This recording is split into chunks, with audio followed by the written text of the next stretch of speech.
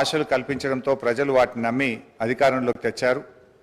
ప్రజలు వారిపై పెట్టుకున్న నమ్మకాన్ని నిలబెట్టుకోవాలని, వారి పాలనలో తెలంగాణ మరింత అభివృద్ధిని, సంక్షేమాన్ని, ఉన్నతిని సాధించాలని బీఆర్ఎస్ పార్టీ ఆకాంక్షిస్తుంది. రాజకీయ కారణాల రీత్యా కాంగ్రెస్ నాయకులు అవునన్నా కాదన్నా, ఒప్పుకున్నా ఒప్పుకోకపోయినా తెలంగాణ రాష్ట్రం ఆర్థికంగా బలపడడానికి బీఆర్ఎస్ ప్రభుత్వం బలమైనటువంటి పునాదులు వేసింది. సువిశాలమైన ప్రగతి దారులను నిర్మించింది. కొత్త ప్రభుత్వం ఆ దారుల వెంట ముందడుగు వేస్తూ ప్రజలే కేంద్రంగా పనిచేయాలన్నటువంటిది మా కోరికే కాదు, ప్రజల కోరిక కూడా. రాజకీయ కక్షలు చుట్టూ పరిభ్రమించే వైఖరికి భిన్నంగా అభివృద్ధి కక్షలో పరిభ్రమిస్తే వారికి మంచిది, ప్రజాస్వామ్య వ్యవస్థలకు మంచిది, ప్రజలకు కూడా మంచిది అధ్యక్ష. కానీ ఈ సభలో మొన్న ముఖ్యమంత్రి గారు మాట్లాడినటువంటి తీరు కానీ, ఈ శ్వేతపత్రం తీరును చూస్తుంటే ప్రజలు ప్రగతి అనే కోణం కన్నా రాజకీయ ప్రత్యర్థుల మీద దాడి, వాస్తవాల వక్రీకరణ కోణమే కనబడతా ఉంది అధ్యక్ష.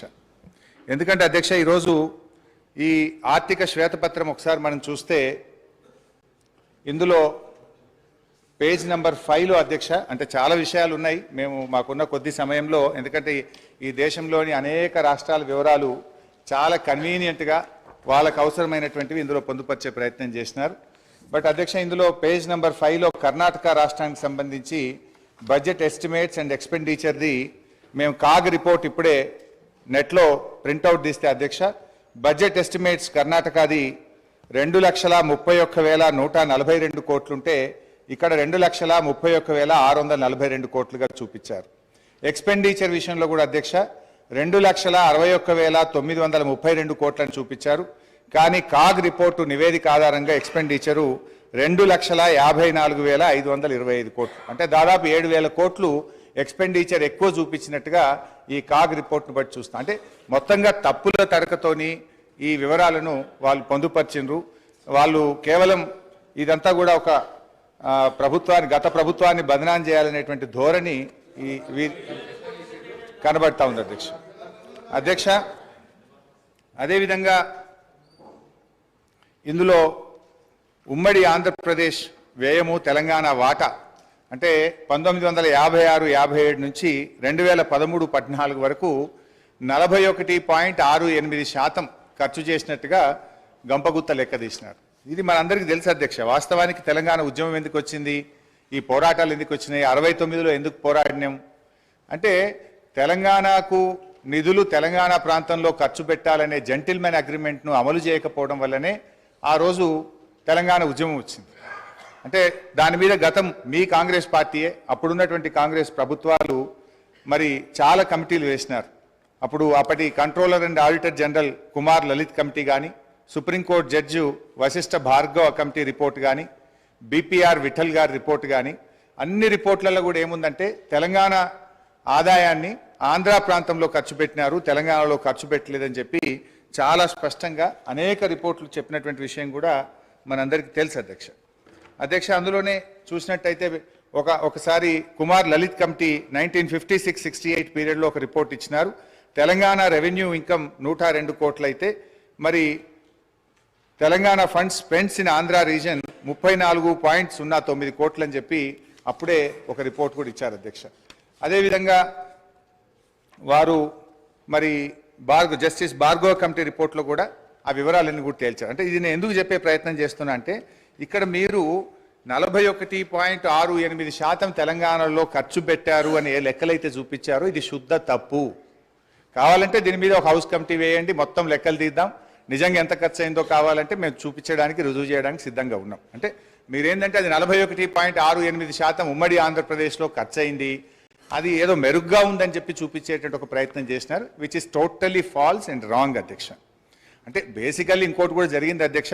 నాకు తెలిసిన సమాచారం మేరకు ఈ రిపోర్ట్ ఇదంతా కూడా ఇది ఎవరు తయారు చేసిండ్రు, మీకు తెలంగాణ అధికారుల మీద నమ్మకం లేక మన ముఖ్యమంత్రి గారి పాత గురువు గారి శిష్యులు, ఒక రిటైర్డ్ ఐఏఎస్ అధికారి, ఒక సస్పెండ్ అయినటువంటి ఫైనాన్స్ డిపార్ట్మెంట్ ఆంధ్రప్రదేశ్ అధికారులను పెట్టి ఇదంతా ఒక కుక్కుడప్ స్టోరీ తయారు చేసి ఇది ప్రజల ముందు పెట్టేటువంటి ప్రయత్నం చేస్తూ ఉన్నారు. సరే, ఆ వివరాలు వాస్తవాలు వచ్చినప్పుడు నేను అన్ని విషయాలు కూడా బయట పెడతాం అధ్యక్ష. నో, ఐ వుడ్ లైక్ మాకు తెలుస్తాయి కదా, అందుకే మాకు తెలిసిన సమాచారం మేరకు అన్నాను. సరే అధ్యక్ష, పేర్లు చెప్పమంటే చెప్తా, ఆధారాలు చూపించమంటే చూపిస్తా. అట్లా నేను ఎందుకంటే అలా బోదలుచుకోలే. సో అధ్యక్ష, ఈ మొత్తంగా ఈ report. Objection sir, objection sir. సమాచారం పూర్తి స్థాయిలో నిర్ధారణ చేసుకున్న తర్వాత ఫ్లోర్ మీద మాట్లాడితే బాగుంటుంది సార్. వారు సీనియర్ శాసనసభ్యులు నిరాధారమైన అంటే సత్యదూరమైన మాటలు చెప్పి సభను ప్రక్కదారి పట్టించే కార్యక్రమం చేస్తా ఉన్నారు అధ్యక్ష. I would like to request use అధ్యక్ష, ఈరోజు లెక్కల తప్పు ఉంటే తప్పకుండా తప్పో ఒప్పో మా ఫైనాన్స్ మినిస్టర్ గారు తప్పకుండా చెప్తారు. కానీ ఎవరో ప్రిపేర్ చేశారు, ఎవరో ముందు పెట్టారు, ఏదో అపోగలదు. I request honourable member to withdraw the word sir, otherwise expunge from the records. ఇక్కడ సార్ పేర్లు చెప్పమంటారా? మరి పేర్లు కూడా చెప్పమంటారా? అధ్యక్ష, నేను మాకున్నటువంటి సమాచారం మేరకు అని చెప్పానే తప్ప నేను పేర్లు చెప్పలేదు. సో అది ఒకవేళ తప్పైతే మీ సమాధానంలో తప్పని చెప్పండి. నేను I stand on my word అధ్యక్ష. అయితే ఈ రిపోర్ట్లో అధ్యక్ష, ముఖ్యంగా ఈ మొత్తం రిపోర్ట్ చూస్తే అధ్యక్ష, అంటే వాళ్ళు బేసికల్లీ ఏ అంశాల్లో అయితే ప్రభుత్వాన్ని తప్పుపట్టచ్చో లేదా గత ప్రభుత్వాన్ని తప్పుపట్టచ్చో, ఏ అంశాల్లోనైతే మనము మెరుగ్గా ఉన్నామని చెప్పే ప్రయత్నం చేసినారో ఒక కన్వీనియంట్గా దీన్ని తయారు చేసినారు. చాలా రంగాల్లో తెలంగాణ రాష్ట్రం అద్భుతమైనటువంటి గత 10 సంవత్సరాల్లో ప్రగతిని సాధించింది. అనేక విషయాల్లో కూడా మనం చాలా మెరుగ్గా ఉన్నాం అధ్యక్ష. కానీ వీళ్ళు తయారు చేసినటువంటి పట్టికలు చూస్తూ ఉంటే అధ్యక్ష, ఏవైతే వాళ్ళకి కన్వీనియంట్గా ఉంటాయో వాటిని చూపించేటువంటి ప్రయత్నం చేసినారు. నార్మల్గా అప్పులను ఎట్లా చూస్తామంటే డెట్ టు జిఎస్డిపి రేషియో చూస్తుంటాం. కానీ ఇక్కడ డెట్ టు జిఎస్డిపి రేషియో టేబుల్ను ఇందులో పెట్టకుండా డెట్ టు రెవెన్యూ రిసిప్ట్ చూపించే ప్రయత్నం చేసినారు. ఇప్పుడు అంతర్జాతీయంగా అయినా జాతీయంగా అయినా అప్పులను కొలిచే విధానము డెట్ టు జిఎస్డిపి రేషియో. కానీ ఇందులో ఆ టేబుల్ని ఎక్కడ కూడా చూపించకుండా డెట్ టు రెవెన్యూ రిసిప్ట్స్, అది కూడా ఒక కరోనా ఇయర్ 2021-22 కరోనా సంవత్సరాన్ని తీసుకొని దాని ప్రకారంగా ఇక్కడ చూపించేటువంటి ప్రయత్నం చేస్తున్నారు. వాస్తవానికి అధ్యక్ష, డెట్ టు జిఎస్డిపి రేషియో చూస్తే ఇది నా లెక్క కాదు అధ్యక్ష, రిజర్వ్ బ్యాంక్ ఆఫ్ ఇండియా ప్రకటించినటువంటి లెక్కలు. డెట్ టు జిఎస్డిపిలో చూస్తే అధ్యక్ష, అప్పులు తక్కువ తీసుకున్నటువంటి రాష్ట్రాల్లో కింది నుంచి మనం 5వ స్థానంలో ఉన్నాం. అంటే మనకంటే 22 రాష్ట్రాలు తెలంగాణ కంటే అప్పు ఎక్కువ తీసుకున్నటువంటి రాష్ట్రాలు ఈ దేశంలో ఉన్నాయి అధ్యక్ష. అందులో చూస్తే అధ్యక్ష, ఆ వివరాల్లోకి మళ్ళీ పోతే కావాలంటే ఈ టేబుల్ మీ ద్వారా గౌరవ ఫైనాన్స్ మినిస్టర్ గారికి ప్రభుత్వానికి కూడా నేను ఇవ్వడానికి నాకేం అభ్యంతరం లేదు అధ్యక్ష. అదేవిధంగా అధ్యక్ష, ఇట్లా అనేక విషయాల్లో అప్పుల విషయంలో కూడా వాస్తవానికి మనకంటే ఎక్కువ అప్పులు తీసుకున్న రాష్ట్రాలు కూడా ఉన్నాయి అధ్యక్ష. మొన్నటిదాకా మరి కాంగ్రెస్ పార్టీ అధికారంలో ఉన్నటువంటి రాష్ట్రాలు, రాజస్థాన్ చూస్తే 2022-23 నాటికి 5,37,013 కోట్ల రూపాయల అప్పు. మరి అదేవిధంగా కర్ణాటక కూడా 5,35,157 కోట్ల రూపాయలు. కానీ ఇవన్నీ ఏంటంటే వాళ్ళు ఆ డెట్ టు జిఎస్డిపి రేషియోలో కానీ ఆ సంఖ్య పరిమాణం కానీ చూపించకుండా ఒక కన్వీనియంట్గా ప్రజల్ని తప్పుదో పట్టించే విధంగా ఒక కుక్డప్ స్టోరీ తయారు చేసే ప్రయత్నం చేసినారు అధ్యక్ష. అదేవిధంగా క్యాపిటల్ ఎక్స్పెండిచర్లో సరే వాళ్ళు చూపించిన లెక్క ప్రకారమే 54,000 కోట్లు గత 10 ఏళ్లలో క్యాపిటల్ ఎక్స్పెండిచర్ చేసినట్టుగా చూపించారు. కానీ తెలంగాణ రాష్ట్ర ప్రభుత్వం వచ్చిన తర్వాత గత 9 ఏళ్లలో 3,36,916 కోట్ల రూపాయల క్యాపిటల్ ఎక్స్పెండిచర్ జరిగింది. కానీ దీన్ని చూపించే ప్రయత్నం చేయరు. అంటే ఇలా ఎంత క్యాపిటల్ ఎక్స్పెండిచర్ జరిగింది, ఎటుపోయింది డబ్బంతా కూడా అంటే రేపు రాష్ట్ర అవసరాల కోసం, రేపటి భవిష్యత్ తరాల కోసం మేము ఆస్తుల కల్పన చేసేటువంటి ప్రయత్నం చేసినాం. కానీ వాళ్ళ దాంట్లో మరి ఇంత పెద్ద ఎత్తున క్యాపిటల్ ఎక్స్పెండిచర్ జరిగింది అని ఆ నివేదికలో చూపెట్టకుండా ఒక పక్షపాతమైనటువంటి నివేదికను చూపెట్టే ప్రయత్నం చేసినారు. ఈ పేపర్ కూడా కావాలంటే మీ ద్వారా వారికి పంపిస్తాను అధ్యక్ష. అదేవిధంగా అధ్యక్ష, SOTR రాష్ట్ర ప్రభుత్వ సొంత ఆదాయ వనరుల అభివృద్ధిలో ఇవాళ దేశానికే తలమానికంగా తెలంగాణ రాష్ట్రాన్ని నిలిపినాం అధ్యక్ష. ఇవాళ దక్షిణ భారతదేశంలో 15.6% వృద్ధి రేటులో తెలంగాణలో స్వంత ఆదాయ వనరుల వృద్ధిలో ఈ దేశంలో తెలంగాణ నంబర్ 1 స్థానంలో నిలిపిన దాన్ని ఎక్కడ ఇందులో చూపించేటువంటి ప్రయత్నం చేయలేదు అధ్యక్ష. నా దగ్గర 2015-16 నుంచి 2020-21 వరకు SOTRలో రాష్ట్రాల ఆదాయాల వృద్ధిని మరి CAG రిపోర్ట్ అధ్యక్ష, ఇది CAG ఇచ్చినటువంటి రిపోర్ట్ ప్రకారంగా 11.5%తో 2020-21 నాటికి తెలంగాణ మరి మేజర్ స్టేట్స్లో ప్రథమ స్థానంలో ఉన్నటువంటి పేపర్ కూడా మీ ద్వారా వారికి పంపిస్తాం అధ్యక్ష. అంటే మన ఆదాయం ఎట్లా పెరిగింది, మన ఆస్తుల కల్పన ఎట్లా పెరిగింది, మన క్యాపిటల్ ఎక్స్పెండిచర్ ఎట్లా చేసినాము అవేవి చూపించకుండా కన్వీనియంట్గా ఒక మిస్లీడ్ చేసేటువంటి ప్రయత్నం ఈరోజు ప్రభుత్వం చేస్తూ ఉంది అధ్యక్ష. అట్లే మెడికల్ అండ్ హెల్త్ దాని విషయంలో కూడా ఏదో మనం తక్కువ ఖర్చు పెట్టామని.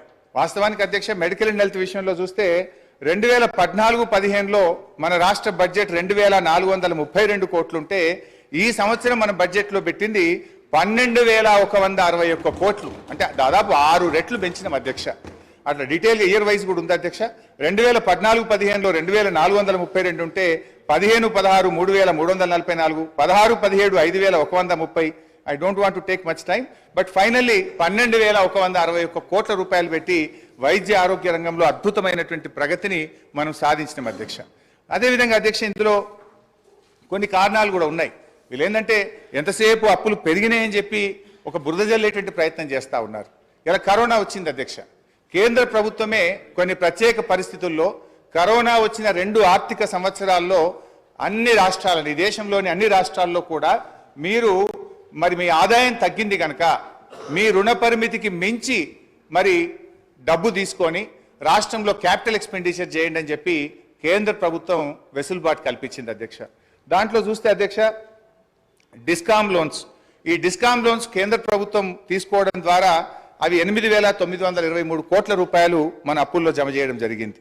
అదేవిధంగా ట్యాక్స్ డెవల్యూషన్లో 2019-20 సంవత్సరంలో ట్యాక్స్ డెవల్యూషన్ మీకు ఒక హక్కుగా రాష్ట్రాలకు వచ్చేటువంటి డబ్బు ఈ సంవత్సరం ఇవ్వలేకపోతున్నాం కనుక 1,435 కోట్ల రూపాయల్ని మీరు FRBMలో భాగంగా తీసుకోమని చెప్పారు అధ్యక్ష. అదేవిధంగా 2019-20లో ఫైనాన్స్ కమిషన్ కూడా 0.25% FRBMలో అదనంగా తీసుకోవడానికి అనుమతి ఇచ్చింది అధ్యక్ష. అదేవిధంగా 2020-21లో కరోనా సంవత్సరంలో 1.75% FRBMలో అదనంగా తీసుకోవడానికి, అంటే 17,558 కోట్లు మరి కరోనా వచ్చి దేశంలో ఆర్థిక మాంద్యం ఏర్పడింది. మరి మళ్ళీ ఆర్థిక వ్యవస్థ మెరుగుపడాలంటే దేశంలోని అన్ని రాష్ట్రాలు కూడా మీరు FRBMలో అదనంగా రుణాలు సేకరించి క్యాపిటల్ ఎక్స్పెండిచర్ మీద ఖర్చు పెట్టమని చెప్పి కేంద్ర ప్రభుత్వం వెసులుబాటు కల్పిస్తే ఇది ఒక 17,558 కోట్లు అదనంగా వచ్చింది అధ్యక్ష. అదేవిధంగా అడిషనల్ లోన్స్ ఆన్ 1%, ఇది 2021-22లో కూడా కరోనా సందర్భంగా మరో 10,784 కోట్లు. మొత్తంగా కేంద్ర ప్రభుత్వమే రాష్ట్రాలను కరోనా సందర్భంగా కానీ, ట్యాక్స్ డెవల్యూషన్లో భాగంగా కానీ, ఫైనాన్స్ కమిషన్ కానీ, డిస్కామ్ల ఉదయ్ లోన్స్ కానీ ఒక 41,159 కోట్ల రూపాయలు కేంద్ర ప్రభుత్వ నిర్ణయాల వల్ల ఇది రాష్ట్రాల మీద అదనంగా వచ్చినటువంటి భారంగా మనం చెప్తా ఉన్నాం అధ్యక్ష. అధ్యక్ష ఇలా మేము మా హయాంలో జాగ్రత్తగా చేసినాం. ఒకవైపు కరోనా, మరొక వైపు కేంద్ర ప్రభుత్వం యొక్క వివక్ష. ఈ రెండిటి మధ్య కూడా మేము ఎక్కడ కూడా రాష్ట్రంలో సంక్షేమ కార్యక్రమాలు కానీ, అభివృద్ధి కార్యక్రమాలు కానీ ఎక్కడ కూడా ఆగకుండా మేము ముందుకు పోయినటువంటి పరిస్థితి. ఒకవైపు కేంద్ర ప్రభుత్వం నుంచి అధ్యక్ష మన రాష్ట్రానికి హక్కుగా రావాల్సినటువంటి డబ్బులు ఇవ్వకుండా కేంద్రం వివక్ష చూపుతూ వచ్చింది. మేము అసెంబ్లీలో ఇక్కడ పోరాడినాం, కేంద్రంలో మా ఎంపీలు పోరాడినారు. కానీ ఇదే కాంగ్రెస్ పార్టీ నాయకులు కానీ ఢిల్లీలో ఏ రోజు కూడా ఈ రాష్ట్రానికి రావాల్సిన హక్కుల గురించి, నిధుల గురించి మాట్లాడినటువంటి పరిస్థితి లేదు అధ్యక్ష. అధ్యక్ష ఈరోజు 1,00,000 కోట్ల రూపాయలు పైగా, ఉదాహరణకు అధ్యక్ష ఈరోజు ముఖ్యంగా 15th ఫైనాన్స్ కమిషన్ నుంచి మన రాష్ట్రానికి రావాల్సిన 894 కోట్లు ఇవ్వలేదు అధ్యక్ష. 14th ఫైనాన్స్ కమిషన్ నుంచి 817 కోట్లు, 15వ ఆర్థిక సంఘం నుంచి మనకు, ఇది దేశంలో మొదటిసారి జరిగింది అధ్యక్ష. ఆర్థిక సంఘం ఎప్పుడైనా ఒక రిపోర్ట్ ఇస్తే దాన్ని తూచా తప్పకుండా గత ప్రభుత్వాలు అమలు చేస్తే, ప్రస్తుతం కేంద్రంలో అధికారంలో ఉన్నటువంటి మరి బీజేపీ ప్రభుత్వం 15th ఫైనాన్స్ కమిషన్ 5,374 కోట్ల రూపాయలు సెక్టర్ స్పెసిఫిక్ గా, స్టేట్ స్పెసిఫిక్ గా మన రాష్ట్రానికి ఇవ్వమంటే ఈ డబ్బు ఇవ్వకుండా ఈరోజు కేంద్ర ప్రభుత్వం మన రాష్ట్రానికి అన్యాయం చేసింది అధ్యక్ష. పన్నుల్లో నిజంగా 41% వాటా ఇస్తామని చెప్పారు. కానీ ఎక్కడ కూడా సెస్ల రూపంలో వాళ్ళు కలెక్ట్ చేసుకొని 41% వాటా నిజాయితీగా ఇవ్వకపోవడం వల్ల ఈ రాష్ట్రానికి 44,052 కోట్ల రూపాయలు తక్కువ వచ్చినాయి అధ్యక్ష. ఆంధ్రప్రదేశ్ నుంచి రావాల్సిన విద్యుత్ బకాయిల్లో కేంద్ర ప్రభుత్వం నిర్ణయం తీసుకోక 17,828 కోట్ల రూపాయలు తగ్గినాయి అధ్యక్ష. సిఎస్ఎస్లో మనకు రావాల్సిన డబ్బు ఆంధ్రప్రదేశ్కి ఇచ్చి తిరిగి దాన్ని అడ్జస్ట్ చేయకపోవడం వల్ల 495 కోట్లు, వెనుకబడిన జిల్లాలకు ఇవ్వాల్సిన 1800 కోట్ల రూపాయలు, నీతి ఆయోగ్ రికమెండ్ చేసినటువంటి మిషన్ కాకతీయ, మిషన్ భగీరథకి ఇవ్వాల్సిన 24,205 కోట్లు, వెరసి 1,00,000 కోట్లకు పైగా ఈ రాష్ట్రానికి రావాల్సినటువంటి డబ్బు ఇలా కేంద్ర ప్రభుత్వం నుంచి రాకపోవడం వల్ల కూడా ఆర్థికంగా మనకు ఇబ్బంది కలిగింది.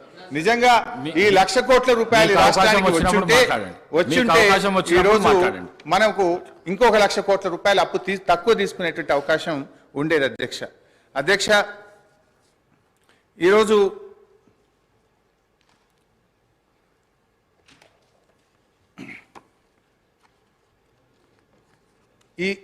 ఈ బుక్లో కూడా అధ్యక్ష మీరు చూసినట్టయితే రెండు మూడు రకాలుగా మీరు ఇందులో చూస్తే అధ్యక్ష అసలు వీళ్ళే స్పష్టంగా రాసిండ్రు. ప్రభుత్వ హామీతో ఎస్పీవీ ద్వారా సేకరించి ఎస్పీవీలు చెల్లించే రుణాలు, అంటే స్పెషల్ పర్పస్ వెహికల్ ద్వారా సేకరించిండ్రు, వాళ్ళే రుణాలు చెల్లిస్తారు, రాష్ట్ర ప్రభుత్వ ఖజానా మీద భారం ఉండదు అని చెప్పి కూడా దాన్ని కూడా ఈరోజు రాష్ట్ర అప్పులుగా చూపించేటువంటి ప్రయత్నం.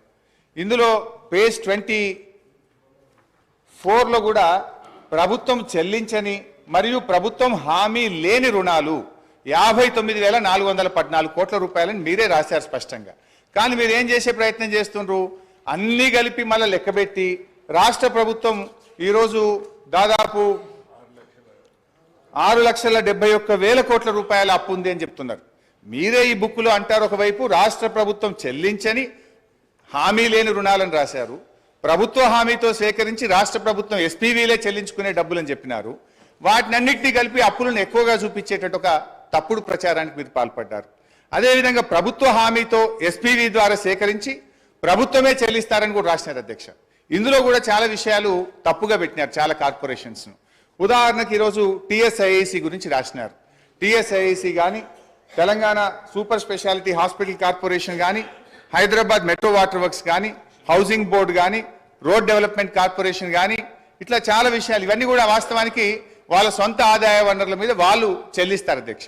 కానీ ఇది రాష్ట్ర ప్రభుత్వమే చెల్లిస్తుందని, ఇది రాష్ట్ర ప్రభుత్వం అప్పుగా చూపించేటువంటి ఒక తప్పుడు ప్రయత్నానికి కూడా దీంట్లో పాల్పడ్డారు. అంటే బేసిక్గా ఇదంతా కూడా ఒక తప్పుల తడక, ఒక అంకెల గారెడితోని ఇది ఏదో ఈ రాష్ట్ర ప్రభుత్వం మీద గత ప్రభుత్వం మీద బురద జల్లాలే, లేదు వాళ్ళ హామీల నుంచి తప్పించుకునేటువంటి ఒక ప్రయత్నానికి దారులు వెతుకుతున్నారేమో అని అనిపిస్తూ ఉంది అధ్యక్ష.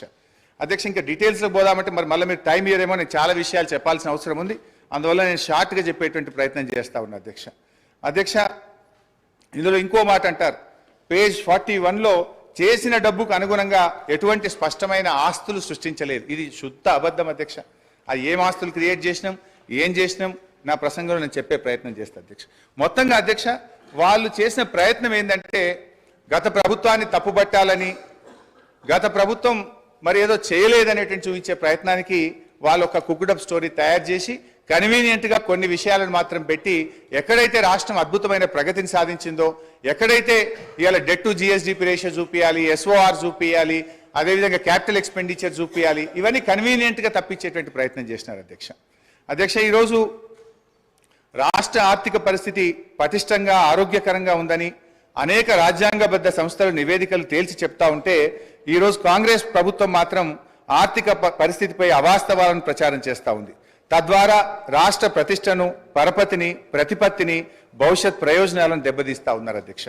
అల్పమైన రాజకీయ ప్రయోజనాల కోసం చేసే ఈ పని తెలంగాణ రాష్ట్ర భవిష్యత్తుకు గొడ్డలి పెట్టుగా మారుతుందని గ్రహించాలని నేను విజ్ఞప్తి చేస్తా ఉన్నాను. ఆర్థికంగా పటిష్టంగా ఉన్న రాష్ట్రాన్ని దివాలా తీసిన రాష్ట్రంగా దుష్ప్రచారాన్ని చేస్తే దాని పర్యవసానాలు చాలా ప్రమాదకరంగా ఉంటాయి. ఇది కూర్చున్న కొమ్మను నరుక్కునేటువంటి అవివేకమైనటువంటి చర్య.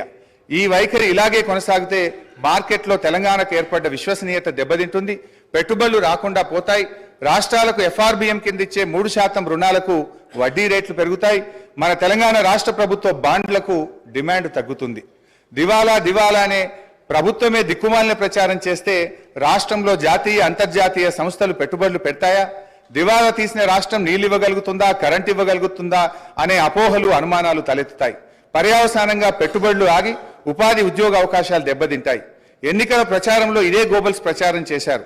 సరే ప్రతిపక్షంగా ఉన్నప్పుడు అధికారం కోసమో మా మీద బురద జల్లారని మేము అర్థం చేసుకుంటాం.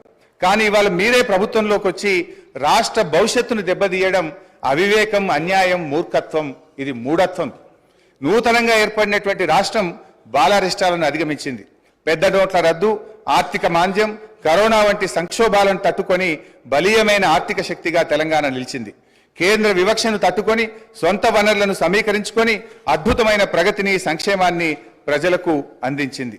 కరోనా మహమ్మారి దెబ్బకు యావత్ ప్రపంచ ఆర్థిక వ్యవస్థ తలకిందులైనటువంటి తరుణంలో రాష్ట్రంలో ఆదాయం తగ్గి ఖర్చులు పెరిగిన సమయంలో కూడా ఆ సంవత్సరం వానాకాలం పంట కోసం రైతు బంధు సహాయాన్ని సీజన్ కంటే ఆ రోజు మేము అందించినామని చెప్పి మీకు గుర్తు చేస్తా ఉన్నాను అధ్యక్ష. ఆ ఒక్క సంవత్సరమే కాదు అధ్యక్ష, ఇప్పటి వరకు ఈ రాష్ట్రంలో 11 విడతల దాదాపు 72,000 కోట్ల రూపాయల రైతు బంధు సహాయాన్ని ఎప్పుడు కూడా పంట కాలానికి ముందే రైతులకు ఉపయోగపడే విధంగా అందించినామనేటువంటి విషయాన్ని గుర్తు చేస్తున్నాం. 1 రూపాయి 2 రూపాయలు కాదు, 72,000 కోట్ల రూపాయలు రైతు బంధు కింద ఈ రాష్ట్ర ప్రజలకు నేరుగా సకాలంలో నగదు బదిలీ చేసి ఇలా రైతుల పట్ల మాకుండే ప్రేమను మేము చూపించాం అధ్యక్ష. తెలంగాణ రాష్ట్ర కీర్తిని పెంచినాం, పరపతిని పెంచినాం. ఇప్పుడున్న కాంగ్రెస్ ప్రభుత్వానికి తెలంగాణ హృదయం లోపించడం వల్లనే ఆర్థికంగా ఆరోగ్యంగా ఉన్నటువంటి రాష్ట్రాన్ని కేవలం రాజకీయ లబ్ధి కోసం అప్పుల రాష్ట్రంగా, దివాలా రాష్ట్రంగా, ఒక బీమారు రాష్ట్రంగా సృష్టించేటువంటి ప్రయత్నం చేస్తా ఉంది. అధ్యక్ష, మీరు విడుదల చేస్తున్నటువంటిది శ్వేతపత్రాల లేక మీరు ఇచ్చినటువంటి హామీలను ఎగవేయడానికి దారులు వెతుకుతున్న పత్రాల అని మాకు అనుమానం కలుగుతా ఉంది అధ్యక్ష.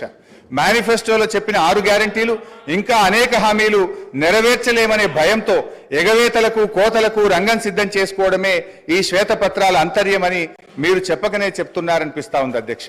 అధ్యక్ష, అయినా ఈ శ్వేతపత్రాల్లో కొత్తగా ఏం చెప్పింది అధ్యక్ష? ఈ వివరాలు ఏవి కొత్త వివరాలు కావు. మీరేదో కొండందవి ఎల్కను పెట్టినట్టు కొత్తగా ఏదో చెప్తున్నారు. ఇదే శాసనసభలో అనేక సార్లు చర్చించాము. గౌరవనీయులు నేటి ఉప ముఖ్యమంత్రి గారు ఇక్కడ ఉండి వారు మాట్లాడినారు. ఇవాళ మీ మేనిఫెస్టో కమిటీ చైర్మన్ ప్రస్తుత మంత్రివర్యులు శ్రీధర్ బాబు గారు కూడా ఇక్కడ నుంచి ఈ వివరాలన్నీ సభలో చర్చించినటువంటివే. ఇందులో కొత్త విషయాలేం లేవు. ఇవాళ మీరేంటంటే మా మీద బురద జల్లాలనేటువంటి ఒక ప్రయత్నం అంతే తప్ప ఇందులో కొత్త విషయాలు ఏం కనబడతలేవు అధ్యక్ష. ఎందుకంటే ఆధారాలు కూడా ఉన్నాయి అధ్యక్ష. గౌరవనీయులు బట్టి విక్రమార్క గారు, ఇది శాసనసభ రికార్డు అధ్యక్ష, వారు ఇవాళ ఈ రిపోర్ట్లో ఉన్నటువంటి విషయాలను ఫిబ్రవరి 8, 2023 ఇదే సంవత్సరంలో బడ్జెట్ మీద చర్చ జరిగినప్పుడు ఇవే అంశాలు చెప్పారు అధ్యక్ష. నేను I can read out the details also అధ్యక్ష.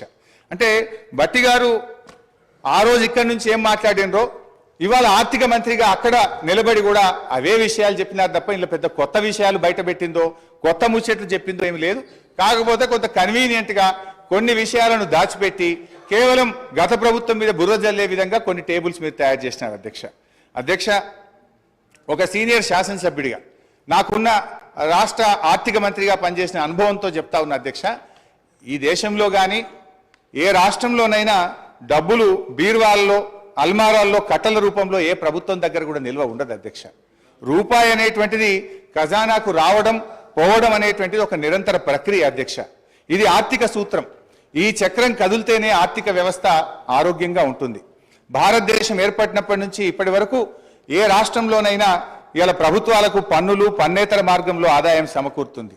ఇవాళ చిప్ప చేతికి ఇవ్వడం మనము దివాలా తీయడం అనేటువంటిది శుద్ధ తప్పు. అంటే 2014లో మేము అధికారంలోకి వచ్చినప్పుడు కూడా మేమేమో మాట్లాడలేదే. ఆ రోజు ఖజానా ఖాళీ అని మేమెక్కడ మాట్లాడలేదే. తెలంగాణని అగ్రగామి రాష్ట్రంగా నిలబెట్టాలనే తపనతో మేము పనిచేసినాం. పగతనాన్ని పక్కన పెట్టి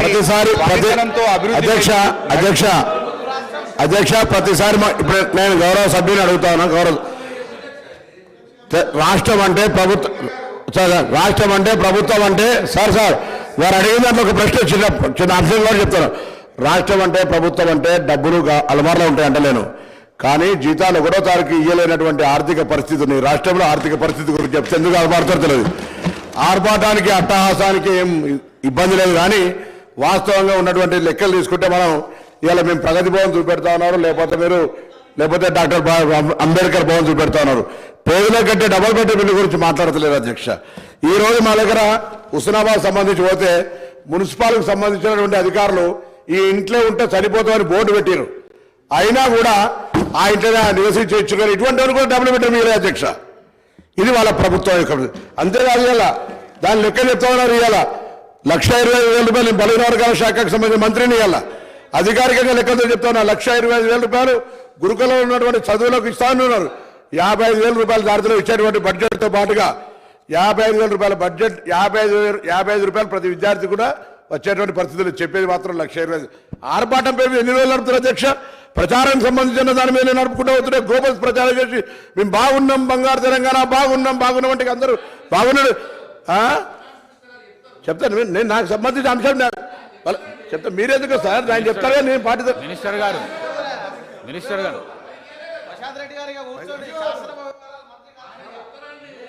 హరీష్ రావు గారు. స్పీకర్ గారు ఒకటే రిక్వెస్ట్, దయచేసి మాట్లాడితే ఆర్థిక మంత్రి గారిని మాట్లాడమనండి. మీరే ఇందాక సభ ప్రారంభమయ్యేటప్పుడు డిస్టర్బ్ చేయొద్దని చెప్పిండ్రు. ఏది పడితే అది అట్లా మాట్లాడితే మరి మళ్ళీ దానికి నేను సమాధానం చెప్పాలి. I will deviate from my subject. అధ్యక్ష, భారతదేశం అధ్యక్ష నేను కొత్త సభ్యుని కావచ్చు, కానీ పార్లమెంట్లో ఉన్న చట్టసభల గురించి గౌరవం ఉంది. నేను ఎక్కడ కూడా ఒక పొరపాటు మాట మాట్లాడి నేను కూడా అడిగిన డబ్బులు అల్మార్లు ఉంటాయని తెలియనంత అవివేకులు కాదు ఇక్కడ సభ్యులు. డబ్బులు అల్మార్లు ఉంటాయి అంటలేను, కానీ జీతాలు ఇవ్వలేని పరిస్థితి, పెన్షన్లు ఇవ్వలేని పరిస్థితి. ఇటువంటి పరిస్థితి ఉంటే రిటైర్ ఉద్యోగులు పెన్షన్ల కొరకు చుట్టూ తిరిగేటువంటి పరిస్థితి, ఇవాళ ఇన్స్టాల్మెంట్ల మీద ఇచ్చేటువంటి పరిస్థితి. మీరు ఒక ఇల్లు నేను చెప్తే నేను ఎక్కడో చెప్తలేను. నా ఉస్మానాబాద్ నియోజకవర్గంలో జరిగినటువంటి సంఘటన మీ దృష్టికి తీసుకొస్తాను అధ్యక్ష. ఇది తమకు పంపిస్తారో చూడాలి. ఈ ఇంట్లో ఇప్పటికి కూడా ఉన్నారు ఇట్లనే. అరే మీరు చెప్తే మాట్లాడుతున్నా మమ్మల్ని తెలియకుండా మాట్లాడుతున్నది పొరపాటు అంటున్నా. నేను మాకు తెలుసు కదా, మాకు కూడా అవగాహన ఉంది అంటున్నా. ప్లీజ్ ప్లీజ్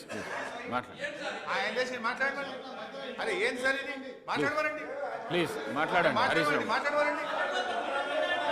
ప్లీజ్ మాట్లాడండి.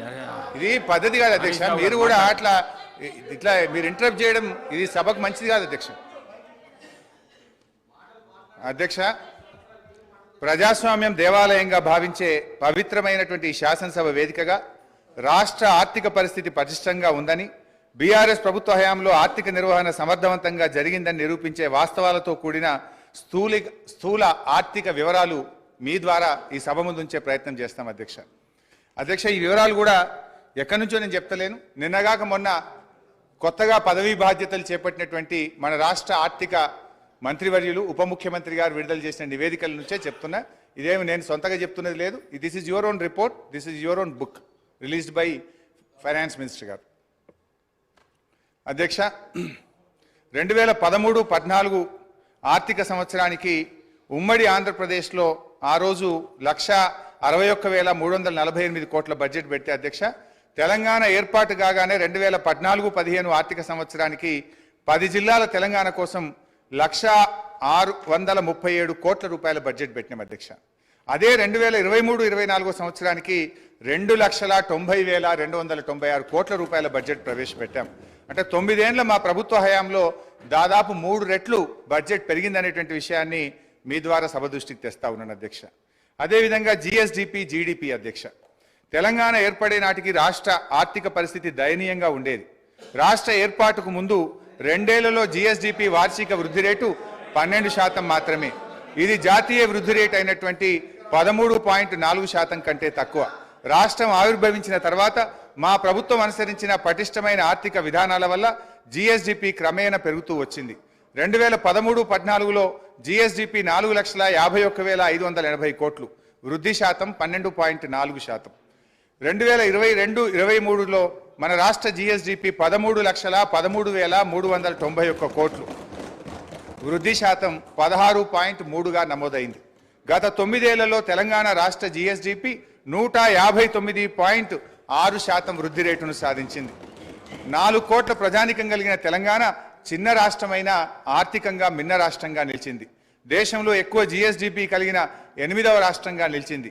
ఇదే సమయానికి దేశ జీడిపి 1,33,522 కోట్ల నుంచి 2,72,40,712 కోట్లకు పెరిగింది. అంటే 118% వృద్ధి రేటుకు పరిమితమైంది. 9 ఏళ్ల దేశ జీడిపి 118% వృద్ధి రేటు సాధిస్తే మన రాష్ట్ర జీడిపి మాత్రం 159.6% వృద్ధి రేటును సాధించింది. అంటే 41.6% అధిక వృద్ధి రేటును తెలంగాణ నమోదు చేసి మన మెరుగైనటువంటి ప్రగతిని ఇవాళ నమోదు చేసింది అధ్యక్ష. ఇది ఎక్కడా వాళ్ళ నివేదికలో కనబడదు అధ్యక్ష. దేశ జనాభాలో 2.9% ఉన్న తెలంగాణ దేశ జీడిపికి 4.9% వాటా కాంట్రిబ్యూట్ చేయడం మన రాష్ట్ర ఆర్థిక పటిష్టతకు ఇది తిరుగులేని నిదర్శనం. దేశ ఆర్థిక వ్యవస్థకు ఎక్కువ కాంట్రిబ్యూట్ చేస్తున్న టాప్ 5 రాష్ట్రాల్లో తెలంగాణ ఒకటి. దయచేసి ఈ కీర్తి మసకబారేటట్లు ప్రచారం చేయకండి, అది విజ్ఞత కాదు. ఏ రాష్ట్ర ముఖ్యమంత్రి అయినా తన రాష్ట్ర కీర్తిని ఉన్నదానికంటే పెంచుకోవాలే కానీ ఉన్నదానికంటే తగ్గించుకోవడం ఇది మంచిది కాదు అని చెప్పి మీ ద్వారా తెలియజేస్తా ఉన్నాను అధ్యక్ష. అధ్యక్ష, తలసరి ఆదాయం రాష్ట్ర అభివృద్ధిని సూచించే ప్రజల సూచిక తలసరి ఆదాయం 2013-14లో తలసరి ఆదాయం 1,12,162 రూపాయలు, వృద్ధి రేటు 11%. 2022-23 సంవత్సరంలో తెలంగాణ తలసరి ఆదాయం 3,12,398, వృద్ధి రేటు 15.3%. దేశ తలసరి ఆదాయం 1,72,276 రూపాయల కంటే తెలంగాణ తలసరి ఆదాయం 1,40,122 రూపాయలు ఎక్కువ, అంటే దాదాపు డబుల్ అధ్యక్ష. చిన్న రాష్ట్రాలు సిక్కిం, ఢిల్లీ మినహా తలసరి ఆదాయంలో తెలంగాణ దేశంలో నంబర్ 1 స్థానంలో ఉంది. ఇది శ్వేతపత్రాలతోనో రాతపత్రాలతోనో చెరిపేయలేనటువంటి సత్యం, ఇది నిజం. కానీ ఇది ఎక్కడ మీ శ్వేతపత్రంలో కనబడదు. రాష్ట్రం యొక్క ప్రతిష్టను తగ్గించే ప్రయత్నం చేసింది తప్ప రాష్ట్రం సాధించిన విజయాలను శ్వేతపత్రంలో జాగ్రత్తగా దాచిపెట్టినారు అధ్యక్ష. 2014లో 10వ స్థానంలో ఉన్న తెలంగాణ ఇప్పుడు మొదటి స్థానానికి ఎగబాకింది అధ్యక్ష. స్వంత పన్నుల రాబడి అధ్యక్ష, నిన్నగాక మొన్న మరి ఆర్బీఐ విడుదల చేసిన తాజా report A state finances A study of budgets మొన్ననే ఈ మధ్యనే రిలీజ్ అయింది. కావాలంటే మీ ద్వారా గౌరవ మంత్రి గారికి కూడా పంపిస్తాను అధ్యక్ష. ఇవాళ సొంత పన్నుల రాబడి నుండి ఇవాళ 84.2% రెవెన్యూ ఎక్స్పెండిచర్ చేస్తున్నటువంటి రాష్ట్రాల్లో ఇవాళ దేశంలోనే ద్వితీయ స్థానంలో నిలిచిన అధ్యక్ష. మొదటి స్థానంలో హర్యానా 86.9%తో ఉండగా 84.2%తో తెలంగాణ దేశంలో 2వ స్థానంలో నిలిచిందని ఈ నెల 11న ఆర్బీఐ ఇచ్చినటువంటి రిపోర్ట్లో స్పష్టంగా చెప్పినారు అధ్యక్ష. అదేవిధంగా అధ్యక్ష, అప్పుల విషయంలో కూడా ఇవాళ వాళ్ళు తప్పుదో పట్టించే ప్రయత్నం చేస్తూ ఉన్నారు అధ్యక్ష. ఇవాళ 25% దాటిందని కూడా ఒక దగ్గర నివేదికలు చెప్పినారు అధ్యక్ష. యాక్చువల్లీ అది ఎందుకు దాటిందో కూడా ఆ రోజు ఇదే ఆర్థిక శాఖ అధికారులు ఉన్నారు, ఇవాళ ఇదే ఆర్థిక శాఖ అధికారులు ఉన్నారు. కాకపోతే మీరు చెప్పినట్టుగా వాళ్ళు కన్వీనియంట్గా చేసి ఉండొచ్చు.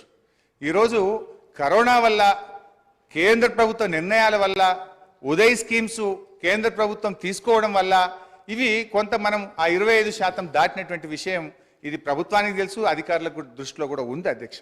అయినా అప్పులు అనేటువంటివి ఏ రాష్ట్రమైనా ఇష్టారీతిన చేసేటువంటి అవకాశం ఉండదు అధ్యక్ష. భారత రాజ్యాంగంలో ఆర్టికల్ 293 ప్రకారం కేంద్ర అనుమతి లేకుండా రాష్ట్రాలు అప్పులు తీసుకోజాలు. Fiscal responsibility and budget management అనే యాక్ట్ ఉంది, దీన్నే మనం FRBM అని పిలుస్తూ ఉంటాం. ఈ చట్టానికి లోబడి ఫైనాన్స్ కమిషన్ నిబంధనలకు లోబడి మాత్రమే రాష్ట్రాలు అప్పులు తీసుకోవడం సాధ్యమవుతుంది. తెలంగాణ రాష్ట్రం FRBM చట్ట పరిధిలో దాటకుండా ఆర్థిక క్రమశిక్షణ పాటించింది, పరిమితి మేరకు మాత్రమే రుణాలు తీసుకుంది. ఈ వాస్తవాన్ని కప్పిపుచ్చేందుకు ఇవాళ ప్రభుత్వ పెద్దలు ప్రయత్నం చేస్తూ ఉన్నారు అధ్యక్ష. అధ్యక్ష, ఇంకా నిజంగా మేము అప్పులు తీసుకోవాలని అనుకుంటే ఆ రోజు ఎలక్ట్రిసిటీ రిఫార్మ్స్ విషయంలో కేంద్ర ప్రభుత్వం 0.5% మీకు అదనంగా 5 ఏళ్ల పాటు FRBMలో మీకు వెసులుబాటు కల్పిస్తాం, మీరు తీసుకోండి అని చెప్తున్నారు అధ్యక్ష. నిజంగా మాకు అప్పులే తీసుకోవడం అవసరం అనుకుంటే, రాష్ట్ర ప్రయోజనాల కంటే అప్పులు ముఖ్యమని మేము అనుకునుంటే మాకు మరో 35,000 కోట్ల రూపాయలు ఇవాళ అదనంగా వచ్చేది. ఇదే శాసనసభలో అక్కడి నుంచి గౌరవనీయులు ఆనాటి ముఖ్యమంత్రి కేసీఆర్ గారు ఒక మాట చెప్పినారు అధ్యక్ష. ఈ 0.5 FRBM తీసుకోవాలంటే కేంద్ర ప్రభుత్వం పెట్టిన షరతులు ఏంది అధ్యక్ష? బోరు బావుల దగ్గర మీటర్లు పెట్టి రైతుల ఇంటికాడికి బిల్లు పంపించాలని చెప్పి కేంద్ర ప్రభుత్వం షరతు పెడితే ఆనాడు కేసీఆర్ గారు ఇదే నిండు సభలో సభానాయకుడిగా ఆయన చెప్పిన మాటలు మీ ద్వారా కొత్త సభ్యులు ఉన్నారు గుర్తు చేస్తా ఉన్నాను అధ్యక్ష. ఆ రోజు ఏమన్నారంటే ముఖ్యమంత్రి గారు, నా గొంతులో ప్రాణముండంగా రైతుల బోరు బావుల దగ్గర మీటర్లు పెట్టమని చెప్పింది మా నాయకుడు కేసీఆర్ గారు అధ్యక్ష. నిజంగా ఒకవేళ 0.5% FRBM మేము తీసుకుని ఉంటే మాకు మరో 35,000 కోట్లు ఈ రాష్ట్రానికి వచ్చేటి అధ్యక్ష. ఈ విషయాన్ని స్వయంగా నిర్మలా సీతారామన్ గారు ఢిల్లీకి వచ్చినప్పుడు చెప్పింది కదా. నిన్నగాక మొన్న ఎన్నికల ప్రచారంలో నిర్మలా సీతారామన్ గారు ఏం చెప్పారు? ఎస్, మిగతా రాష్ట్రాలు బోరుబావుల దగ్గర మీటర్లు పెట్టమన్నారు కనుక వాళ్ళకి డబ్బులు ఇచ్చినాం. తెలంగాణ మీటర్లు పెట్టలేదు కనుక తెలంగాణ రాష్ట్రానికి డబ్బులు ఇవ్వలేదని చెప్పి గౌరవనీయులు నిర్మలా సీతారామన్ గారే స్పష్టంగా చెప్పారు అధ్యక్ష. అయితే నేను ఈ సందర్భంగా గౌరవ సభా నాయకుడికి ఆర్థిక మంత్రి గారికి కూడా ఒక విజ్ఞప్తి చేయాలనుకుంటున్నా అధ్యక్ష. ఎందుకంటే కాంగ్రెస్ పాలిత రాష్ట్రాలు కూడా ఈ 0.5 సార్ నాకు ఇంకొక 45 నిమిషాలు కావాలి సార్. సో అధ్యక్ష 0.5 అరే ఇది చాలా ఒక్క నిమిషం సార్, ఇది చాలా ముఖ్యమైనటువంటి సబ్జెక్టు. ప్రభుత్వానికి మనకు సూచనలు గౌరవ హరీశ్వరరావు గారు మీకు 30 నిమిషాల టైం కేటాయించబడింది. 30 నిమిషాలు ఇయ్యకండి, ఆయన తీయకండి. ఎందుకు సరిగా 30 మాట్లాడడం కూర్చుంటాం. 30 నిమిషాల లోపల మీరు మాట్లాడొద్దు అంటే కూర్చుంటాం సార్. మరి వాళ్ళని మాట్లాడుకోండి, బయట పోయి మాట్లాడుకుంటాం. If you don't want to give us the mic, మొన్న కూడా మీరు మైక్ కట్ చేసిండ్రు, ప్రొటెస్ట్ కూడా అవకాశం ఇవ్వలేదు. మా గొంతు నొక్కుతాం, మీకు మైక్ ఇవ్వమంటే కూర్చుంటాం సార్.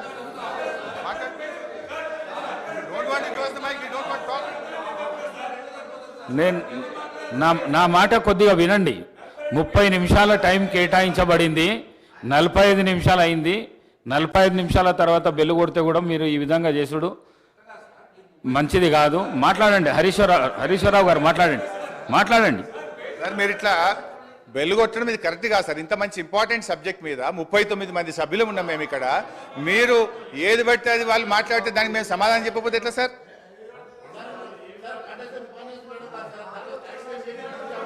సో అధ్యక్ష, మేము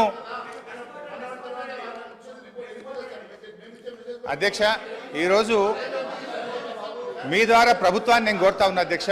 ఇవాళ కాంగ్రెస్ పాలిత రాష్ట్రాలు రాజస్థాన్, హిమాచల్ ప్రదేశ్లు కూడా ఈ బోరుబావుల దగ్గర మీటర్లు పెట్టమని ఈ 0.5% FRBM ను వారు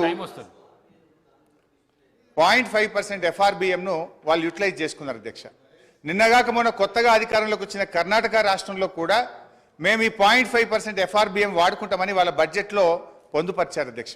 నేను దయచేసి ప్రభుత్వాన్ని కోరుతా ఉన్నాను, మీరు ఎట్టి పరిస్థితుల్లో కూడా మరి బోరు బావుల దగ్గర మీటర్లు పెట్టడానికి అంగీకరించొద్దని, ఈ 0.5 FRBM ను తీసుకోవద్దని కూడా మీ ద్వారా నేను ప్రభుత్వాన్ని కోరుతా ఉన్నాను అధ్యక్ష. ఎందుకంటే అధ్యక్ష, ఆనాడు కేసీఆర్ గారు ఆలోచించింది ఒక్కటే, 35,000 కోట్లు ముఖ్యమా, 70 లక్షల మంది రాష్ట్ర రైతుల ప్రయోజనాలు ముఖ్యమా అని ఆలోచించినాం అధ్యక్ష. 35,000 కోట్ల రూపాయలు వాళ్ళు ఇచ్చే అదనపు అప్పు మంత్రి గారు అధ్యక్ష సీనియర్ శాసనసభ్యులు హరీష్ రావు గారు మాట్లాడడం ఇది అవాస్తవము.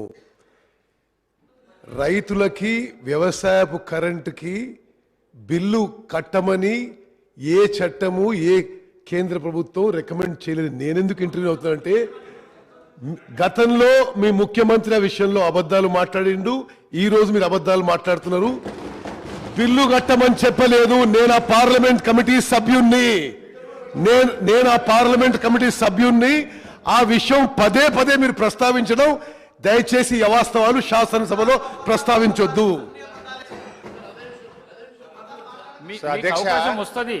మహేశ్వర్ రెడ్డి గారు అవకాశం వస్తుంది. బోరు బావుల దగ్గర మీటర్లు పెట్టాలని చెప్పింది నిజమా కాదా? ఉత్తమ్ కుమార్ రెడ్డి గారిని అడుగుతున్నా. బోరు బావుల దగ్గర మీటర్లు పెట్టాలని నిజమా కాదా? అధ్యక్ష, ఒకవేళ రైతుల నుంచి బిల్లు వసూలు చేయాలని చెప్పి ఆ రిఫార్మ్స్ లో ఉన్నట్టుగా హరీష్ రావు గారు శాసనసభలో ఇప్పుడే చెప్పారు. ఆ రిఫార్మ్స్ లో రైతుల నుంచి బిల్లు వసూలు చేయమని చెప్పి ఎక్కడా లేదు అని ఆ పార్లమెంట్ కమిటీ సభ్యుడిగా మీకు చెప్తున్నా. అధ్యక్ష, నేను స్పష్టంగా ఉత్తమ్ కుమార్ రెడ్డి గారిని అడుగుతున్నా, బోరు బావుల దగ్గర మీటర్లు పెట్టాలి, ఎంత కరెంటు కాల్చిండ్రో లెక్క తేల్చాలని ఆ రిపోర్ట్ లో ఉందా లేదా అది చెప్పండి. అధ్యక్ష, నేను చాలా స్పష్టంగా చెప్తున్నా, ఉచిత వ్యవసాయానికి ఉచిత విద్యుత్తులో వాళ్ళు ఏమన్నారు, రైతులు బిల్లు కట్టాలని చెప్పి రిఫార్మ్స్ లో ఉందని, ఆ రిఫార్మ్స్ లో రైతులు బిల్లు కట్టాలి లేదు అని నేను ఆ పార్లమెంట్ కమిటీ సభ్యులు మీకు చెప్తున్నా. ఇప్పుడు హరీష్ రావు ఉత్తమ్ గారికి ధన్యవాదాలు. హరీష్ రావు గారు మీటర్లు పెట్టాలని మాత్రం వారు అంగీకరించారు. దాని మీద వాళ్ళు క్లారిటీ ఇవ్వలేదంటే వారు అంగీకరించారు. వారికి ధన్యవాదాలు. ఒకటి, రేపు సరే విద్యుత్ మీద డిస్కషన్ ఉంది, మా జగదీష్ రెడ్డి గారు డీటెయిల్ గా చెప్తారు. అధ్యక్ష ఎందుకంటే అధ్యక్ష ఈ కేంద్రంలో ఉన్న బీజేపీ వైఖరి ఎట్లా ఉందంటే, గతంలో గ్యాస్ సిలిండర్ల విషయంలో ఏం చేసింది అధ్యక్ష, డబ్బులు మీరు కట్టి ఫుల్ సిలిండర్ తీసుకోండి, సబ్సిడీ మీ అకౌంట్లో వేస్తామని అలాగ దించిండ్రు. దించినాక ఏం చేసిండ్రు అధ్యక్ష, సబ్సిడీ సిలిండర్ ధర 1000 రూపాయలు అయింది, సబ్సిడీ మాత్రం ఎత్తేసిండ్రు అధ్యక్ష. ఇది కూడా అట్లనే ఉంటుంది అధ్యక్ష. రేపు మీటర్లు పెడతారు, ఎల్లుండి బిల్లులు పంపించి కడితేనే చేస్తామని చెప్పి మెలిక పెట్టేటువంటి ప్రభుత్వం ఉన్నది అధ్యక్ష. ఈరోజు జాతీయ అంతర్జాతీయంగా చూస్తే జిఎస్డిపి వర్సెస్ డెట్ రేషియోలోనే అప్పులు చూస్తారు అధ్యక్ష. ఇందాకనే నేను చెప్పినట్టు ఆర్బీఐ స్టేట్ ఫైనాన్షియల్ బడ్జెట్ ప్రకారంగా అప్పులు తక్కువగా తీసుకున్న రాష్ట్రాల్లో తెలంగాణ దేశంలో 22 రాష్ట్రాలు తెలంగాణ కంటే ఎక్కువగా ఉన్నాయి. ఒకసారి జిఎస్డిపి టు డెట్ రేషియో ప్రకారం కొన్ని రాష్ట్రాల రుణాలు చూస్తే పంజాబ్ 48.7%, రాజస్థాన్ 40.6%, కేరళ 38.9%, ఉత్తరప్రదేశ్ 36.4%, తమిళనాడు 31.5%, మధ్యప్రదేశ్ 29.8%, ఛత్తీస్గఢ్ 28.6%. కానీ తెలంగాణ తీసుకున్న రుణం కేవలం 28.2%. ఇది ఆర్బీఐ తేల్చినటువంటి లెక్క అధ్యక్ష. ఈ పట్టిక కావాలంటే గౌరవ సభ్యులందరికీ కూడా నేను పంపిస్తాను అధ్యక్ష. ఈ అత్యధిక రుణాలు తీసుకున్న పంజాబ్, రాజస్థాన్ రెండు కూడా నిన్న మొన్నటి దాకా కాంగ్రెస్ పార్టీ అధికారంలో ఉన్న రాష్ట్రాలే అధ్యక్ష. అదేవిధంగా అధ్యక్ష, దేశంలో ఎప్పటి నుంచో ఉండి స్థిరపడ్డ రాష్ట్రాలు, ఆర్థికంగా బలపడ్డ రాష్ట్రాలు తెలంగాణ కంటే ఎక్కువ అప్పులు తీసుకున్నాయి. వివక్షతో, విద్రోహంతో విధ్వంసమైన తెలంగాణ పునర్నిర్మాణం కోసం, ప్రజల ఆకాంక్షల్ని వేగవంతంగా తీర్చడం కోసం తెలంగాణ అప్పు వాటికన్నా చాలా తక్కువగా ఉన్నది అధ్యక్ష. తెలంగాణ రాష్ట్రానికి ఎక్కువ శాతం రుణాలు దీర్ఘకాలిక రుణాలు. ఈ రుణాలు 58% 10 ఏళ్ల తర్వాత చెల్లించాల్సినవి. రీపేమెంట్ ఒత్తిడి కూడా తక్కువగా ఉన్న రాష్ట్రం మనది. ఇది ఆర్బీఐ చెప్పిన లెక్క. ఆర్థిక పరిపుష్టి ఉన్న రాష్ట్రం కావడం వల్లనే రీపేమెంట్ కెపాసిటీని దృష్టిలో ఉంచుకొని అప్పు ఇచ్చిన సంస్థలు కూడా తక్కువ వడ్డీకే రుణాలు చెల్లించేందుకు ముందుకు వచ్చాయి. వడ్డీ చెల్లింపుల విషయంలో తెలంగాణపై ఉన్న ఒత్తిడి కూడా తక్కువనే అధ్యక్ష. అవి చూస్తే ఒకసారి పంజాబ్ 24.4%, హర్యానా 23.5%, బెంగాల్ 20.6%, తమిళనాడు 20%, గుజరాత్ 15.1%, తెలంగాణ కేవలం 15% మాత్రమే అధ్యక్ష. అదేవిధంగా అధ్యక్ష, ఇవాళ వాళ్ళు నేను ఇందాక చెప్పే ప్రయత్నం చేసిన అప్పుల పరిమాణాన్ని ఎక్కువగా చూపించేందుకు కార్పొరేషన్ లోన్లను కలిపి ఇదంతా ఎక్కువగా తీసుకున్నారని చూపేటువంటి ప్రయత్నం చేస్తున్నారు. ఉదాహరణకు సివిల్ సప్లైస్ కార్పొరేషన్ ఉంటుంది అధ్యక్ష. సివిల్ సప్లైస్ కార్పొరేషన్ ద్వారా మనం అప్పు ఎందుకు తీసుకుంటాం అధ్యక్ష? It is a temporary arrangement. రైతులకు మనము 2 రోజుల్లోగా డబ్బు చెల్లించాలని, తీసుకున్న వడ్లకు వెంటనే డబ్బులు ఇవ్వాలని మనము లోన్ తీసుకొని రైతులకు పేమెంట్ చేస్తాం అధ్యక్ష. మనకు ఎఫ్సిఐ నుంచి డబ్బులు వచ్చిన తర్వాత ఆ డబ్బు తిరిగి బ్యాంకులకు మనం కట్టడం జరుగుతుంది అధ్యక్ష. అదేవిధంగా కేంద్ర ప్రభుత్వం నుంచి కూడా డబ్బులు రావడానికి కొంత టైం పడుతుంటుంది. అది మనం ఆ టైం పీరియడ్లో మనము అప్పు తీసుకొని అటు రైతులకు ఇబ్బంది కాకుండా మనం ముందుకు పోతూ ఉంటాం. కానీ ఏంటంటే వీళ్ళు ఇదంతా కూడా ఇదేదో రాష్ట్ర ప్రభుత్వ అప్పుల కుప్పైందని చెప్పి చూపించేటువంటి ప్రయత్నం. అట్లే విద్యుత్ కార్పొరేషన్ల విషయంలో కూడా రేపు మంత్రి గారు డీటెయిల్గా చెప్తారు, నేను వాళ్ళకి ఫోన్ కానీ అధ్యక్ష. మనము విద్యుత్ కార్పొరేషన్ల విషయంలో కూడా మా మాజీ మంత్రి గారు జగదీష్ రెడ్డి గారు సభ్యులు డీటెయిల్గా చెప్తారు అధ్యక్ష రేపు. అయితే అధ్యక్ష, విద్యుత్ సంస్థలు కూడా వాళ్ళు ఎంతసేపు అప్పుల గురించి చెప్తున్నారు తప్ప ఆస్తుల కల్పన గురించి చెప్తలేదు. అది నేను నెక్స్ట్ లాస్ట్లో in my conclusion I will tell sir. అయితే ఇవాళ విద్యుత్ సంస్థల విషయంలో కూడా విద్యుత్ సంస్థలు కొత్త విద్యుత్ ఉత్పత్తి కేంద్రాల నిర్మాణం కోసం, డిస్ట్రిబ్యూషన్ కంపెనీలను డిస్ట్రిబ్యూషన్ నెట్వర్క్ మెరుగు చేయడం కోసం అప్పులు తీసుకుంటారు. ఎప్పుడైతే విద్యుత్ ఉత్పత్తి ప్రారంభం అవుతుందో దాన్ని ఏం చేస్తారు అధ్యక్ష? ఆ ఉత్పత్తి ప్రారంభమైనప్పుడు వచ్చిన ఆదాయం నుంచి వాళ్ళు అప్పులు చెల్లించుతూ ఉంటారు అధ్యక్ష. ఇలా అప్పుల విషయంలో కేంద్ర ప్రభుత్వం కూడా చూడాలి కదా అధ్యక్ష, ఇతర దేశాలది కూడా చూడాలి. ఇదేదో ఎక్కడ ఈ దేశంలో జరగంది ఇక్కడ జరిగింది. ఇలా మనకంటే ఇతర రాష్ట్రాలు ఎక్కువ తీసుకున్నాయి. మన కేంద్ర ప్రభుత్వం కూడా మీరు చూస్తే అధ్యక్ష, 2014-15లో భారతదేశపు అప్పు 62,42,521 కోట్లు. 2023-24 నాటికి 1,69,46,667 కోట్లు. అంటే జీడిపిలో డెట్ రేషియో 56.2%. సగటున రోజుకు 4,618 కోట్లు కేంద్రం అప్పు చేస్తుంటే ఇలా రోజుకు 2,959 కోట్ల వడ్డీ చెల్లిస్తా ఉన్నారు. IFM నివేదిక ప్రకారం జీడిపిలో జపాన్ అప్పు 221%, గ్రీస్ 212, సింగపూర్ 163, అమెరికా 115, UK 113%. అంటే ఇవన్నీ అప్పులైన దేశాలు అవుతాయి అధ్యక్ష. హరీష్ రావు గారు దయచేసి ప్లీజ్ తొందరగా ముగించండి. హాఫ్ అన్ అవర్ మంత్రి గారికి హాఫ్ అన్ అవర్ సార్. అప్పులు ఎందుకు చేశారు, దేనికోసం? అధ్యక్ష హరీష్ రావు గారు, అధ్యక్ష ఫైనాన్స్ మినిస్టర్ హరీష్ రావు గారు మాట్లాడుతూ సారీ మాజీ మాజీ మాజీ మాజీ మాజీ మాజీ భవిష్యత్తులో ఉండరు కూడా. ఓకే అధ్యక్ష, వారు మాట్లాడుతూ కార్పొరేషన్ తీసుకున్న అప్పులు ప్రభుత్వానికి ఏం సంబంధం, ప్రభుత్వ సంబంధం మాట్లాడుతారు. నేను ఒకటి సూటిగా ప్రశ్నిస్తా ఉన్నాను హరీష్ రావు గారిని.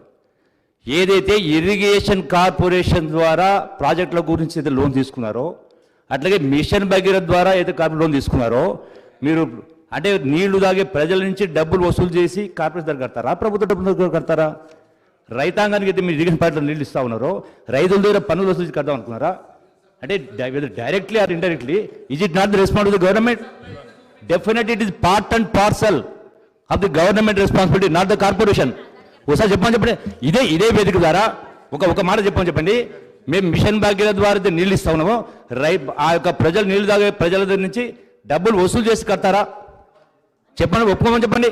రైతుల ప్రాజెక్టుల ద్వారా నీళ్ళు ఇస్తా ఉన్నారు, రైతుల దగ్గర పన్ను సెస్ వసూలు చేసి కడతారా, తిరిగి కడతారా? గవర్నమెంట్ కాదు కట్టేది. Is it not fact? అంటే రాష్ట్ర ప్రధాని గారు మిస్లీడ్ చేయట్లేదా? డెఫినెట్లీ ఇది misleading total state. It fact ఒప్పుకోమని చెప్పండి.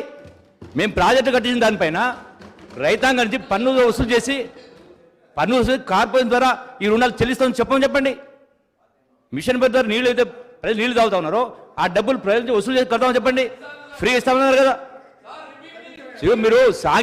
మీరు సాంకేతికంగా మీరు మీ యొక్క టోటల్గా మీకు ఉన్నటువంటి మేధాశక్తిని ఉపయోగించి, సాంకేతిక పరిజ్ఞానం ఉపయోగించి టెక్నికల్ మాట్లాడుతూ ఉంటే వాస్తవాలే ఉంటాయి.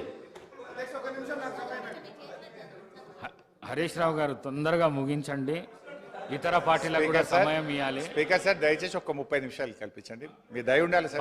10 నిమిషాల లోపల ముగించండి దయచేసి ప్లీజ్. ఇది రాష్ట్ర ప్రయోజనాల కోసం సార్, నా కోసం కాదు సార్. అధ్యక్ష, గౌరవనీయులు మంత్రి గారు జూపల్లి గారు ఒక విషయం అడిగారు అధ్యక్ష. మీ హయాంలో అధ్యక్ష, ఇక నేను మళ్ళీ చెప్తేనేమో నా సబ్జెక్ట్ డీవియేట్ అయితే మళ్ళీ టైం కట్ అవుతుంది. That's my problem. సో అధ్యక్ష, మేము మీ హయాంలో వచ్చిరాని నీళ్ల కోసం నీటి తీరువా వసూలు చేసిన చరిత్ర కాంగ్రెస్ పార్టీది అయితే, నీటి తీరువాను రద్దు చేసి ఉచితంగా నీళ్లు ఇచ్చిన చరిత్ర బీఆర్ఎస్ పార్టీది. పాత నీటి తీరువా బకాయిలను రద్దు చేసినాం. ఈ రాష్ట్రంలో రైతులకు ఉచితంగా సాగునీరిస్తూ నిర్ణయం తీసుకున్న ప్రభుత్వం మా బీఆర్ఎస్ ప్రభుత్వం అధ్యక్ష. ఇకపోతే అధ్యక్ష, మంచినీళ్ల విషయంలో గత 3 సంవత్సరాల నుంచి కూడా ఈ రాష్ట్రంలో ఎక్కడా ప్రజల నుంచి ₹1 కూడా వసూలు చేయలేదు. ఈ రాష్ట్ర ప్రజలకు ఉచితంగా త్రాగునీరు గత 3 సంవత్సరాల నుంచి ఇస్తున్న విషయం రాష్ట్ర ప్రజలందరికీ కూడా తెలుసు అధ్యక్ష. ఇకపోతే అధ్యక్ష, ఈరోజు అప్పులు ఎందుకోసం చేశారు, దేనికోసం వినియోగించారు, దానివల్ల కలిగిన ఫలితం ఏమిటి అనేటువంటిది ముఖ్యం అధ్యక్ష. తెచ్చిన అప్పులను ఎలా వినియోగించామనే దానిపై ఈ రాష్ట్ర ఆర్థిక క్రమశిక్షణ ఉంటుంది అధ్యక్ష. ఈ విషయం సగటు ఆర్థిక పరిజ్ఞానం కలిగిన వారిని ఎవరిని అడిగినా కూడా చెప్తారు. తెలంగాణ ప్రభుత్వ పరిమితికి లోబడి తెచ్చిన అప్పులను క్యాపిటల్ ఎక్స్పెండిచర్గా ఉపయోగించి తద్వారా సంపద సృష్టించింది, రాష్ట్రానికి ఆస్తులను సమకూర్చింది అధ్యక్ష.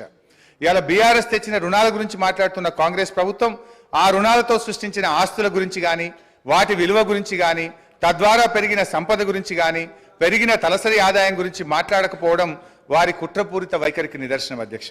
ఈ వైఖరిని ప్రజలు కూడా గమనిస్తున్నారు అధ్యక్ష. గుమ్మి నిండా వడ్లుండాలి, గూటమూల పిల్లలు ఉండాలంటే ఎట్లా అధ్యక్ష? ఇదేం థింకింగ్ అధ్యక్ష? తెచ్చిన ప్రతి పైసా భవిష్యత్ ప్రయోజనాల కోసం పెట్టుబడి పెట్టినాం. గర్వంగా చెప్తున్నాం అధ్యక్ష. అత్యధిక క్యాపిటల్ ఎక్స్పెండిచర్ను ఖర్చు చేసి సామాజిక ఆస్తులను ఇవాళ ఈ రాష్ట్రం కోసం బీఆర్ఎస్ పార్టీ ప్రభుత్వం సమకూర్చింది అధ్యక్ష. తెలంగాణ రాష్ట్రం ఆవిర్భవించిన పరిస్థితి ఎట్లా ఉందంటే, ఒక విధ్వంసమైన రాష్ట్రాన్ని, కరెంటు చక్కగా లేని రాష్ట్రాన్ని, తాగునీళ్లు చక్కగా లేని రాష్ట్రాన్ని, సర్కారు తుమ్మలు మొలిచిన చెరువులు, తెగిన కట్టలు, శిథిలమైన తూములు అలుగులు, ప్రాజెక్టులు లేక, సాగునీరు లేక, బోరుబావులే దిక్కైన రాష్ట్రాన్ని, భూగర్భ జలాలు అడిగంటి 600 ఫీట్లు బోరు వేసిన చుక్క నీళ్లు పడని రాష్ట్రాన్ని, ఉపాధి లేక జనం వలసబాటిన పట్టిన రాష్ట్రాన్ని ఒక దరికి చేర్చాలంటే, ప్రజల కన్నీళ్లు తుడవాలంటే దానికి ఎంత నిబద్ధత ఉండాలి, ప్రజల మీద ఎంత మమకారం ఉండాలి, ఎంత తపన ఉండాలి, ఎంత తపస్సు చేయాలి, ప్రజల శ్రేయస్సు కోసం, అభివృద్ధి యజ్ఞం కోసం నిధులు సమీకరిస్తే ఇది తప్పైతుందా అధ్యక్ష? క్యాపిటల్ ఎక్స్పెండిచర్తో ఇవాళ సంపద సృష్టించినాం అధ్యక్ష. తెచ్చిన పైసలతో సాగునీటి ప్రాజెక్టులు కట్టినాం, పడావు పడ్డ బీడు భూముల్లో నదీ జలాలు మలిపినాం, నీరు పల్లె మెరుగు అని అవహేళన చేసిన ఆనాటి కాంగ్రెస్ నాయకులు నోళ్లు మూతపడేలా నీళ్లను ఎత్తిపోసినాం, విధ్వంసమైన చెరువులను పునరుద్ధరించినాం, చెరువులకు ప్రాజెక్టులను అనుసంధానం చేసినాం, నీటి నిల్వ సామర్థ్యం పెంచినాం, భూగర్భ జలాలు పెంచినాం, భూమికి బరువయ్యేంత పంట పండేలా చేసినాం, రైతుల గుండెల్లో ఎనలేని భరోసా నింపినాం, తాగునీటి కోసం బిందె మీద బిందె పెట్టుకొని మైళ్ళ దూరం నడుస్తున్న ఆడబిడ్డల ఆవేదన తీర్చినాం, నడింట్ల నల్లాలు పెట్టి శుద్ధి చేసిన నదీ జలాలను తాగునీరుగా అందించినాం, తెలంగాణ విద్యుత్ ఉత్పత్తి పెంచినాం, పంపిణీ వ్యవస్థల్ని బలోపేతం చేసినాం, నాణ్యమైన విద్యుత్తును ఉచితంగా వ్యవసాయానికి అందించినాం, కొన్ని రంగాలకు నిరంతరాయం, అన్ని రంగాలకు కూడా నిరంతరాయ విద్యుత్ సరఫరా చేసినాం, క్రాప్ హాలిడేలు, పవర్ హాలిడేలు లేకుండా చేసినాం, రహదారులు, బ్రిడ్జిలు, భవనాలు, జిల్లా కలెక్టరేట్లు, మెడికల్ కాలేజీలు, పాఠశాలల మీద క్యాపిటల్ ఎక్స్పెండిచర్ చేసినాం, తెలంగాణ ఉజ్వల భవిష్యత్తుకు బాటలు నిర్మించినాం. అధ్యక్ష, ఇవాళ ఏం విజయాలు సాధించినామో అని వాళ్ళు మాట్లాడుతున్నారు అధ్యక్ష. ఇవాళ పంటల విస్తీర్ణం 2014-15లో 1,31,00,000 ఎకరాలు కాగా 2022-23 నాటికి 2,08,67,000 ఎకరాలకు చేరింది అధ్యక్ష. అంటే 59% పెరిగింది అధ్యక్ష. పంట దిగుబడి అన్ని రకాల పంటలు కలిపి ఆ రోజు 1,00,000 మెట్రిక్ టన్నులు. అధ్యక్ష అప్పులు తెచ్చి అన్ని బిల్డింగ్స్ కట్టామని చెప్తున్నారు, చాలా సంతోషం అధ్యక్ష. ఏం బిల్డింగ్లు కట్టారు అధ్యక్ష? సెంట్రల్ జైలు కూలగొట్టిండ్రు, పురాతనమైనది నిజాం నవాబ్ కాలం నాటిది, అక్కడ హాస్పిటల్ కట్టిండ్రు అధ్యక్ష. అదే హాస్పిటల్ ఊరవతల కట్టుంటే పేషెంట్లకు కూడా మంచిగా ఉంటుంది అధ్యక్ష. పురాతనమైన జైలు కూడా అక్కడ ఉండేది అధ్యక్ష. అక్కడ ఎంజిఎం ఉంది, ఎంజిఎంలో సరిగా స్టాఫ్ లేరు అధ్యక్ష. దాన్ని డెవలప్మెంట్ చేయకుండా కొత్త బిల్డింగ్ ఎందుకు కట్టారు, ఆ ప్లేస్లో ఎందుకు కట్టారంటే వీళ్ళకు పర్సంటేజ్ల కోసం కట్టారు అధ్యక్ష. ఈరోజు సెక్రటేరియట్ పాత భవనాన్ని కూలగొట్టారు అధ్యక్ష. అంత పెద్ద భవనాన్ని, అన్ని కోట్ల విలువైన భవనాన్ని కూలగొట్టాల్సిన అవసరం ఏముంది అధ్యక్ష? దాన్ని ఇంకొక గాంధీ హాస్పిటల్లో, ఇంకొక నిమ్స్ హాస్పిటల్లో చేసి పేదవాళ్లకు హాస్పిటల్ని కేటాయించి ఈ సెక్రటేరియట్ బిల్డింగ్ ఇంకా ఎక్కడైనా కట్టుంటే అదే ఆస్తి కూడగట్టినట్టు. ఉన్న ఆస్తులను ధ్వంసం చేసి కొత్త ఆస్తులు కట్టుకున్నది ఎవరి కోసం? మీకోసం కట్టుకున్నారు, మీ పర్సంటేజ్ల కోసం కట్టుకున్నారు. ఈరోజు డబుల్ బెడ్రూమ్ ఇల్లు ఎక్కడా కూడా నిరుపేదలకు కట్టలేదు అధ్యక్ష. 100 సార్లు నేను సీఎం గారిని, గత సీఎం గారిని అడిగాను అధ్యక్ష. స్థలాలున్న వాళ్ళకి ఒక 3 లక్షలు 4 లక్షలు ఇవ్వండి, వాళ్ళు ఒక్క షెడ్ అన్న వేసుకుంటారు అంటే మేకెక్కడ ఉండాలి, కోడెక్కడ ఉండాలి, అల్లుడెక్కడ ఉండాలి, బిడ్డ ఎక్కడ ఉండాలి, డబుల్ బెడ్రూమ్ ఇల్లు కట్టిస్తా అని కనీసం ఒక 100 బెడ్రూమ్ హౌజులు కూడా ఒక్కొక్క నియోజకవర్గానికి ఇవ్వలేదు అధ్యక్ష. ఆ ఇచ్చిన బెడ్రూమ్ ఇల్లు కూడా ఈరోజు ఎలక్షన్ల ముందు వాళ్ళ కార్యకర్తలకు మాత్రమే ఇచ్చుకున్నారు అధ్యక్ష. నిరుపేదలకు ఎవరికి ఇవ్వలేదు అధ్యక్ష. ఈరోజు బోర్బండ పోదాం అధ్యక్ష, ఇక్కడ నుంచి బోర్బండకి వెళ్దాము. అక్కడ వాళ్ళు టైల్స్ వేసుకొని, వాళ్ళు షెల్ఫ్లు కట్టుకొని 10-10 వేలకు కిరాయిలకు ఇచ్చుకుంటున్నారు అధ్యక్ష డబుల్ బెడ్రూమ్ ఇల్లు.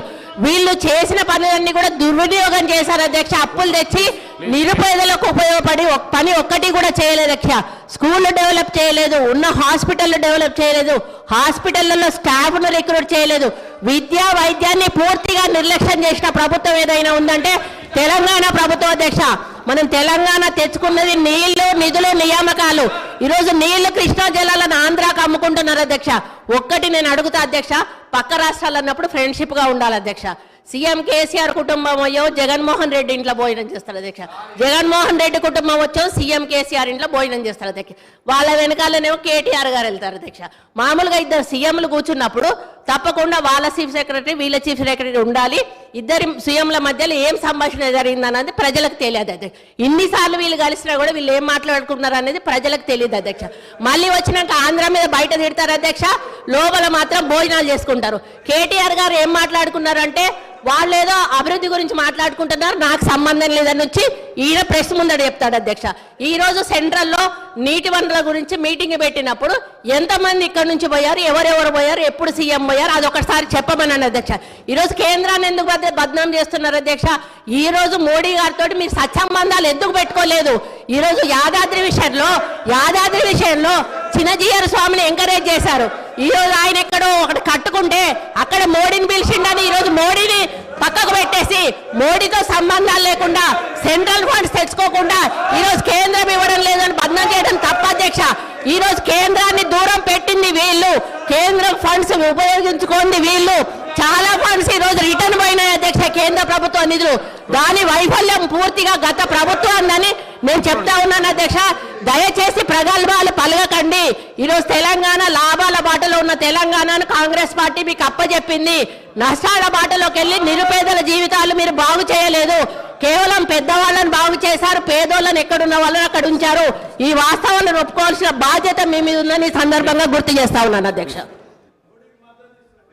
ఏంది అధ్యక్ష ఇట్లా ఇంతమంది మంత్రులు మధ్య మధ్యలో వేస్తే మేము ఎట్లా మాట్లాడగలుగుతాం అధ్యక్ష? వాట్ ఈస్ దిస్ అధ్యక్ష? సరే ఎనీహౌ ఏం చేస్తాం అధ్యక్ష? ప్లీజ్ హరీష్ రావు గారు ప్లీజ్. అధ్యక్ష కానీ మీరు ఈసారి ఇప్పుడు 5 మంత్రులకు అవకాశం ఇస్తారు సార్. మీరు శ్రీధర్ బాబు గారు, ఉత్తమ్ కుమార్ రెడ్డి గారు, పొన్నం ప్రభాకర్ గారు, సీతక్క మన కొండా సురేఖ గారు, జూపల్లి గారు, ఇంతమంది మంత్రులకు ఇచ్చి నన్ను మధ్యలో ఇన్నిసార్లు డిస్టర్బ్ చేసి నా ఫ్లో డిస్టర్బ్ చేసే ఇది ఒక కుట్ర సార్. ఇది కూడా అన్యాయం సార్ ఇది. అధ్యక్ష మా సోదరిమణి సరే ఒక విషయంలో ప్రజలు కూడా చూస్తున్నారు అధ్యక్ష. మా సోదరిమణి సురేఖ గారు ఒక మాట అన్నారు, హాస్పిటల్ ఊరవతలు ఉండాలన్నట, జైలు ఏమో నడి ఊర్లు ఉండాలన్నట. ఇది ఏం ప్రేమ అధ్యక్ష?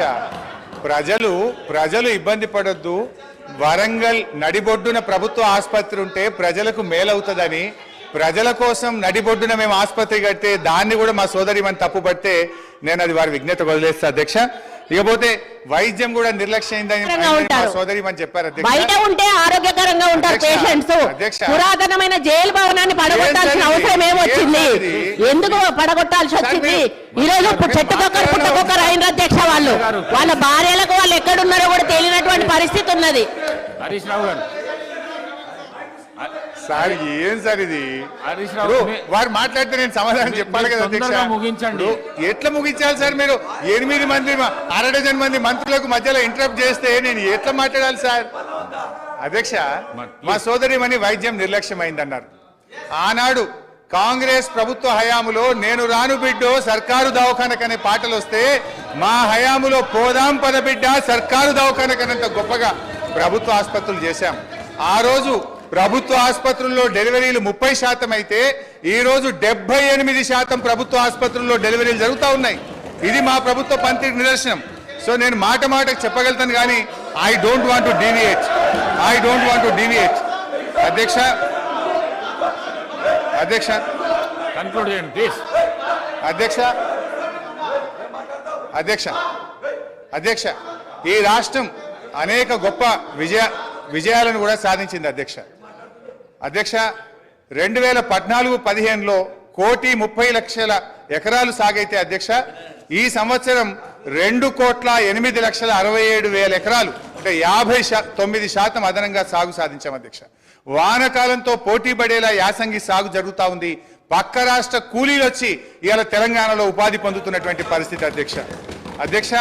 గత సంవత్సరం వరి ఉత్పత్తి 2,58,16,487 మెట్రిక్ టన్నులకు పెరిగింది అధ్యక్ష.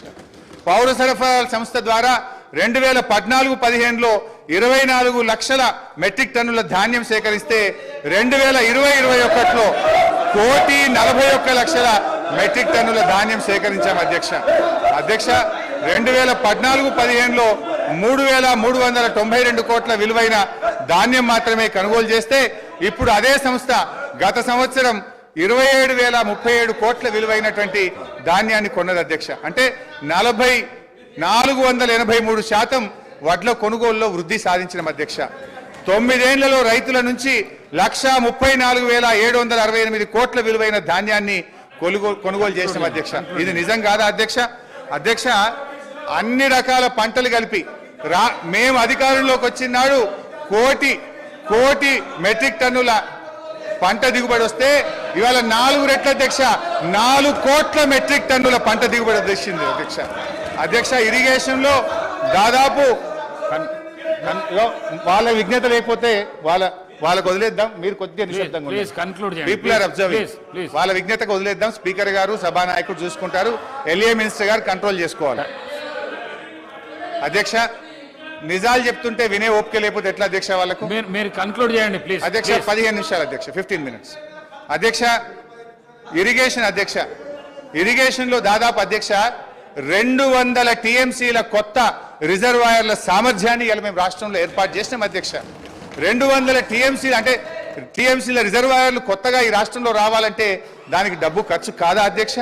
అధ్యక్ష, ఒక కాళేశ్వరం కానీ, పాలమూరు ఎత్తిపోతల పథకం కానీ, మిడ్మానేర్ కానీ, గౌరవెల్లి కానీ, కల్వకుర్తి, నెట్టంపాడు, భీమా, తుమ్మిళ్ళ ఈ పెండింగ్ ప్రాజెక్టులను పూర్తి చేయడం దాదాపు 200 టీఎంసీల కొత్త రిజర్వాయర్ల సామర్థ్యం తెచ్చినాం అధ్యక్ష.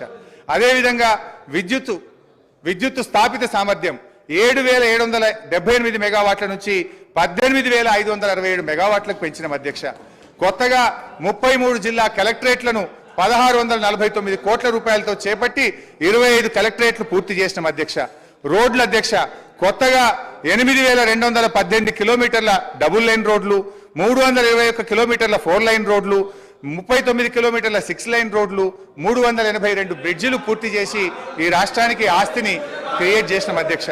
గురుకులాల అధ్యక్ష, ఆ రోజు కాంగ్రెస్ పాలనలో 293 గురుకులాలుంటే 1,022 గురుకులాలకు పెంచిన అధ్యక్ష. అంగరంగ వైభవంగా 1,200 కోట్లతో యాదాద్రి దేవాలయం కట్టినాం. ఈ రాష్ట్రంలో దేవాలయాల అభివృద్ధికి 2,800 కోట్లు ఖర్చు పెట్టాం. ఐటీ ఉత్పత్తులు 57,000 కోట్ల నుంచి 2,41,000 కోట్లకు 4 రెట్లు పెంచినాం అధ్యక్ష. ఐటీ ఉద్యోగాలు 3,23,000 నుంచి 9 లక్షలకు దాదాపు 3 రెట్లు ఐటీ ఉద్యోగాలు పెంచాం అధ్యక్ష. మెడికల్ హెల్త్ డిపార్ట్మెంట్ లో నీతి ఆయోగ్ ఆ రోజు 11వ ర్యాంక్ ఇస్తే ఇవాళ 3వ ర్యాంక్ వచ్చింది అధ్యక్ష. మాతృ మరణాలు 92 నుంచి 43కు తగ్గించాం. శిశు మరణాలు 39 నుంచి 21కి తగ్గించాం. ఐసీయూలు 5 నుంచి 80కి పెంచాం. డయాలసిస్ సెంటర్లు 3 నుంచి 82కి పెంచాం. 500 బస్తీ దవాఖానాలు పెట్టాం. ఇలా బ్రహ్మాండంగా వరంగల్ హెల్త్ సిటీ, టిమ్స్ ఆసుపత్రులు కట్టాం. మిషన్ భగీరథ, ప్రతి ఇంటికి స్వచ్ఛమైన శుద్ధి చేసిన త్రాగునీరు అందించి ఫ్లోరైడ్ రహితంగా ఈ రాష్ట్రాన్ని మార్చాం. వర్షాకాలంలో అంటురోగాలు లేకుండా ప్రజల జీవన ప్రమాణాలు పెంచాం. మిషన్ కాకతీయ ద్వారా చెరువులు బాగా చేసి ఇవాళ నీటి సామర్థ్యాన్ని పెంచాం. ఆయకట్టును పెంచాం. పోలీస్ కమాండ్ కంట్రోల్ ను మన జిల్లాల్లో పోలీస్ కేంద్రాలు కట్టాం. గ్రౌండ్ వాటర్ టేబుల్ ఈ రోజు 56% గ్రౌండ్ వాటర్ టేబుల్ పెరిగింది. ఇవాళ గ్రౌండ్ వాటర్ దేశంలోని అత్యధికంగా పెరిగినటువంటి రాష్ట్రం ఇవాళ తెలంగాణ రాష్ట్రం అధ్యక్ష.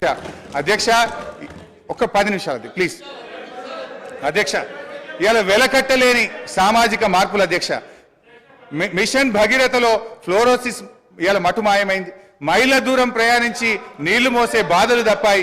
నిరంతర కరెంటు సరఫరాతో ఇన్వర్టర్లు, కన్వర్టర్లు, జనరేటర్లు మూలన పడ్డాయి. అర్ధరాత్రి పొలాలకు నీళ్లు వెళ్లి పెట్టే బాధలు తప్పాయి. పాము కాట్లు లేవు, కరెంటు షాకులు లేవు. రైతులకు మనోవేద లేకుండా చేశాం. ఎంతో మంది ప్రాణాలు కాపాడాం. వీటన్నిటికి విలువ ఎలా కట్టాం అధ్యక్ష? నీళ్లు, కరెంటు సమస్యలు లేకపోవడంతో, రైతు బంధుతో, అన్నదాతకు భరోసా ఇచ్చే చర్యలు తీసుకోవడంతో రైతుల జీవితాల్లో ఇప్పుడిప్పుడే వెలుగు వస్తా ఉంది. ఇలా భూముల విలువ కూడా ఎంత పెరిగింది అధ్యక్ష? ఇక్కడ ఉండే ఎమ్మెల్యేలకు కూడా చాలా మందికి భూములు ఉన్నాయి. 2014కు ముందు ₹1,00,000, 2 లక్షల రూపాయలు ధర లేని భూములు ఇవాళ పెద్ద ఎత్తున పెరిగింది అధ్యక్ష. జస్ట్ ఐ విల్ కంక్లూడ్ అధ్యక్ష. ఈ రోజు ఒక విషయం అధ్యక్ష, ఐఎమ్ ట్రైంగ్ టు కంక్లూడ్ అధ్యక్ష.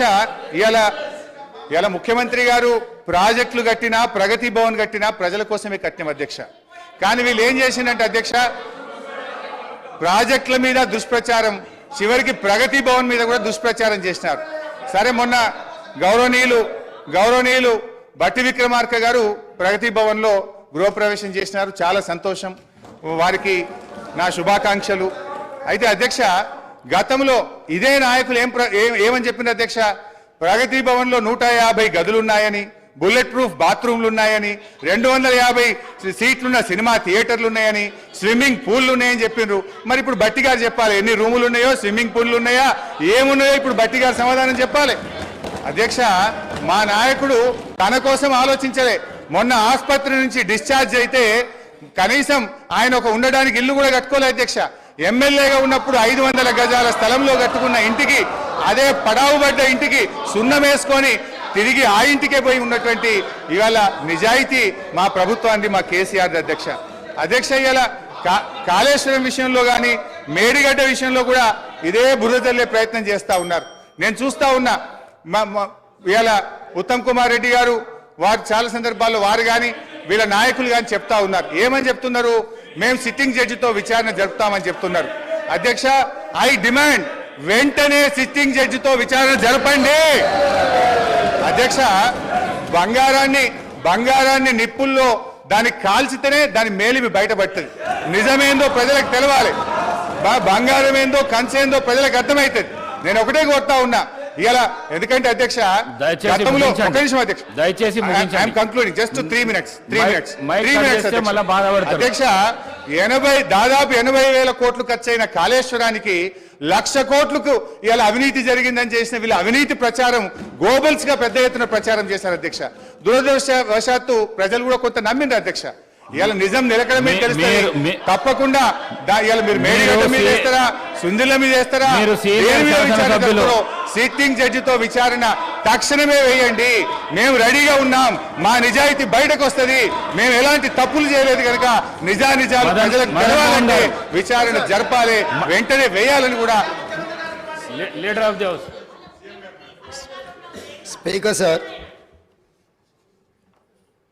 మాజీ మంత్రివర్యులు హరీష్ రావు గారు 5 సార్లు శాసనసభ్యుడిగా,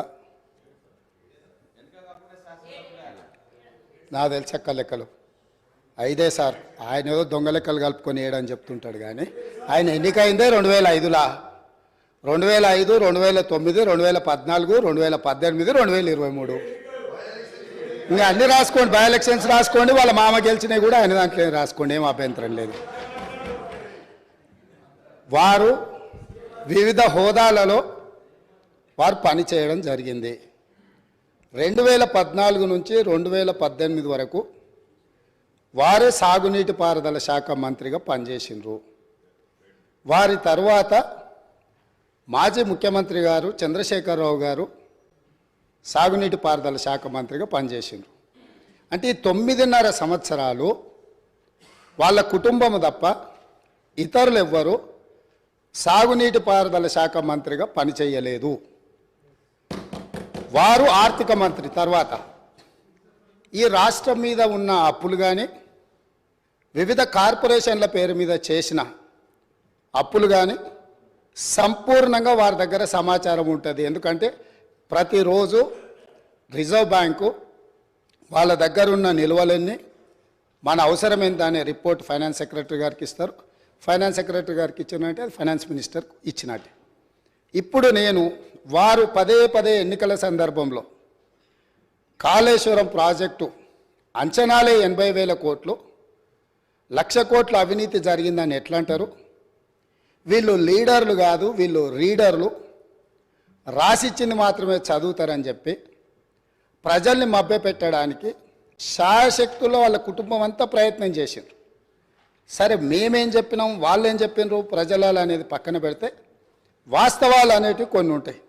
ఆర్థిక శాఖ ఉన్నది. ఈరోజు ఆర్థిక శాఖకు మొన్నటి వరకు పనిచేసిన మంత్రి గారు పేజీ నెంబర్ 21 వారు చూసుకోవాలి తమరి ద్వారా, మిగతా సభ్యులు కూడా. ఇప్పుడు ప్రభుత్వం ఇచ్చిన నివేదిక ఏదైతే ఉందో పేజీ నెంబర్ 21లో ప్రభుత్వ హామీతో ఎస్పీవీల ద్వారా సేకరించబడి ప్రభుత్వమే చెల్లింపులు చేయబడతాయి అని చెప్పిన దాంట్లో మొట్టమొదటి Kaleshwaram irrigation project corporation limited sanctioned loan 97,000 కోట్ల 449 97,449 కోట్ల రూపాయలు రుణం మంజూరైంది. ఇందులో లోను విడుదలయ్యింది 79,287 కోట్ల రూపాయలు. నేనిప్పుడు తమరి ద్వారా ఆర్థిక మంత్రి గారిని సూటిగా ప్రశ్నించదలుచుకున్నా. మాజీ వాళ్ళు అనుకోవాలి, ఆ భ్రమలలోనే ఉంటే బయటికి పోతారు. అయితే ఈరోజు అధికారిక లెక్కలు ఇవి కార్పొరేషన్ ద్వారా లోన్లు చేయబడిన అప్పు 97,449 కోట్లు. ఇవి కాకుండా కాళేశ్వరం ప్రాజెక్టుకు రాష్ట్ర ప్రభుత్వం ఖర్చు పెట్టింది. వాటి వివరాలను కూడా తీసుకొని మేము ఇస్తాము. ఈరోజు వారు సభను మళ్ళీ మీ ముందు తప్పుదో పట్టిస్తున్నారు. కాబట్టి సభలో సంపూర్ణమైన సమాచారంతో అనుభవంతో ఆ సభ్యులు మాట్లాడితే మాకు ఎలాంటి అభ్యంతరం లేదు. కానీ సభ ద్వారా తెలంగాణ రాష్ట్ర ప్రజలని తప్పుదోవ పట్టించి కాళేశ్వరం అద్భుతం అని చెప్పుకునే ప్రయత్నం ఏదైతే చేస్తుండ్రో ఈ సభ ఇచ్చిన అవకాశాన్ని దుర్వినియోగం చేయడం అనేది ఇది దుర్మార్గమైన చర్య. కాళేశ్వరం ప్రాజెక్టు పూర్తి అంచనాలు నేను ఆర్థిక శాఖకు ఆదేశాలు ఇచ్చిన.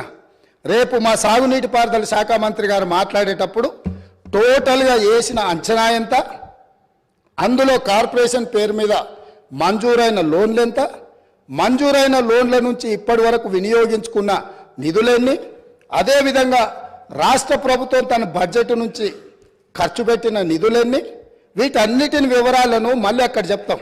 కాబట్టి ఇప్పుడు నేనేం చెప్పదలుచుకున్నా అంటే, వారు మాట్లాడుతున్నది లోపభూయిష్టమైన అబద్ధము. కాళేశ్వరం ప్రాజెక్టు యొక్క అంచనాలు 80,000 కోట్లు కాదు, లోన్లే 97,449 కోట్ల రూపాయలు ఆల్రెడీ లోన్లు మంజూరు తెచ్చుకున్నారు. రాష్ట్ర ప్రభుత్వం ఖర్చు పెట్టింది. మొత్తానికి వీళ్ళు వేసి అంచనాలు లెక్కలేస్తే అది ఎక్కడికో వెళ్తుంది. అదొకటి అధ్యక్ష. రెండవది, ఇంతకుముందు మంత్రులు జూపల్లి కృష్ణారావు గారు మాట్లాడబోతుంటే పాపం వారిని దబాయించే ప్రయత్నం చేస్తున్నారు. నేను 2 విషయాలు ఇక్కడ చెప్పదలుచుకున్నా.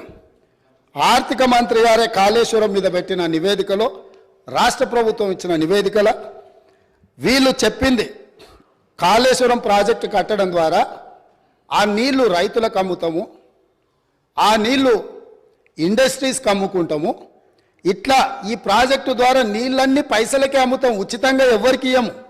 వ్యవసాయంతో సహా ఏం చూపించిండ్రు? ఒక్క సంవత్సరానికి ఆదాయం 5,199 కోట్ల రూపాయల ఆదాయం వస్తుంది. కాళేశ్వరం ప్రాజెక్టు కట్టి వ్యవసాయానికి నీళ్ళు అమ్ముతాం, పరిశ్రమలకు నీళ్ళు అమ్ముతాం, తాగడానికి నీళ్ళు అమ్ముతాం, మొత్తం వ్యాపారమే చేస్తాం. మా ప్రభుత్వం ఉన్నదే వ్యాపారం చేయడానికి. మా ప్రభుత్వం సేవ చేయదు, మా ప్రభుత్వం ప్రజలకు సహాయం చేయదు, వ్యాపారం చేస్తాము. ఆ వ్యాపారం ద్వారా 5,199 కోట్ల రూపాయల ఆదాయం వస్తుందని చూపించి వీళ్ళు ఈ అప్పులు చేసింది. ఈ సంతకాలు పెట్టింది ఎవరు? ఈరోజు అక్కడ కూర్చొని మాట్లాడుతున్న మాజీ ఆర్థిక మంత్రి గారు. ఇది మొదటి విషయం. రెండవది, మిషన్ భగీరథ. మిషన్ భగీరథ మీద కూడా ఈరోజు మేము ఇంటింటికి నల్లాలు ఇచ్చినాం. అసలు మీరు పుట్టినప్పుడు ఇటు ఉన్నోళ్ళని అందరిని అడుగుతున్నా, వారిని కూడా అడుగుతున్నా. 2014 కంటే ముందు మన మంచినీళ్ళు తాగలేదా అధ్యక్ష? మన గ్రామాలలో నల్లాలు లేవా? మన గ్రామాలలో నీళ్ళ ట్యాంకులు లేవా? వీరొచ్చినాకనే శివుడి తల మీద ఉన్న గంగను భూమి మీదకి తెచ్చి, భూమి మీద ఉన్న గంగను కాళేశ్వరంలోకి పారించి, కాళేశ్వరం ఉన్న గోదావరి జలాలను మన ఇంట్లల్లో నల్ల ద్వారా ఇచ్చి మన జీవితాలు ధన్యమైనట్టు, అదేదో వీళ్ళు అద్భుతం చేసినట్టు, అదేదో ఉచితంగా ఇస్తున్నట్టు, ఈ ఉచితంగా ఇవ్వడం ద్వారా తెలంగాణనే దేశానికి నెంబర్ 1గా ఆదర్శంగా ఉన్నట్టు ఈ సభలో నించొని, బయట రాజకీయ ఉపన్యాసాలు ఏమి ఇచ్చుకున్నా మనకేం అభ్యంతరం లేదు అధ్యక్ష, కానీ సభను మిస్లీడ్ చేసే విధంగా శాసనసభ వ్యవహారాల శాఖ మంత్రిగా గతంలో పనిచేసి ఆ అనుభవాన్నంతా ఉపయోగించి సత్యదూరమైన వార్తలు ఇక్కడ చెప్పడానికి ప్రయత్నం చేస్తున్నాడు. అందుకే మిషన్ భగీరథ మీద కూడా నేను చెప్పదలుచుకున్నా అధ్యక్ష. ఇది 2019-2020 సంవత్సరంలో వీళ్ళు రూరల్ హౌస్ హోల్డ్కి అమ్మడం ద్వారా 1,030 కోట్లు సంపాదిస్తామని, మున్సిపల్ కార్పొరేషన్లో ఉండే ప్రజలకు నీళ్ళు అమ్మడం ద్వారా 169 కోట్లు సంపాదిస్తామని, అదేవిధంగా మున్సిపల్ రిక్వైర్మెంట్ ఇతర అవసరాలకు 360 కోట్లు సంపాదిస్తామని, అదేవిధంగా ఇండస్ట్రియల్ అవసరాలకు అంటే పరిశ్రమల అవసరాలకు అమ్మి 4,147 కోట్ల రూపాయలు, మొత్తం కలిపి 5,706 కోట్ల రూపాయలు ప్రతి సంవత్సరం మిషన్ భగీరథ మీద మాకు ఆదాయం వస్తుంది, మేము ఈ ఆదాయం ద్వారా మీకు అప్పులు తిరిగి చెల్లిస్తామని చెప్పి ఈరోజు బ్యాంకులను మభ్యపెట్టి తప్పుడు నివేదికలు ఇచ్చి లోన్లు తెచ్చిండ్రా? మాజీ ఆర్థిక మంత్రి గారు చెప్పాలి. లేదు, నిజంగానే ప్రజల దగ్గర వసూళ్లు చేసి తాగునీళ్లను సాగునీళ్లను వ్యాపారంగా మార్చి, వ్యాపార ఆట వస్తువుగా నీళ్లను మార్చి ప్రజల సెంటిమెంటును, తెలంగాణ ఉద్యమంలో వాళ్ళ పార్టీ చెప్పింది నీళ్లు నిధులు నియామకాలు, నీళ్లే మొదటి సింహభాగం వాళ్ళ ఉద్యమం, వాళ్ళ నాడు వాళ్ళ పార్టీ చెప్పుకున్నది.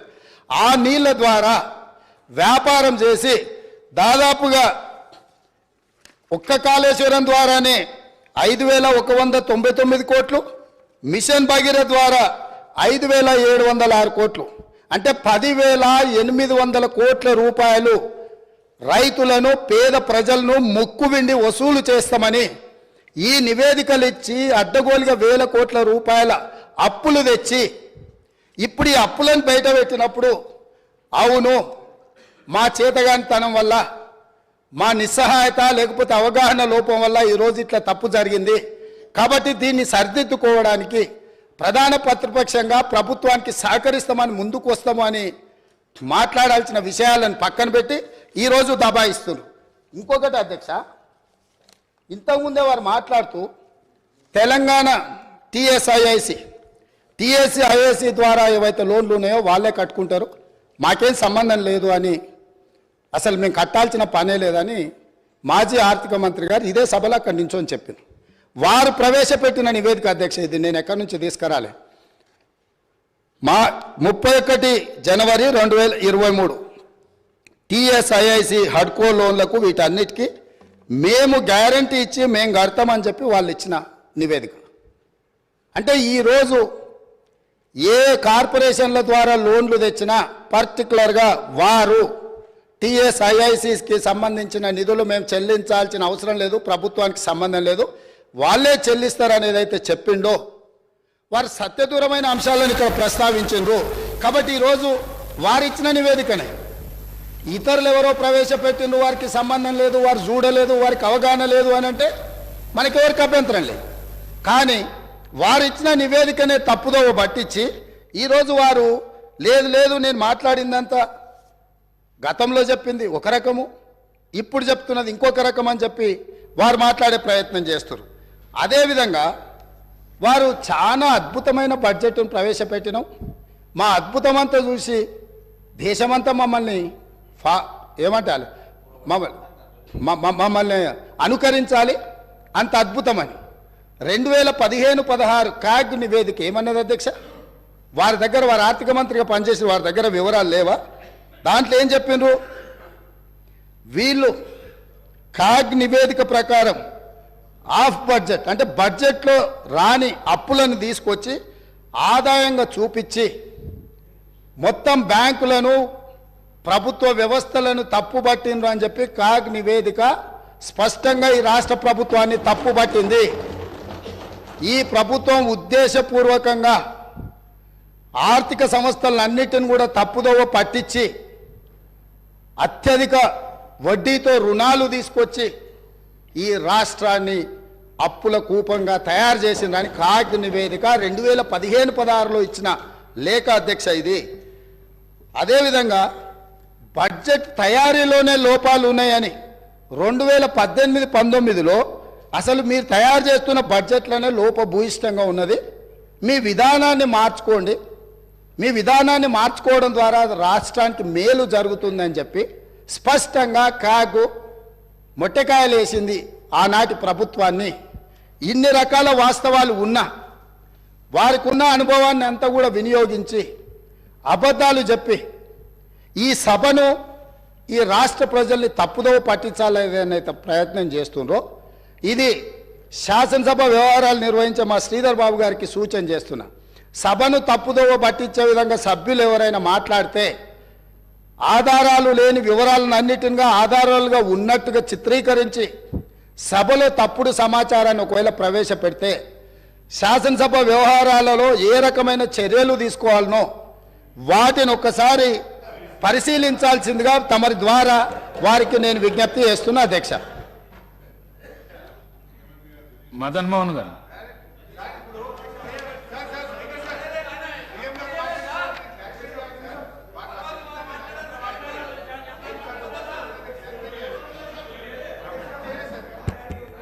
సార్ హానరబుల్ స్పీకర్ గారికి sir honourable speaker I request sir you have given enough time to him sir he already spoke 45 minutes sir we been wait sir ఒక్క నిమిషం sir speaker sir first of all నేను conclude చేయలేదు మధ్యలో ముఖ్యమంత్రి గారు లేచి ఒక నిమిషం సార్ ముఖ్యమంత్రి గారు లేచి మాట్లాడినారు అధ్యక్ష. నేను I want to set right the record. CM గారు నిజానికి నేను సభను తప్పుదో పట్టించలేదు, గౌరవ సభానాయకుడు గారే తప్పుదో పట్టించారు. నేను ఐ వాంట్ టు క్లారిఫై. ఏంటంటే అధ్యక్ష, ఇవాళ ముఖ్యమంత్రి గారు కూడా వినాలి. నేను అఫ్కోర్స్ వారిని తప్పనను, కొత్తగా ముఖ్యమంత్రి అయినట్టు టైం పడుతుంది విషయాలు తెలుసుకోవడానికి, నేను తప్పనట్లేదు. అయితే అధ్యక్ష, ముఖ్యమంత్రి గారు మీ ద్వారా గౌరవ సభానాయకుడి దృష్టికి తీసుకుపోతున్న ఏంటంటే అధ్యక్ష, కాళేశ్వరం కార్పొరేషన్లో కేవలం కాళేశ్వరం ప్రాజెక్టుకే రుణాలు తీసుకోలేదు అధ్యక్ష, పాలమూరు లిఫ్ట్ ఇరిగేషన్కు కూడా కాళేశ్వరం కార్పొరేషన్ ద్వారా తీసుకున్న రుణాలను ఖర్చు పెట్టాము. It's not that Kaleshwaram corporation తీసుకున్న అప్పంతా కాళేశ్వరంకే ఖర్చు పెట్టారని ముఖ్యమంత్రి గారు చెప్పారు. ఇది సత్యదూరమైంది. నంబర్ 1. నంబర్ 2, నేను అంచనాలు అనలేదు. ఖర్చు పెట్టిందే 83 వేల కోట్లు దాటకపోతే ₹1,00,000 అవినీతి జరిగిందని, 1,00,000 కోట్ల రూపాయల అవినీతి జరిగిందని మా మీద బురద జల్లారు అని నేను చెప్పాను. ఖర్చు పెట్టింది అన్నారు. దాని ముఖ్యమంత్రి గారు అంచనాలు అన్నారు. సో నీళ్ల విషయంలో మా పాలసీ ఏందో 3 ఏళ్ళు ప్రభుత్వం చూసి ప్రజలు చూశారు. మేము మంచినీళ్లు రాష్ట్ర ప్రజలకు ఉచితంగా, ఈ రాష్ట్ర ప్రజలకు గత 3.5-4 సంవత్సరాలుగా మిషన్ భగీరథ పూర్తి చేసిన తర్వాత త్రాగునీరు ఇచ్చాం. గత ప్రభుత్వం నీటి తీరువ నాగార్జున సాగర్ ప్రాజెక్ట్ కింద ఎస్ఆర్ఎస్పి కింద నీటి తీరువ వసూలు చేస్తే మేము ₹1 కూడా తీసుకోకుండా ఉచితంగా సాగునీళ్లు అందించిన మా విధానం రాష్ట్ర ప్రజలకు తెలుసు అధ్యక్ష. ఇకపోతే టీఎస్ఏఐసి విషయంలో ముఖ్యమంత్రి గారు అన్నారు ఇవాళ రాష్ట్ర ప్రభుత్వమే కడుతుంది. ఎస్ అధ్యక్ష, టెంపరీగా మనం కట్టినా, ఇప్పుడు ఉదాహరణకు మేము ఏం చేసినాం, ఆ డబ్బులు నిమ్స్కులో ల్యాండ్ ఎక్విజిషన్కు, ఫార్మాసిటీలో ల్యాండ్ ఎక్విజిషన్కు ఆ డబ్బులు ఖర్చు పెట్టినాం. ఒకసారి ఇండస్ట్రియలిస్టులకు ఫార్మాసిటీలో భూమిని కేటాయించిన, నిమ్స్లో ఇండస్ట్రియలకు భూమి కేటాయించిన తర్వాత డబ్బులు వస్తాయి టీఎస్ఏఐసికి. Then they will give it back to the government. ఇది ఒక పాలసీ అధ్యక్ష. సో ముఖ్యమంత్రి గారు ఇలా మమ్మల్ని దబాయించాలని చూడడం కరెక్ట్ కాదు. నేను ఇంకా టైం ఇస్తే నేను చాలా డీటెయిల్గా చెప్పగలుగుతా కానీ, సో నేను క్లారిఫై చేసే ప్రయత్నం చేస్తున్నాను. I'm going to conclude sir. మీ సమయం అయిపోయింది. సార్ నేను కంక్లూడ్ చేస్తాను సార్. కంక్లూడ్ చేస్తాను. నేను ఎక్కువ చెప్పండి sir. Just 5 minutes I will conclude please. 5 minutes. అధ్యక్ష, రాష్ట్రం అప్పుల కుప్ప అయితే అంతర్జాతీయ సంస్థలు రావు అధ్యక్ష. ఎక్కడైతే ఇన్ఫ్రాస్ట్రక్చర్ ఉంటుందో, ఎక్కడైతే పీపుల్ పర్చేస్ పవర్ ఉంటుందో, ఎక్కడైతే స్టేబుల్ గవర్నమెంట్ ఉంటుందో, ఎక్కడైతే ఏబుల్ లీడర్షిప్ ఉంటుందో అక్కడికే అంతర్జాతీయ పెట్టుబడులు వస్తాయి అధ్యక్ష. అధ్యక్ష, ఇవాళ చిన్నప్పుడు కూడా మనం సుమతి శతకంలో చదువుకున్నాం అధ్యక్ష, ఎప్పుడు సంపద కలిగినా అప్పుడే బంధువులు వత్తురది ఎట్లన్నన్, దెప్పలుగా చెరువు నిండిన కప్పలు 10,000 చేరుగదరా సుమతి. సంపద వసతులున్న చోటికే కంపెనీలు వస్తాయి, ఉద్యోగ ఉపాధి అవకాశాలు వస్తాయి అధ్యక్ష. అధ్యక్ష, నేను ఐ వాంట్ టు కంక్లూడ్ అధ్యక్ష. నేను ప్రభుత్వానికి ఒక విజ్ఞప్తి అధ్యక్ష. I'm just appealing to the government అధ్యక్ష. అధ్యక్ష, ఈరోజు ఫైనల్గా నేను గవర్నమెంట్ చేసే అపీల్ అధ్యక్ష, ఇలా ప్రజల నిర్ణయం శిరోధార్యం వహించాలి. ప్రజలకు వాళ్ళకి అవకాశం ఇచ్చిండ్రు, మమ్మల్ని ఇక్కడ కూర్చోబెట్టినారు. We accept that. అధ్యక్ష, నేను ఒకటే అంటే సంపూర్ణ మెజార్టీతో ప్రజలు మీకు అవకాశం ఇచ్చినప్పుడు మీ తెలివితేటల్ని, మీ విజ్ఞతను ప్రదర్శించి నిధులు సమకూర్చుకోండి, రాష్ట్రాన్ని ముందుకు నడపండి. అంతేగాని మమ్మల్ని బదనాం చేయాలని, మమ్మల్ని తిట్టుకుంటూ బతికే ప్రయత్నం చేయొద్దు. ఏమర్థమైతుంది, మేమంటే మీకు అంత భయమా? మమ్మల్ని అప్రతిష్ట పాలు చేస్తేనే మీకు రాజకీయ భవిష్యత్తు ఉంటుంది అన్నట్టుగా మీరు భావిస్తున్నట్టుగా ఇలా ప్రజలు అనుకుంటా ఉన్నారు అధ్యక్ష. అధ్యక్ష, మేము మంచినీళ్ళ సమస్య ఇచ్చినాం, ప్రతి బస్తీకి నీళ్ళు ఇచ్చినాం, ప్రతి గ్రామానికి ఇచ్చినాం. మీరు 24 గంటలు మంచినీళ్ళు ఇచ్చి మాకంటే మంచి పేరు తెచ్చుకోండి, శబాష్ అనిపించుకోండి, మేము వద్దంటామా? వి అప్రిషియేట్ అధ్యక్ష. మేము కరెంట్ సరఫరా చేసినాం, నాణ్యమైన కరెంట్ ఇచ్చినాం అధ్యక్ష. మీరు ఇలా ప్రజలకు ఉచిత విద్యుత్ ఇస్తామన్నారు. 90 లక్షల తెల్ల రేషన్ కార్డుదారులకు 200 యూనిట్ల ఉచిత విద్యుత్తు కోతలు లేకుండా అందించి ప్రజలకు ఇచ్చిన మాట నిలబెట్టుకునే ప్రయత్నం చేయండి. ఇలా గ్యాస్ సిలిండర్ ఇస్తామన్నారు. ప్రతి తెల్ల రేషన్ కార్డు ద్వారాకి సంవత్సరానికి 12 గ్యాస్ సిలిండర్లు ఇచ్చి మీరు ఇచ్చిన మాట నిలుపుకొని ప్రజల్ని ఒప్పించే ప్రయత్నం చేయండి అధ్యక్ష. అధ్యక్ష, లాస్ట్ క్లోజ్ చేస్తాం అధ్యక్ష. వ్యక్తులుగా మనం ఉంటాం పోతాం, ప్రజల ప్రయోజనాలు ముఖ్యం. రాష్ట్ర భవిష్యత్తును దెబ్బతీసే పద్ధతి వద్దు. రాష్ట్ర పరపతిని దిగదార్చే దుష్ప్రయత్నాలను మానుకోండి. ఒక చిన్న పుకార్తో స్టాక్ మార్కెట్ కుప్పకూలిన సంఘటనలు చూసాం. మీరు మన రాష్ట్ర ఆర్థిక పరిస్థితి మీద అధికారికంగా పుకార్లు సృష్టించి రాష్ట్ర భవిష్యత్తును ప్రశ్నార్థకం చేయకండి. ఈ శ్వేతపత్రాలు రాష్ట్ర ఆర్థిక ప్రగతికి కోతపత్రాలు అవుతాయి. దేశానికి దిక్సూచిగా ఉన్న తెలంగాణను దివాలా అనే ముద్ర వేయకండి. సంపద ఉన్నది, సమృద్ధి ఉన్నది, వృద్ధి రేటును పెంచండి, మరింత పకడ్బందీగా రెవెన్యూ లీకేజీలను అరికట్టండి, రాష్ట్ర అభివృద్ధిని చేయండి. అంతేగాని ఈ దుర్మార్గకు దుష్ప్రచారాలతోని దయచేసి బురద జల్లే ప్రయత్నం చేయొద్దు. This is my sincere and honest appeal to the government. Thank you.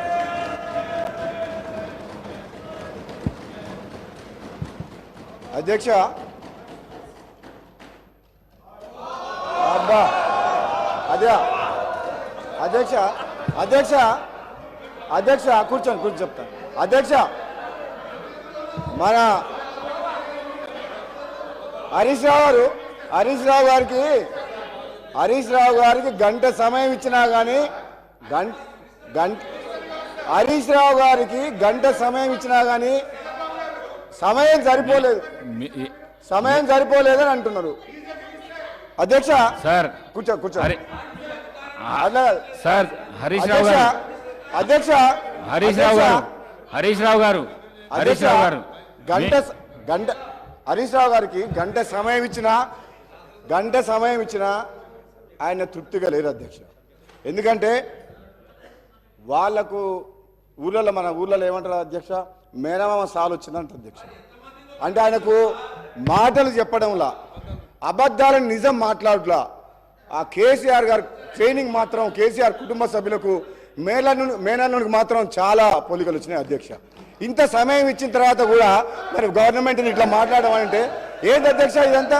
అధ్యక్ష నేను ఎందుకు చెప్తున్నా అంటే మన వ్యక్తిగతంగా నా పేరు తీసుకుంటే అధ్యక్ష, వ్యక్తిగతంగా నన్ను ఏమన్నాడు, నేను ప్రసంగానికి అడ్డు తగులితే ఏమన్నాడు, నువ్వు ఎంత మొత్తుకున్నా నీకు మంత్రి పదవి రాదు అని అన్నాడు అధ్యక్ష. సభా సాక్షిగా మైక్లో ఏమన్నాడు, నేను అడ్డుకుంటుంటే నువ్వు లేచి నిలబడితే మంత్రి పదవి రాదు, కూర్చో అన్నాడు అధ్యక్ష. అన్నాడు. నేనేమంటున్నా, నువ్వెన్నేళ్ళు కష్టపడ్డ తర్వాతే కష్టపడ్డ హరీష్ రావు గారు కేసీఆర్ తర్వాత కేటీఆర్ అవుతారు, కానీ నీకు మోసం జరుగుతుంది, కానీ వాళ్ళు ఏం చేయరు నీకు. నువ్వు మాత్రం ఎంత కష్టపడ్డా నిన్ను వాళ్ళు నీకు తండ్రి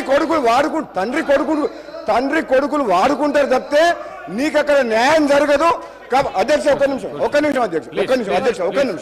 నాకు కంప్లీట్ అయిపోతుంది. ఒక్క నిమిషం నన్ను ఒక మాట అధ్యక్ష, నాకు క్లారిఫికేషన్ ఇస్తున్నా. నాకు మంత్రి పదవి రావాలన్నా వద్దా మా ముఖ్యమంత్రి గారు మా అధిష్టానం నిర్ణయం తీసుకుంటుంది.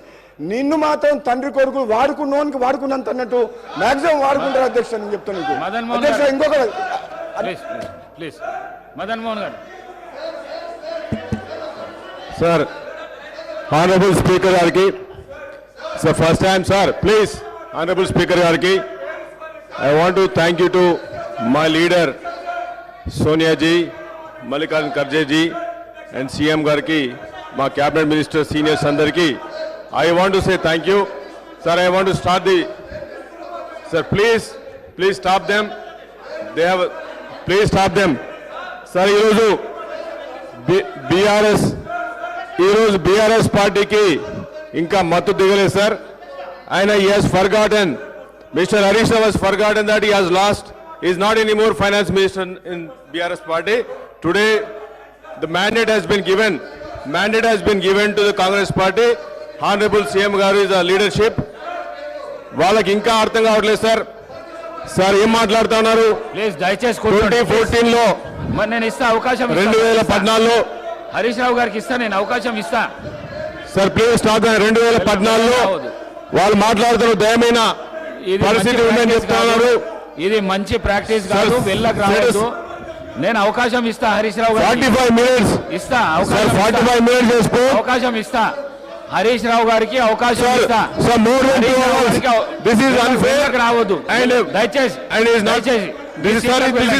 దయచేసి మీ సీట్లకు వెళ్ళండి సార్. మీ సీట్లకు వెళ్ళండి. The people have given a mandate, sir. Honorable CM గారి లీడర్షిప్ లో the Congress party has been given mandate. వాళ్ళకి అర్థం కావట్లేదు సార్. వాళ్ళకి వాళ్ళ స్టోరీస్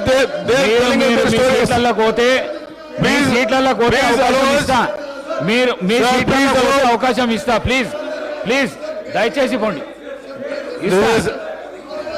మీ సీట్లలో అవకాశం ఇస్తా. ఇది చాలా తప్పు చేస్తున్నారు. అవకాశం సీనియారిటీ ఉండి కూడా అవకాశం ఇస్తా. పద్ధతి, ఒక డిసిప్లిన్ వెళ్ళండి సార్. మాట్లాడి సార్, కొత్త వచ్చిన నేను అవకాశం ఇస్తా. మీ రైట్ దయచేసి.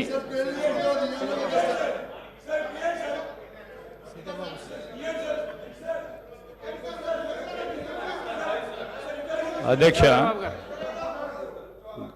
Sir, let the house be in order sir. Let the house be in order sir, please sir. Prashant Reddy గారు సార్, ప్రశాంత్ రెడ్డి గారు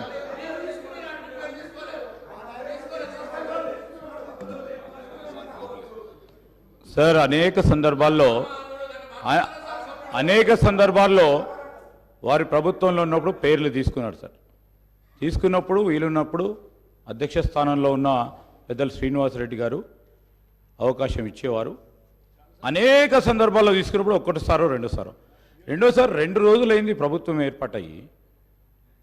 ఈరోజు ప్రభుత్వంపై ఈ విధంగా ఎదురు దాడి చేయడం, స్పీకర్ చైర్పై అస్పర్షన్ క్రియేట్ చేయడం, స్పీకర్ చైర్ దగ్గరకు వచ్చి స్పీకర్ని ఇబ్బంది పెట్టడం, స్పీకర్ గారి చైర్కు సంబంధించి కొత్తగా ఎంపికైన శాసనసభ్యులు వచ్చి బెదిరించడం, ఇది సరికాదు సార్.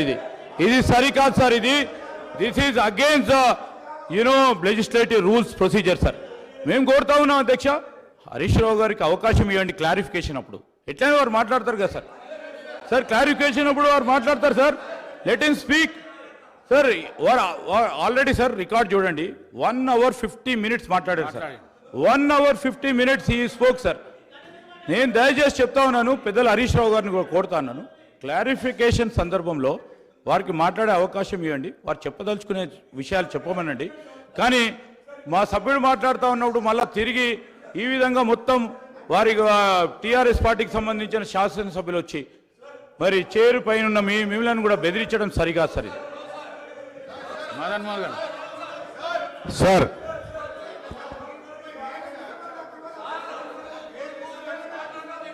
సార్ ఆనరబుల్ స్పీకర్ గారికి దయచేసి ఒక్కసారి సార్ ఈరోజు బీఆర్ఎస్ పార్టీ ఒక్క నిమిషం హరీష్ రావు గారు మాట్లాడండి. స్పీకర్ సార్ ఒకటే మాట సార్. కానీ హరీష్ రావు గారు మీరు చాలా సీనియర్ శాసనసభ్యులు, కొత్తగా గెలిచిన వాళ్ళు వెల్లోకి పంపించడం ఇది మంచి పద్ధతి కాదు. ఇది సభా సాంప్రదాయాలను దయచేసి ఈ విధంగా మాత్రం చేయకండి. మాట్లాడండి సార్. ఒక్క నిమిషం సార్. సార్ ఇప్పుడు ఎలియా మినిస్టర్ గారు కూడా చెప్పాలి. నేను మాట్లాడినప్పుడు 8 మంది మంత్రులు అధ్యక్ష, మేము 10 ఏళ్ళు కూర్చున్నాం అక్కడ. ఒకరోజు కాదు, 2 రోజులు కాదు. అరే పట్టుమని 2 రోజులు కూడా ఓపే పట్టకపోతే ఎట్లంటే మనం వెళ్ళకు రావటేంది, ఇది ఎక్కడ న్యాయం? ఏమైనా తప్పు మాట్లాడారా? మీరు మాట్లాడిన దాని మీద ఆయన ఏదో మాట్లాడాడు. మీరు మొన్న మాట్లాడారు కదా ఒక్క నిమిషం రాజగోపాల్ గారు కూర్చోండి. రాజగోపాల్ రెడ్డి గారు మొన్న రాజగోపాల్ గారి పేరు తీసుకొని మాట్లాడిండు. మైక్ అడిగాడా? మీరు ఇచ్చారా? ఇవ్వలేదు కదా మొన్న. ఉన్నాడు, ఇవ్వలేదు కదా మొన్న మైక్. ఇవ్వలేదు ఆయనకి, మొన్న ఇవ్వలేదు మైక్ ఆయనకి. అంటే పేరు తీసుకున్నారు కాబట్టి మైక్ అంటే 10 ఏళ్ళు బస్ కొన్ని 100 సార్లు మా పేర్లు అన్నీ తీసుకొని ఉంటారు. ఎప్పుడే మైకేమి ఇవ్వలేదు. ఇది బుల్డోజ్ చేసే విధానం, ఇది కరెక్ట్ కాదు. పట్టుమని 2 రోజులు కూడా మీకు ఓపిక లేకుండా వెళ్ళలోకి వచ్చి సభాపతి గారిని బెదిరిస్తూ అడ్డగోలుగా మాట్లాడేది ఇది పద్ధతి కాదు సార్. మీరు దయచేసి వీఆర్ నాట్ హీల్డింగ్. ఈ ప్రెజర్ టాక్టిక్స్కి మేమేమో హీల్డ్ కావటానికి సిద్ధంగా లేవు. గౌరవ సభ్యులు మాట్లాడేది ఉంది, మాట్లాడించండి. వాళ్ళు ఏమైనా సమాధానం చెప్పాలంటే క్లారిఫికేషన్లో చెప్పాలి. No let us not yield, sir.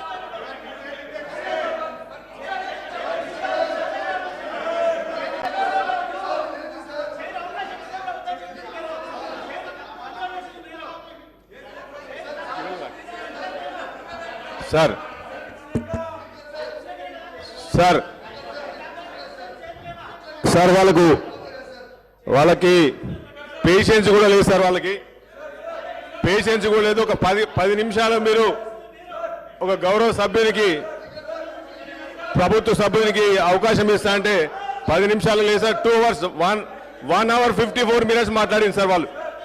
This is unfair sir. 1 hour 54 minutes. ఇదేంటి సార్? ఇది 10 సంవత్సరాలు రూల్ చేసింది కదా సార్. 10 సంవత్సరాలు రూల్ చేసింది కదా.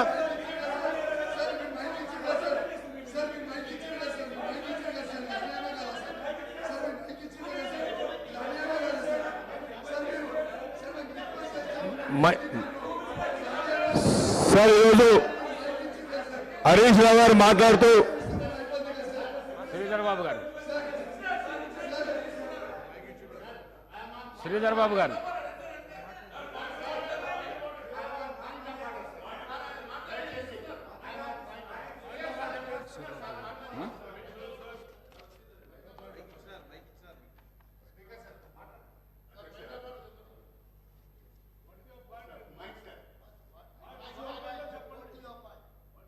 మైక్ రావడం లేదు సార్. అధ్యక్ష, అదే చెప్తున్నాను. పాయింట్ ఆఫ్ ఆర్డర్ వినరా? ఓపిక లేదా? I'm coming to that point. I'm coming to regulate the business. Speaker has every right to regulate the business. That is my point of order. నేనేమంటా సార్ అంటే, లెజిస్లేటివ్ అఫేర్స్ మినిస్టర్ గారు మాట్లాడుతూ వారు చాలా స్పష్టంగా ఒక సజెషన్ ఇచ్చారు, హరీష్ రావు గారికి టైం ఇవ్వమని. And you are kind enough, మీరు హరీష్ రావు గారికి టైం ఇచ్చారు. మళ్ళీ డిప్యూటీ సీఎం గారు లేచి మిమ్మల్ని డిక్టేట్ చేస్తూ మీరు టైం ఇవ్వద్దు అని అంటే ఇది ఎక్కడ సభ సాంప్రదాయం సార్? లెజిస్లేటివ్ అఫేర్స్ మినిస్టర్ ఒకటి మాట్లాడతాడు. మీరు దయచేసి సభని మిస్గైడ్ చేస్తూ ఉన్నారు. నేనేం డిక్టేట్ చేయాలి, నేనేం చెప్తున్నంటే no sir, that's not correct. చెప్పారు కాబట్టి మైక్ ఇచ్చారు, అదో పెట్టి ఏదో మాట్లాడుతూ ఉంటే చాలని చెప్పారు. నో దట్స్ నాట్ కరెక్ట్ అండి. I'm sorry, that's not correct sir. మీరు గౌరవ సభ్యులు, సీనియర్, మీరు అట్లా మిస్గైడ్ చేయకూడదు. నేను చెప్పింది ఒకటి, మీరు మాట్లాడేది ఒకటి. ప్లీజ్. మదన్ మోహన్ గారు.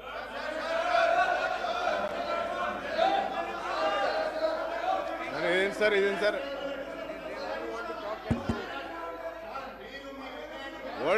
What is this, sir? Sir what is this sir? అసలు వాళ్ళకి సీనియారిటీ ఉన్నారు sir. What is this sir? They not even allowing me to talk. ఒక 10 నిమిషాలు ఓపిక పట్టలేదా మీరు? Can't you wait for 10 minutes? మీరు 1 hour 54 minutes మాట్లాడినారు. 10 years you been ruling. మీరు కూర్చోండి, మీ సీట్లలో మీరు కూర్చోండి. ఆయనకంత ఓపిక లేకపోతే ఎట్లా సార్? ఒక గౌరవ సభ్యునిగా ఉండి 5 సార్లు శాసనసభకి ఎన్నికై ఒక 10 నిమిషాలు ఓపిక లేకపోతే ఎట్లా సార్ ఆయనకి? అంటే కాంప్రహెండ్ చేసుకోలేకపోతున్నారు sir. They are not able to digest. They have lost election. They want rule for ever. It will never happen. You will stay for ever. ఆ పొజిషన్ అక్కడే ఉంటారు సార్. మీరు పబ్లిక్ చూస్తున్నారు, ప్రజలు చూస్తున్నారు. People are watching. They are watching the house. Public చూస్తున్నారు sir. ఇది ఎంత అన్యాయం అంటే, ఒక గౌరవ సభ్యునికి, తొలిసారి ఎన్నికైన గౌరవ సభ్యునికి, ప్రభుత్వంలోని సభ్యునికి 5 నిమిషాలు కూడా మాట్లాడలేకపోతున్నారు సార్. సార్ ఈరోజు కాంట్రాడిక్టరీ స్టేట్మెంట్ ఇస్తున్నారు. హరీష్ రావు గారు కూర్చోండి, దయచేసి కూర్చోండి. మీరు కూర్చోండి మీరు. అరే కూర్చో 5 నిమిషాలు కూర్చో. 5 నిమిషాలు లేకపోతే మీరేం కవితలు వచ్చిండ్రు? మదన్ మోహన్ గారు, మీరు ఒక 5 minutes ప్లీజ్. సార్ ఈరోజు 2014లో ఈరోజు తెలంగాణ వచ్చినప్పుడు రిఫార్మ్ వాళ్ళు ఏమన్నారు సార్? ధనిక రాష్ట్రమని వాళ్ళ మాజీ సీఎం గారు చెప్పడం జరిగింది. ఇదే కాంట్రాడిక్టరీ స్టేట్మెంట్ ఈరోజు హరీష్ రావు గారు సభలో ఏం చెప్తున్నారు? దయనీయ పరిస్థితుల్లో ఆ రోజు తెలంగాణ వచ్చిందని చెప్తున్నారు. మరి ఈ రోజు ఆ రోజు 64 కోట్ల 64 crores అవకాశం ఇస్తా. రెవెన్యూ మీరు ఈ విధంగా చేస్తే అవకాశం. రెవెన్యూ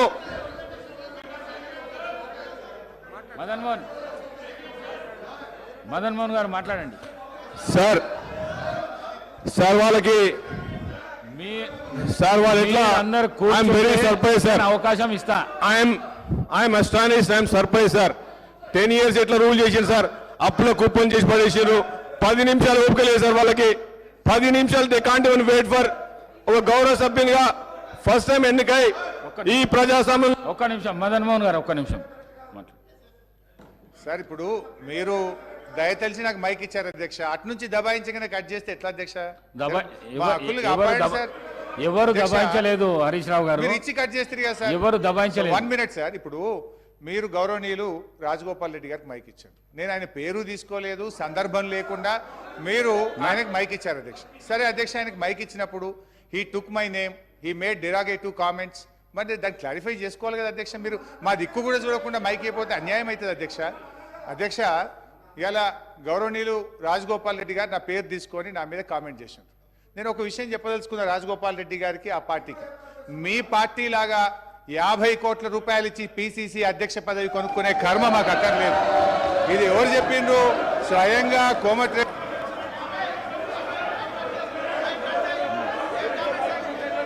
శ్రీధర్ బాబు గారు.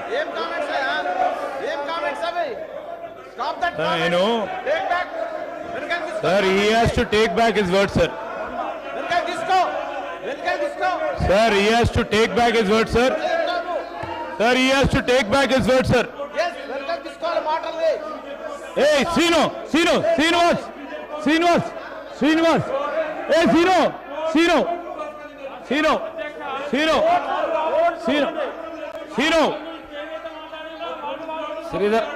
శ్రీధర్ బాబు గారు. Sir. Sir.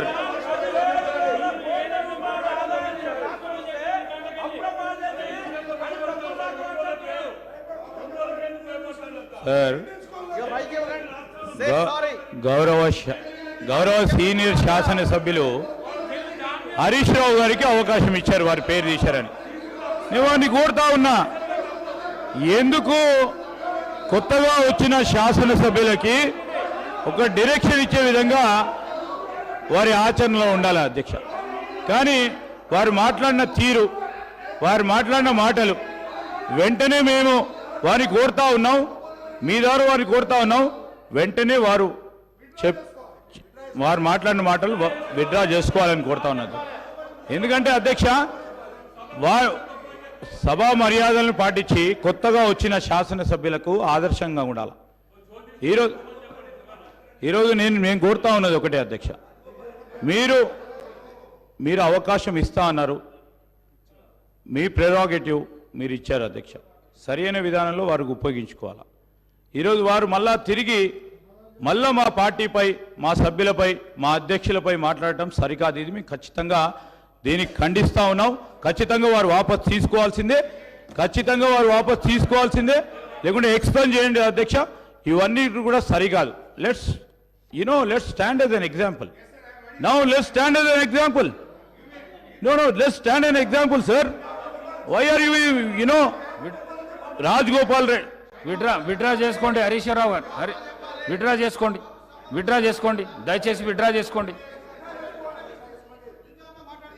అధ్యక్ష, ఇప్పుడు శ్రీధర్ బాబు గారు మాకు సలహా ఇచ్చారు, సంతోషం. మరి వారి సభ్యులు కూడా మా మీద నోటికొచ్చినట్టు మాట్లాడినరు, వారిని విత్డ్రా చేసుకోమని చెప్పండి. I'm ready to withdraw. ఇంకోటి, ఈ కామెంట్స్ నేను చేసినవి కావు, వాళ్ళ కోమటిరెడ్డి బ్రదర్సే వీడియో ఫుటేజ్ ఉంది. వారి నాయకుడి మీద ఈ రాష్ట్ర కాంగ్రెస్ పార్టీ ఇన్ఛార్జ్ కు 50 కోట్లు ఇచ్చి పిసిసి అధ్యక్షుడు కొనుక్కున్నారని వారు కామెంట్ చేశారు. నేను చేయలే. I'm ready to withdraw my words provided గౌరవనీయులు రాజగోపాల్ రెడ్డి గారు తన వ్యాఖ్యలను ఉపసంహరించుకుంటే నేను ఉపసంహరించుకోవడానికి సిద్ధంగా ఉన్నాను.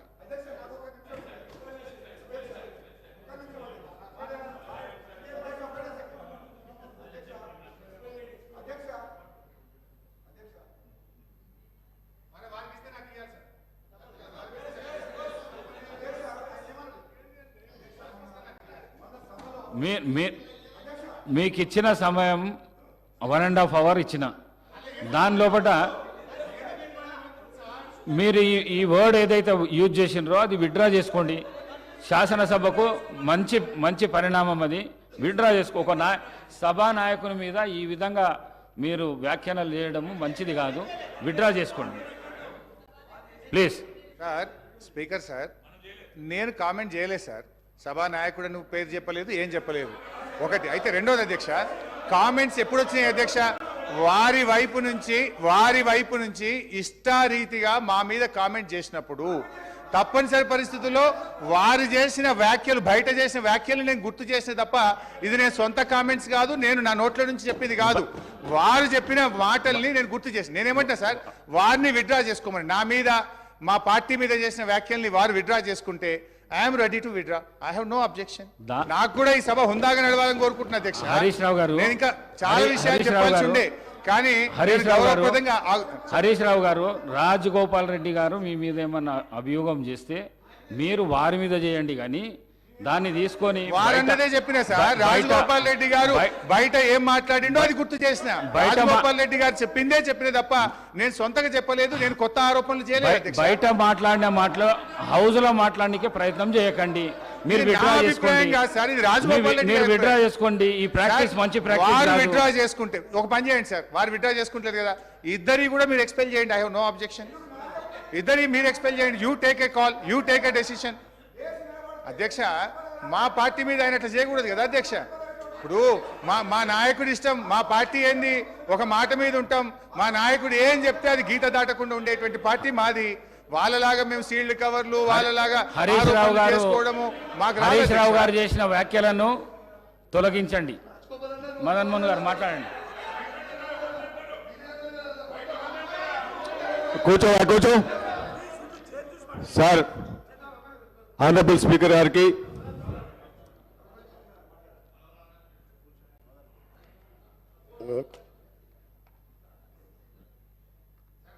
సార్ ఎవరో నేను మన కేటీఆర్ గారు కూడా అన్నారు. మన కేటీఆర్ గారు కూడా ఇదే వాడు చేసిన గౌరవ సభ్యుడు హరీష్ రావు గారికి మీరు మొన్న కేటీఆర్ గారు కూడా మాట్లాడిన ఆ రోజు నేను హాస్పిటల్ రాలేదు. మీకు మా ఇంటర్నల్ పార్టీ విషయంలో అయిపోయింది ఎప్పుడో పట్టుకొని అదే అది కాదు ఆయన గురించి మాట్లాడలేదు. అదే మీరు ఆల్రెడీ ఒకటి ఇవ్వండి. ఇప్పుడు మా కాంగ్రెస్ పార్టీ నేషనల్ పార్టీ ఒక సిద్ధాంతం నాయకుని ఎన్నుకున్నాం. ముఖ్యమంత్రి గారు రేవంత్ రెడ్డి గారు ఉన్నారు. ఆయన నాయకత్వంలో ఇలా మంత్రివర్గం ఏర్పడి గవర్నమెంట్ ఏర్పడింది. మీకేం పని లేదా? మీరు ఏం చేసిన 10 ఏళ్లలో ఏం ఎగబెట్టిను, ఎట్లా దోసుకున్నారో ఇలా ప్రజల ముందు బయట పెడుతుంటే మీరు పాటు పట్టుకుంటా. నీకేమైనా ఉంటే 10 ఏళ్లలో నువ్వు ఏం చేసినావు? ఒక ఉద్యోగం ఇచ్చినావా, ఒక ఇల్లు కట్టావా? అది చెప్పకుండా ఎంతసేపు మాట్లాడు. మేము చెప్పాలా మీ బాబు ఎట్లా కొట్లాడుకుంటూ చెప్పాలా? ఆ విషయం ఉన్నప్పుడు అది క్లోజ్ అయిన మ్యాటర్. అది దాన్ని పట్టుకొని ప్రతిరోజు ఈ విధంగా మాట్లాడు. సార్ ఇది సీరియస్ కామెంట్, సీరియస్ గా వార్నింగ్ ఇస్తున్నాను.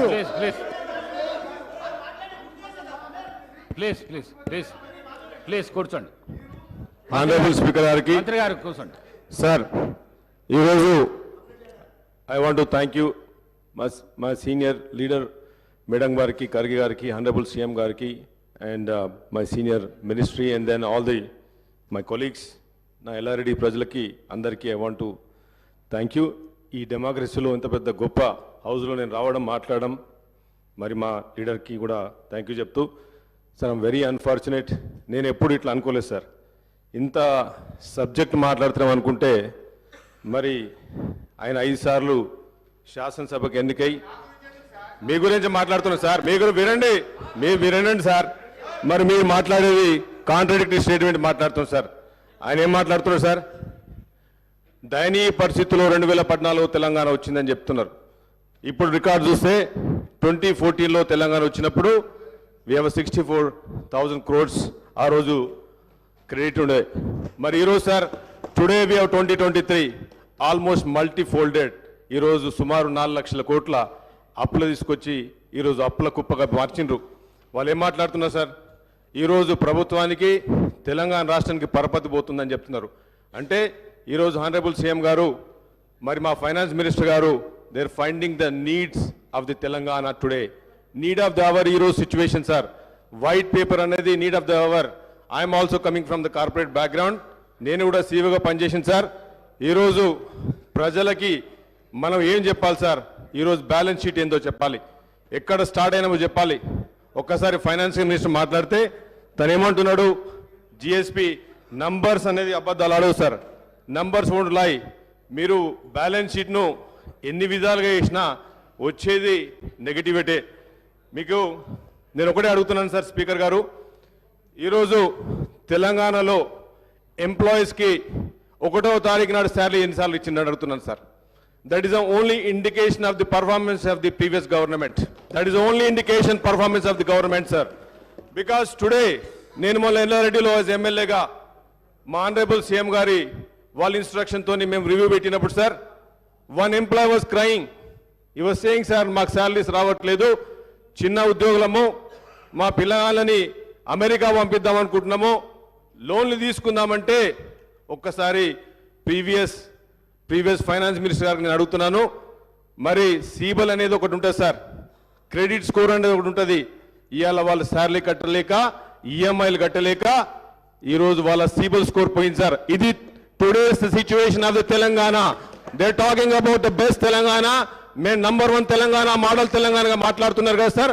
This is the situation sir. ఉండడానికి ఇల్లు కావాలి, తాగడానికి నీళ్లు కావాలి, తినడానికి 3 పూట తిండి కావాలి sir.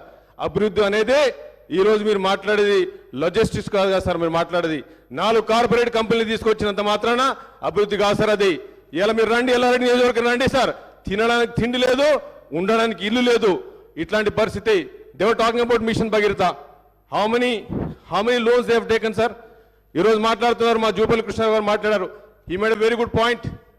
Sir, when you are in a responsible position, when you are in government, మీరు గవర్నమెంట్లో ఉన్నప్పుడు మీకు కార్పొరేషన్లు కూడా మీ responsibility. How can you detach? మీరేమంటారు, కార్పొరేషన్లు మాది కాదంటున్నారు. ఈరోజు సార్ మరి మనం బ్యాక్ వెళ్తే మీరు 2014 చూస్తే ఈ శ్వేతపత్రం తప్పంటున్నారు సార్, తప్పుల నడక అని చెప్తున్నారు కదా సార్. మరి ఈ శ్వేతపత్రాన్ని ఇదే revenue minister, previous revenue minister గారు అదే ఐఏఎస్ ఆఫీస్తో చేసినారు. ఈరోజు ఏమంటారంటే వాళ్ళే తప్పు చెప్పినట్టు చెప్తున్నారు సార్. మీరు లుక్ చూస్తే total revenue receipts, trends in revenue రిసిప్ట్లో there are state tax returns, share of central taxes, non tax revenue sir. ఇప్పుడు మీరు ఒక ట్రెండ్ చూస్తే, గ్రాఫ్ చూస్తే ఫ్రమ్ 2014 నుంచి sir, if you look at today budget year 2023 తీసుకుంటే 15.3% as per this book. మరి ఇప్పుడు మీరు if you go back to out standing debt sir, this is very important sir. Income versus expenditure. Income, when income is going down, expenditure is going down, up. How can you sustain in the party? How can you sustain a family? How can you sustain the government? Today, if you look at the numbers, sir, outstanding debt trends within budget borrowing, sir. This is within budget borrowing. He has to understand. Being a finance minister, previous finance, ఎంతసేపు 1 hour 50 minutes మాట్లాడండి సార్. 1 hour 50 minutes మాట్లాడి and ఆయనకున్న knowledge అనుకుంటుంది sir. He has to understand the basic fundamentals of the mathematics. He has to understand. ఇక్కడ చూడండి sir, 27.8%. This is outstanding debt trend. This is RBI's sir. 14 SPs. వినండి sir, వినండి. మీరు మాట్లాడారు కదా, 1:50 నిమిషాలు మాట్లాడారు కదా, ఎంత ఓపిక లేకపోతే ఎట్లా? 10 ఏళ్ళు రూల్ చేసింది కదా మీరు. మేము వచ్చిన రోజైంది, 1 వీక్ అయింది కదా గవర్నమెంట్కి వచ్చి. మా సీఎం గారు ఇప్పుడే వచ్చింది కదా, ఇప్పుడే వచ్చారు కదా, సీఎం గారు ఇప్పుడే వచ్చారు కదా సార్. ఈరోజు టుడేస్ బడ్జెట్ సార్, అధ్యక్ష, ఈరోజు if look at this number sir, ఈరోజు total I'm just going very summary sir, I don't have much time కనుక మీకు సమ్మరీ చెప్తున్నా సార్. ఈరోజు situation indication of the previous government. ఈరోజు ప్రజలకు తెలవాలి సార్. ఇది సీఎం గారు చెప్పినారు, ఈరోజు ప్రజలకు తెలవాలి. వాళ్ళు అంటున్నారు మమ్మల్ని బద్నాం చేస్తున్నారు. తప్పు సార్, అది బద్నాం చేయట్లేదు. మీరు ఒక కంపెనీ టేక్ ఓవర్ చేసినప్పుడు కానీ, ఒక ఫ్యామిలీ బాధ్యతలు తీసుకున్నప్పుడు కానీ, ఒక గవర్నమెంట్ బాధ్యతలు వచ్చినప్పుడు, గవర్నమెంట్ అనేది ప్రజాస్వామ్యంలో మేము ప్రజల సేవకులం. ప్రజల రాజ్యాలు మీలాగా రాజ్యాలు కాదు సార్. అందుకే ప్రజాసేవకు ఉన్నప్పుడు మేము ముందు వైట్ పేపర్ పెట్టి ఇది వీఆర్ స్టార్టింగ్ ఫ్రమ్ ఇయర్ వీళ్ళు చేసింది సార్. ఇప్పుడు లుకెట్ సుమారు 40 కోట్ల అదర్ పెండింగ్ బిల్స్ ఉన్నాయి సార్. ఈరోజు ఎక్స్పెండిచర్, శాలరీ, పెన్షన్స్ మీరు చూసుకుంటే సార్, ఇప్పుడు ఆర్బీఐ అనేది ఏదైతే మన బ్యాంకర్స్ నుంచి వచ్చిందో మీకు ways and means of advance sir, ఇది WMA. దీన్ని ఓవర్ డ్రాఫ్ట్ కిందకి వెళ్ళిపోయినాం సార్. ఈరోజు తెలంగాణ వెంట ఓవర్ డ్రాఫ్ట్. మీరు వెరీ ఇంపార్టెంట్ పాయింట్ సార్. ఇది WMA ఎప్పుడైతే ఓవర్ డ్రాఫ్ట్ పోయిందో అది నెగటివిటీ పోయినట్టు సార్. అది ఎవరైనా ఫైనాన్స్ మినిస్టర్ కానీ ఎవరు కానీ WMA నెగటివ్లో ఉన్నప్పుడు sir, it's dangerous for corporation, company, dangerous for the government. If you look at sir, ఈరోజు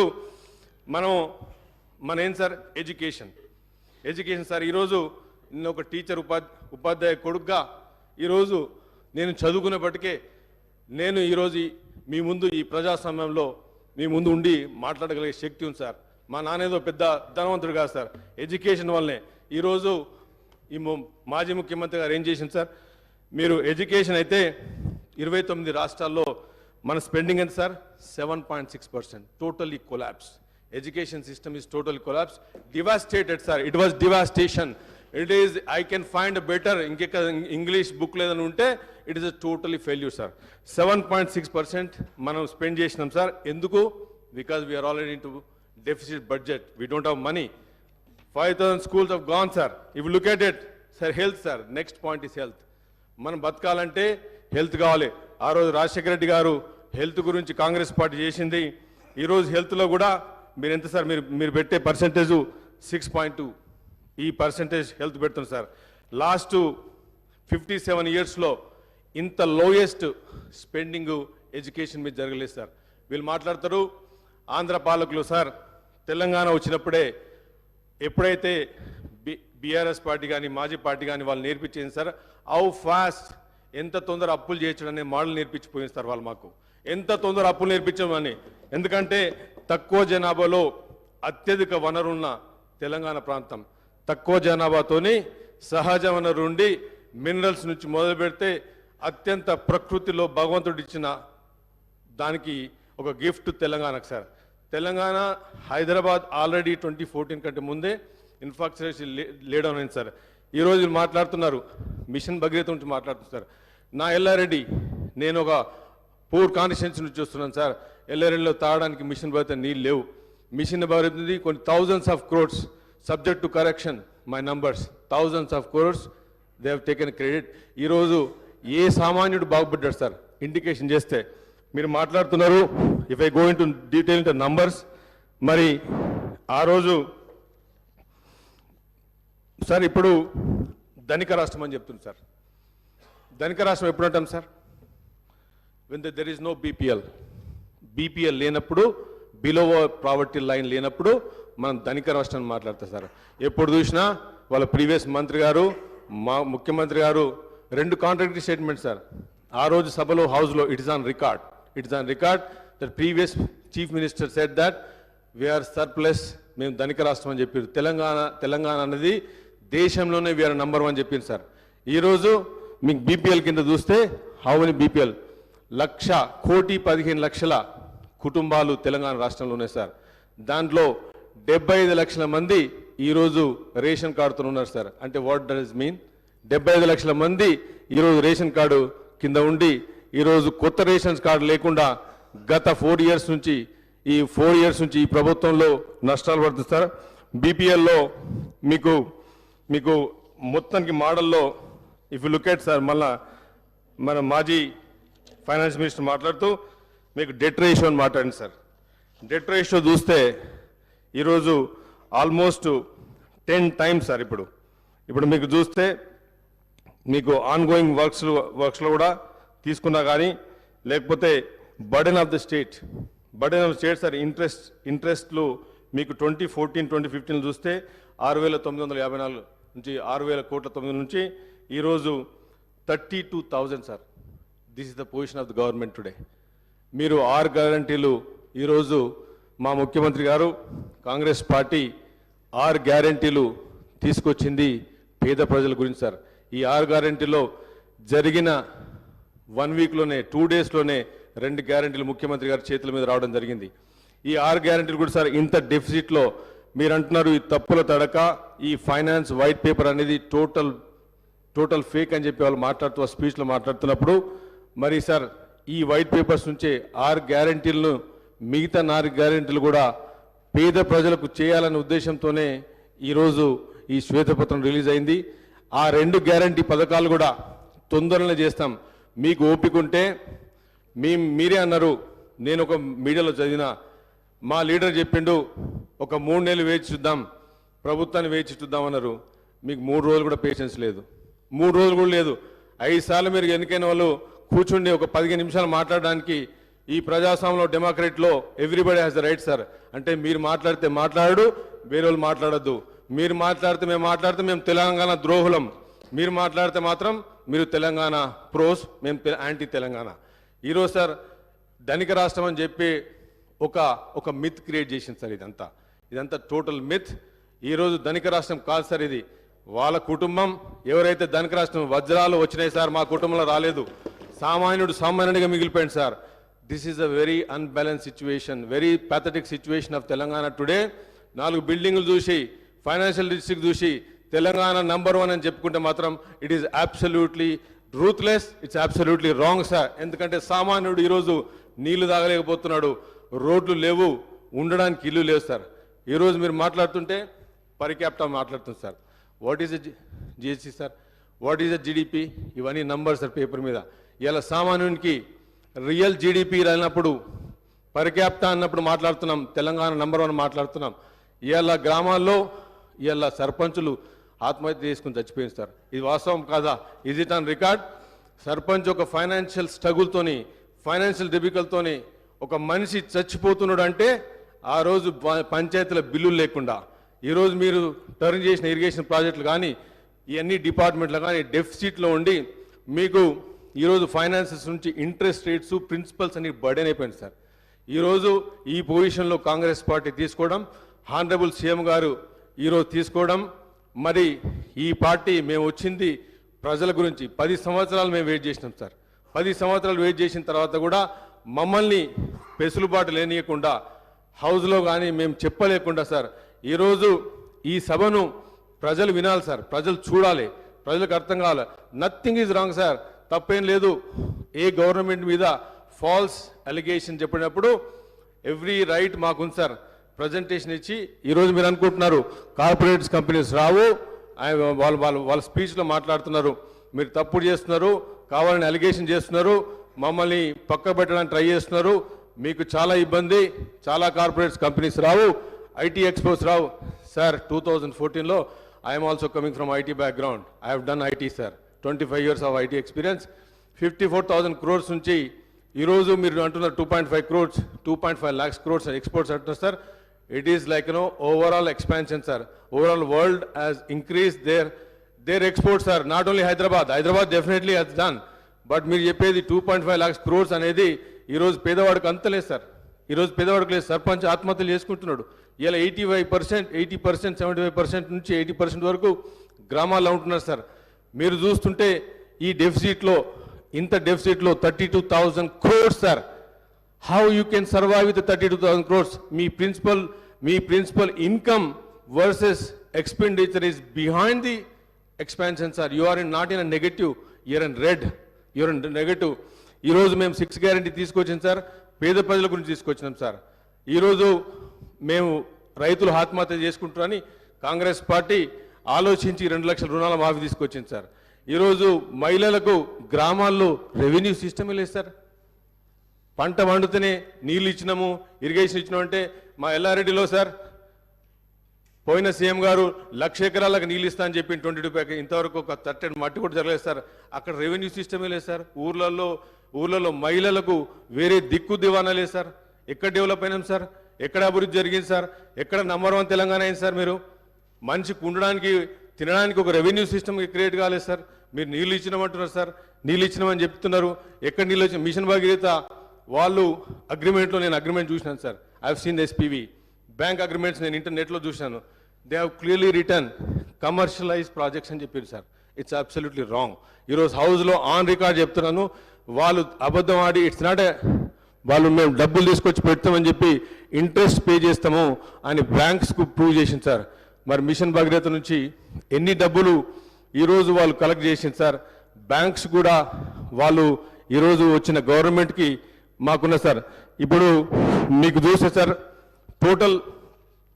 టోటల్ రెవెన్యూస్లో ఇప్పుడు మీరు నంబర్ ఇక్కడ sir 2021-22 shortfall in the state's revenue in comparison with its expenditure was nearly 5 times the shortfall in fiscal year 2014-2015 sir. Very dangerous sign. ఒక 5 times shortfall ఉంది sir ఈరోజు budget. మీరు మాట్లాడితే వాళ్ళు మాట్లాడుతున్నారు, మీరు డెట్ రేషియో మాట్లాడలేదు, FD to GSDP మాట్లాడుతున్నారు, ఇది తప్పంటున్నారు సార్. నంబర్స్ను ఏ విధంగా వేసినా కానీ మీరు లెఫ్ట్కి వేసినా, రైట్కి వేసినా, GSDP వేసినా, OST వేసినా, డెట్ రేషియో చేసినా కానీ it's basically the shortfall is 5 times which is dangerous. If it's not negative sir. ఇది ఇప్పుడు మీరు చూస్తే అకౌంటింగ్ ఇర్రెగ్యులారిటీస్లో the state understand its fiscal deficit is 7,636 crores sir in 2015-21. మరి ఈరోజు మీరు ఏ పర్సెంటేజ్లో మనం ఇంక్రీజ్ చేసినాం? ఈరోజు మీరు చూసే sir, if you go back to ఈ వైట్ పేపర్లో సార్ గవర్నమెంట్ గ్యారంటీ లోన్స్ తీసుకున్నారు సార్. 14 SPVC తయారు చేసింది సార్ ఇన్స్టిట్యూషన్స్. ఈ 14 SPVలో they have raised around 1,18,000 crores, 557 crores sir off budget. ఇది కూడా off budget borrowing sir. As of today total outstanding debt in this category is 95,000 crores sir. This is 97 crores. This is the non-guaranteed loans which are raised and serviced by SPVC corporations institutions. ఇదే ఇంతకుముందు మా మంత్రి గారు మాట్లాడుతున్నారు sir. దీని గురించి మాట్లాడుతున్నప్పుడు మరి అప్పుడు వాళ్ళు క్వశ్చన్ చేసిండ్రు. ఈరోజు సార్ ఈ టోటల్ 17 SPVsలో దే హ్యావ్ రేస్డ్ మళ్ళీ 1,85 lakhs sir. outstanding debt trend, sir. Rising expenditure in Telangana, not matched by a proportionate increase in revenues, have led to increasing fiscal deficit. Sir ఇప్పుడు మీకు చూస్తే ఇంతకంటే ఇంకా మీరు ఎంత ఆర్గ్యూ చేసినా సార్, ఎంత ఆర్గ్యూ చేసినా కానీ మీకు రెవెన్యూ కంటే మీ ఫిజికల్ డెఫిసిట్ ఇక్కడ కనిపిస్తుంది సార్. ఈరోజు మాట్లాడుతూ ఉంటే మరి sir debt to GSDP ratio state was one of the lowest in the country. ఎప్పుడు సార్? 2015లో మన రేషియో సార్ 15.7%. టుడే మీ ఇప్పటికే 27%కి వెళ్ళిపోయింది సార్. సో ఇది టుడేస్ ది సిచ్యువేషన్. అండ్ ఈరోజు మరి కాంగ్రెస్ పార్టీ ఆనరబుల్ సీఎం గారి ఆధ్వర్యంలో మరి మినిస్టర్ గారు మరి ప్రతి డిపార్ట్మెంట్లో కూడా ఏం జరుగుతుంది, ఏం జరిగింది అనేది కూడా మేము దీన్ని ఒక శ్వేతపత్రంగా పెట్టి మరి రాబోయే ఈ 3 నెలల్లో కూడా మరి సమ్మరీగా మరి పేద ప్రజలకి. ఇంకోటి సార్, ఈరోజు unemployment how many times sir? ఎన్నిసార్లు నోటిఫికేషన్ వచ్చింది, నోటిఫికేషన్ పోయింది సార్. ఎన్నిసార్లు కోర్టులో పోయి స్టే తెచ్చుకున్నారు. వాళ్ళ పిల్లల జీవితాల మీద స్టే ఇచ్చారు సార్. వీళ్ళు 10 సంవత్సరాల పిల్లల జీవితాల మీద స్టే ఇచ్చింది సార్. ఏది ఈరోజు కాంగ్రెస్ పార్టీ ఈ స్టేను రిలీజ్ చేయబోతున్నారు సార్. అన్ఎంప్లాయ్మెంట్ రిలీజ్ చేయబోతున్నాం. We're going to release the unemployment. The Congress party is going to release the stay. Sir 16 question papers leak అయిపోయినాయి సార్. ఈరోజు తెలంగాణ ఎందుకు వచ్చిందిరా బాబు అన్న పొజిషన్కి వచ్చింది సార్. ఈరోజు పరిస్థితి గ్రామాల్లో మేము ఎందుకు తెచ్చుకున్నాం? నిధులు అని చెప్పిండ్రు, నియామకాలు అని చెప్పిండ్రు. మరి నిధులు ఎక్కడ పోయినాయి, నియామకాలు ఎక్కడ పోయినాయి, నీళ్ళు ఎక్కడ పోయినాయి? ఎప్పుడు మాట్లాడితే సస్యశాలం అని చెప్తున్నారు సార్. మరి పిల్లల ఉద్యోగాలు ఎక్కడైనా సార్? ఈరోజు ఇదే హరీష్ రావు గారిని, కేటీఆర్ గారు నేను అడుగుతున్నాను, నాతో మీరు ఉస్మాన్ యూనివర్సిటీకి వస్తారని అడుగుతున్నాను. మేము కాంగ్రెస్ పార్టీ అందరం తీసుకెళ్తాం సార్, మేమందరం తీసుకెళ్తాం సార్. సార్ ఈరోజు మరి మాట్లాడుతుంటే సార్ మనం అప్పుడు మాట్లాడిన ఏవైతే 6 గ్యారంటీస్ ఉన్నాయి సార్, తప్పకుండా 6 గ్యారంటీస్లో మేము తీసుకున్నది ఇప్పుడు మళ్ళీ హెల్త్ గురించి మాట్లాడితే ప్రైమరీ హెల్త్ సెంటర్స్ గురించి నా కాన్స్టిట్యున్సీలో అయితే ఇట్స్ కంప్లీట్లీ డిస్ఫంక్షన్ సార్. అక్కడ స్టాఫ్ లేదు, నర్సెస్ లేరు. మరి నాకైతే తెలియదు sir. I'm the new MLA, I will just joint the house. నాకైతే తెలుసు సార్. పిహెచ్సి సార్ మరి ఇంతకుముందు మాజీ మంత్రి గారు మాట్లాడుతూ ఉన్నారు. మరి ఆ మాట్లాడడంలో పిహెచ్సి సెంటరు బస్తీ దవాఖానలు అని చెప్తున్నారు. మరి మా ఎల్లారెడ్డిలో మాత్రం PHC is completely collapse sir. Pregnancy delivery కూడా సరిగ్గా చేస్తలేరు. మరి వాళ్ళు చెప్తా ఉన్నారు ఆన్ ద రికార్డ్స్ ఏం చేస్తలేదు సార్. తప్పకుండా రాబోయే మేము ఒకటే కోరుకుతున్నాం సార్. కాంగ్రెస్ పార్టీ వచ్చింది, మాకు సమయం ఇవ్వండి. మరి మా ఆనరబుల్ సీఎం గారు, ఆనరబుల్ గారు క్యాబినెట్ మాట్లాడుతూ ఉన్నది. మేము తప్పకుండా చేస్తామని చెప్పి ఇంత సమయం ఇచ్చినందుకు సార్, తప్పకుండా నాకు ఇంత టైం ఇచ్చినందుకు కూడా మరి అందరు కూడా, హౌస్ కూడా, స్పీకర్ గారు కూడా ధన్యవాదాలు చెప్తూ ముగిస్తున్నాను సార్. ఎల్లేటి మహేశ్వర రెడ్డి గారు.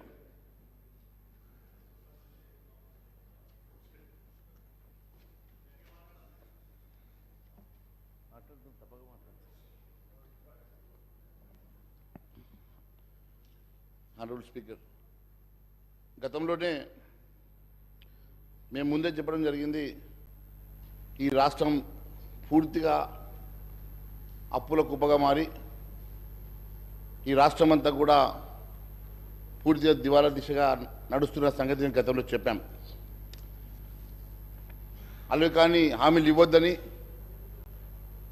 ఉన్నటువంటి సంక్షేమ కార్యక్రమాలు నడపడం కష్టంగా ఉందని, అందుకే భారతీయ జనతా పార్టీ ఇచ్చినటువంటి మేనిఫెస్టోలో అలాగే కానీ హామీలు ఇవ్వద్దని మేము ఇవ్వలేదు.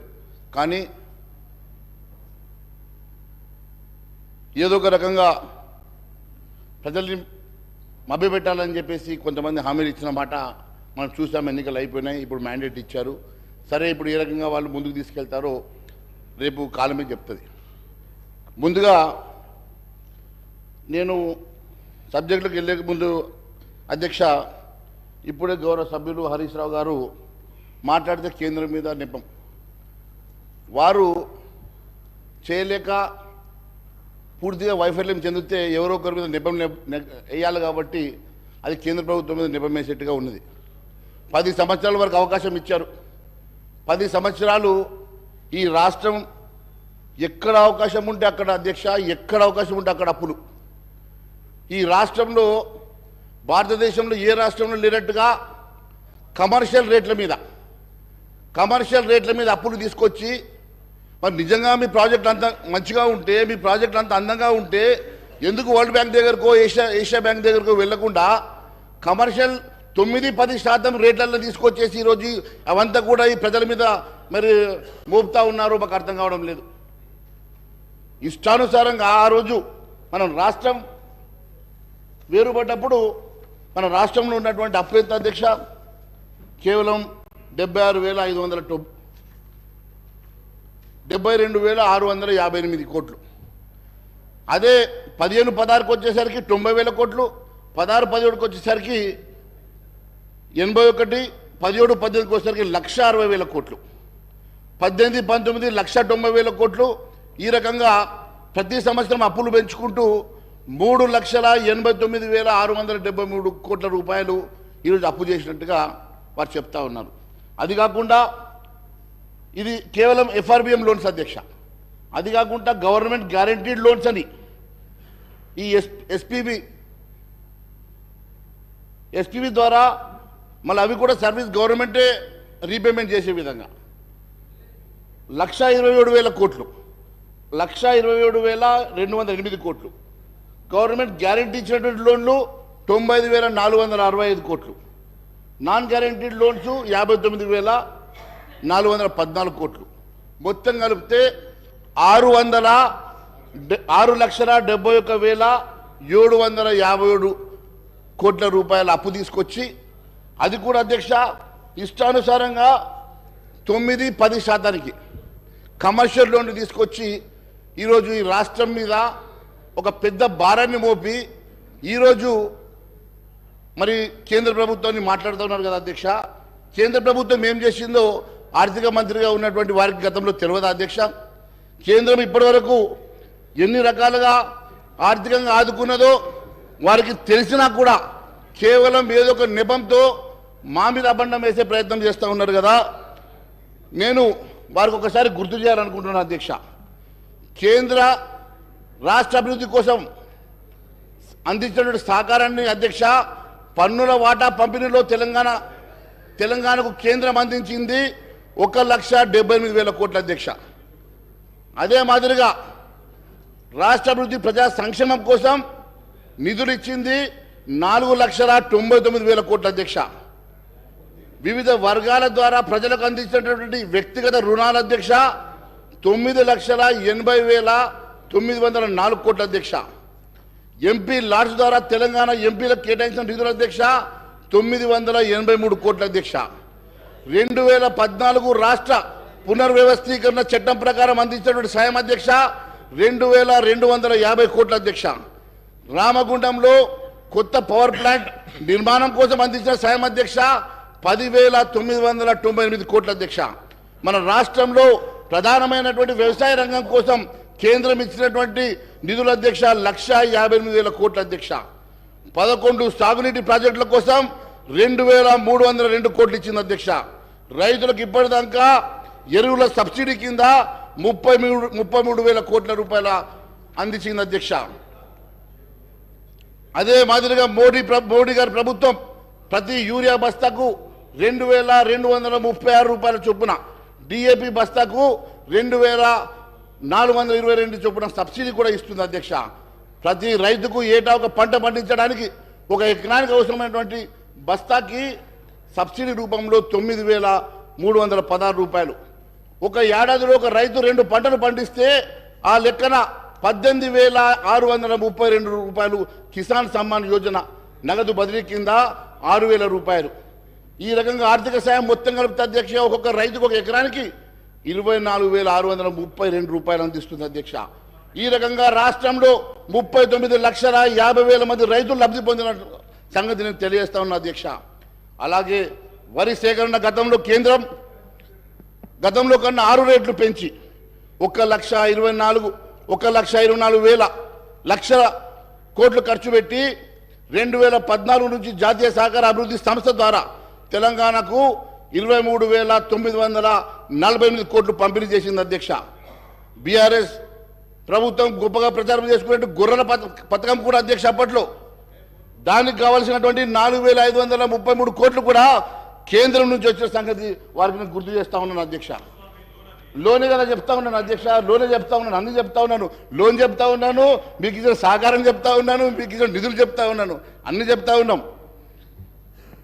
ఆత్మనిర్భర్ భారత్ భాగంగా రామగుండంలో 5,338 కోట్లతో రామగుండం ఎరువుల కర్మాగారాన్ని పునరుద్ధరించింది కూడా కేంద్ర ప్రభుత్వం అధ్యక్ష. కరోనా మహమ్మారి నుంచి తెలంగాణ ప్రజలను కాపాడడానికి 7.8 కోట్ల కరోనా టీకా డోసులు కూడా ఉచితంగా ఇవ్వడం కోసం 1,800 కోట్లు కేంద్ర సాయం చేసిన సంగతి గుర్తు చేస్తున్నాను అధ్యక్ష. రాష్ట్రానికి ఆక్సిజన్ ప్లాంట్లు కేంద్రం ముందే మంజూరు చేసి రాష్ట్ర ప్రభుత్వం నిర్లక్ష్యం వ్యవహరిస్తే ఆ రోజు కేంద్రం శ్రద్ధ తీసుకొని గాంధీ తదితర ఆసుపత్రుల్లో యుద్ధ ప్రతిపాదిక మీద 50కి పైగా ప్లాంట్లు ఏర్పాటు చేసిన మాటను గుర్తు చేస్తా ఉన్నాను అధ్యక్ష. కేంద్ర ఆయుష్మాన్ భారత్ పేరుతో ఒక్క కుటుంబానికి 5 లక్షల దాకా వైద్య సేవల కోసం అందిస్తోంది. ఈ పథకం కింద రాష్ట్రంలో ఇప్పటికే 5.88 లక్షల మంది దాదాపు 2,342 కోట్ల విలువైన వైద్య సాయాన్ని కూడా అందజేసిన సంగతి. ఈ రకంగా అధ్యక్ష ఇన్ని రకాలుగా సాయ పొంది కూడా వారికి ఏమీ తోయక కేంద్రం మీద ఏదో ఒక రకంగా మరి అపవాద చేసే ప్రయత్నం చేస్తూ ఉన్నారు అధ్యక్ష. కేంద్రం ఎప్పుడు కూడా తెలంగాణ మీద ప్రేమతోటి తెలంగాణ మీద అభిమానంతో ఎప్పుడు కూడా అభివృద్ధి చేయాలని చెప్పి అత్యధిక నిధులు ఇచ్చే సంగతి కూడా నేను గుర్తు చేస్తా ఉన్నాను అధ్యక్ష. ఎన్ని రకాలుగా నిధులు ఇచ్చినా, ఎన్ని రకాలుగా వారికి లోన్ల కోసం అవకాశాలు ఇచ్చిన, పర్మిషన్స్ ఇచ్చినా కూడా ఎప్పుడు కూడా వాటిని ప్రాపర్గా యూటిలైజ్ చేయలేక, ప్రాపర్గా వాళ్ళు ఇన్వెస్ట్ చేయలేక ఈరోజు ఏదో ఒక రకంగా కేంద్రాన్ని నిందించేటువంటి ప్రయత్నం చేస్తున్నందుకు నేను వారికి ఇవన్నీ చెప్పాల్సి వస్తుంది అధ్యక్ష. ఇంకా ఇలాంటి ఎన్నో సంక్షేమ కార్యక్రమాలు అధ్యక్ష చదువుతూ పోతే స్వచ్ఛ భారత్ కానీ, నిరుపేదలకు పిఎం గరీబీ కళ్యాణ్ కింద ఇచ్చేటువంటి 18.52 లక్షల కోట్ల ఆహార సబ్సిడీ కానీ, ఈ రకంగా కొన్ని లక్షల కోట్ల రూపాయలు కేంద్ర ప్రభుత్వం సహకారం చేసినప్పటికీ కూడా వారు మర్చిపోవడం అనేది చాలా బాధాకరంగా ఉంది అధ్యక్ష. ఎక్కడ తక్కువ చేయలేదు, అన్నీ ఇచ్చినారు. మీకు ఇంకా కావాలంటే ఇప్పిస్తాం, డోంట్ వరీ. మీకు కావాలంటే చెప్పండి, ఎన్ని కావాలంటే ఇప్పిస్తాం మేము.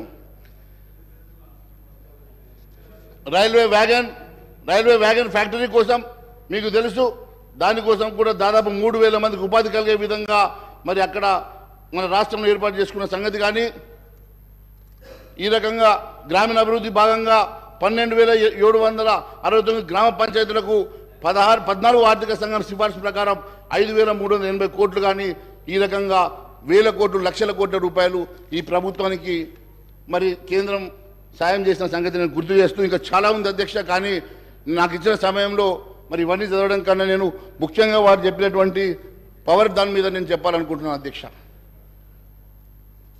ఇప్పుడే గౌరవ సభ్యులు హరీష్ రావు గారు మాట్లాడుతూ ఇందాక మీటర్లు పెట్టాలని చెప్పి కేంద్ర ప్రభుత్వం చెప్పిందని. ఇంత శుద్ధ అబద్ధం అధ్యక్ష, ఇంత అబద్ధం ఒక సీనియర్ లెజిస్లేటరు, 5 సార్లు గెలిచిన లెజిస్లేటర్ ఈ రకంగా అబద్ధాలు చెప్పడము, సభలో అబద్ధాలు చెప్పడం ఎంతవరకు సంబంధించిన అధ్యక్ష? ఈ రకంగా కేంద్రం ఎక్కడన్నా మీటర్లు పెట్టమని అంటే దాన్ని ఒకసారి చూపించమనండి అధ్యక్ష. ఎక్కడన్నా అలాంటి నోట్ ఇచ్చినా, జీవో ఇచ్చినా, సర్క్యులేషన్ ఇచ్చినా కూడా ఒకసారి చూపించమనండి అధ్యక్ష. కేవలం బూటక మాటలు, అబద్ధ మాటలతోటి ఇంతకాలం 10 సంవత్సరాలు పబ్బం గడిపినటువంటి వీళ్ళు మళ్ళీ ఈరోజు హౌజులు కూడా మిస్లీడ్ చేయడం చాలా బాధాకరంగా ఉంది అధ్యక్ష.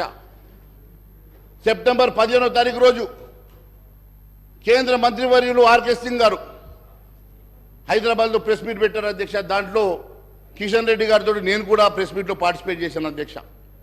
ఆ రోజు ఇచ్చినటువంటి ప్రెస్ మీట్లో వారు చెప్పిన మాట చెప్తా ఉన్నాను అధ్యక్ష.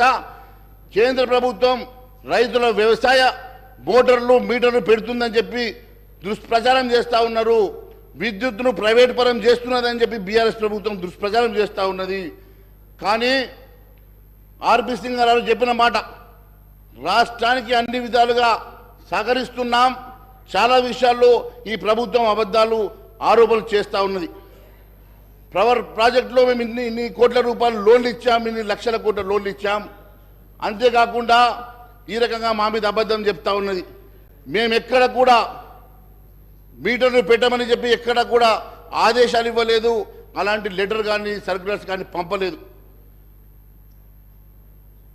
బీజేపీ అధికారంలోకి వస్తే వ్యవసాయ మోటార్లకు మీటర్లు పెడతారు అని చెప్పి ఏదైతే వీళ్ళు అబద్ధం ప్రచారం చేస్తూ ఉన్నారో అది శుద్ధ అబద్ధం అని చెప్పేసి ఆ రోజు వారు చెప్పడం జరిగింది. అంతేకాదు అధ్యక్ష, తెలంగాణ రూరల్ ఎలక్ట్రిఫికేషన్ కార్పొరేషన్ ద్వారా గత తెలంగాణ ప్రభుత్వానికి 1,57,000 కోట్ల రూపాయలు మంజూరు చేశాం. దాంట్లో కేవలం 19,700 కోట్ల మినహా దాదాపు 1,40,000 కోట్ల రూపాయలు ఆల్రెడీ వాళ్ళు వాడుకున్నారని చెప్పి సెప్టెంబర్ 15వ తారీఖు రోజు కేంద్ర మంత్రి గారు ఇచ్చినటువంటి నివేదిక అధ్యక్ష. మరి అంతేకాకుండా పవర్ ఫైనాన్స్ కార్పొరేషన్ ద్వారా 1,08,000 కోట్ల రూపాయలు రుణాలు మంజూరు చేశాం. దాంట్లో 91,000 కోట్ల రూపాయలు ఆల్రెడీ దాంట్లో వాడుకున్నారని చెప్పి. మరి ఇన్ని లక్షల కోట్ల రూపాయలు కేంద్ర ప్రభుత్వం ద్వారా సహాయ పొంది కూడా కేంద్ర ప్రభుత్వం మీద ఈ రకంగా నెపం పెట్టడం, కేంద్ర ప్రభుత్వం మీద అబద్ధాలు చెప్పడం, ఇది ఎంతవరకు మరి సమంజసమని చెప్పి అడుగుతా ఉన్నాను. కేంద్ర ప్రభుత్వం ఎక్కడ కూడా మీటర్ల విషయం చెప్పలేదు, కేంద్ర ప్రభుత్వం ఎక్కడ మీటర్ బిగిస్తామని చెప్పలేదు. కానీ కేంద్ర ప్రభుత్వం మీద భారతీయ జనతా పార్టీ మీద ఈ రకమైనటువంటి అబద్ధ ప్రచారాలు చేయడం మానుకోవాల్సిందిగా నేను మీ ద్వారా వారిని సూచిస్తూ ఉన్నాను. అంతేకాకుండా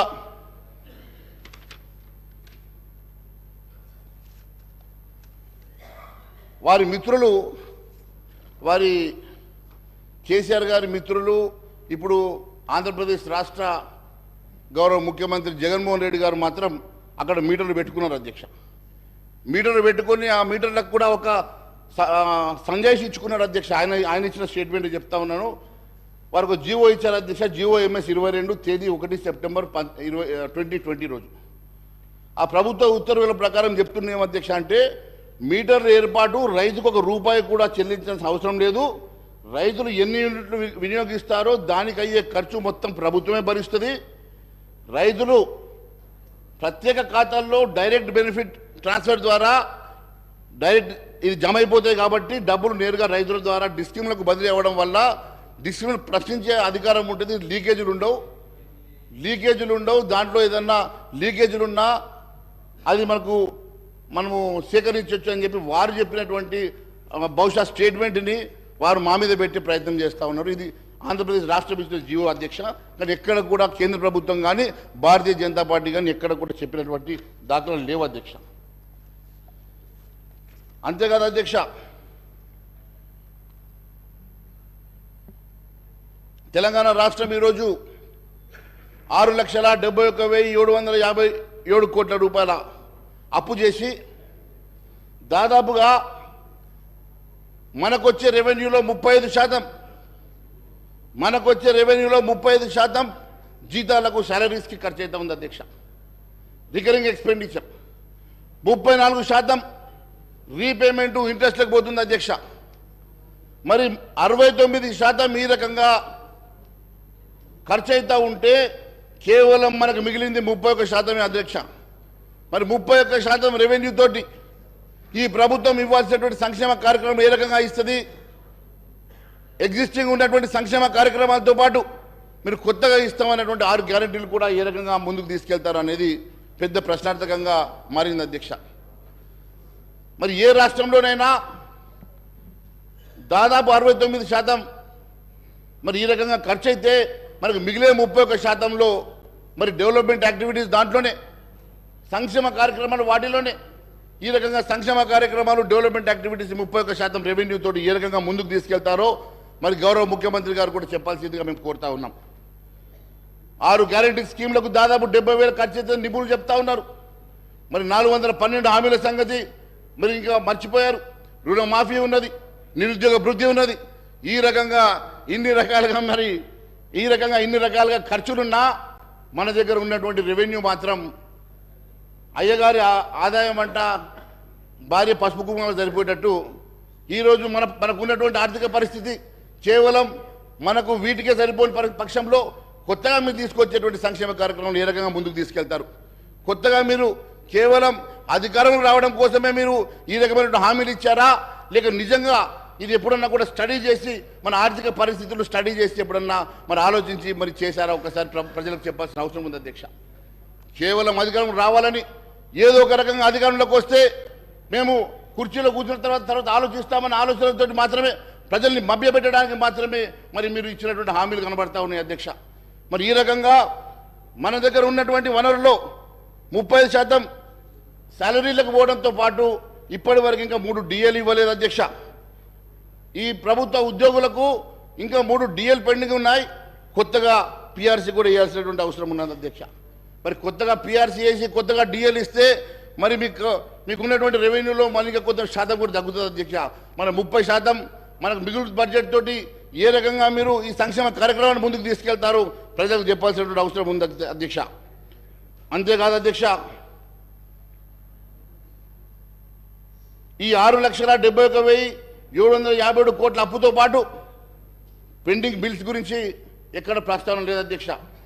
పెండింగ్ బిల్స్ కాంట్రాక్టర్లకు కానీ వేరే ఏజెన్సీస్ కానీ ఎంత ఉందో కూడా దాంట్లో ఇంకా మెన్షన్ చేయలేదు అధ్యక్ష. అవి కూడా ఒక కుదిబండగానే మారబోతున్నాయి అధ్యక్ష.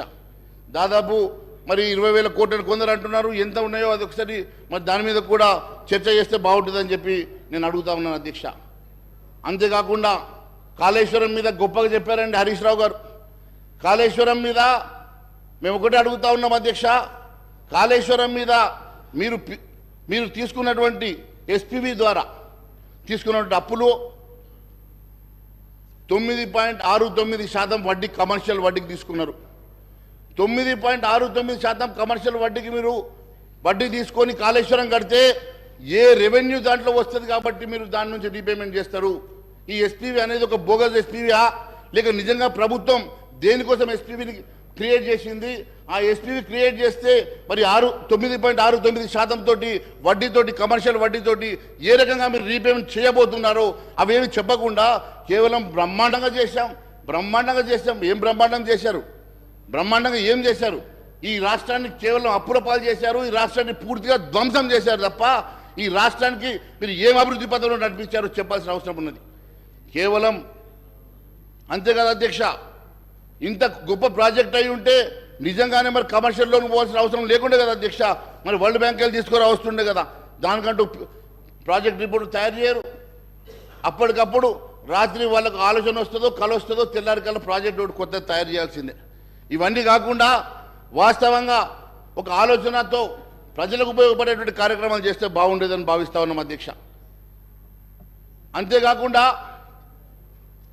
ఈ ఎస్పీవికి క్రెడిట్ రేటింగ్ ఎంత ఉందో ఒకసారి మీ ద్వారా ముఖ్యమంత్రి గారిని కనుక్కోమంటున్నాను అధ్యక్ష.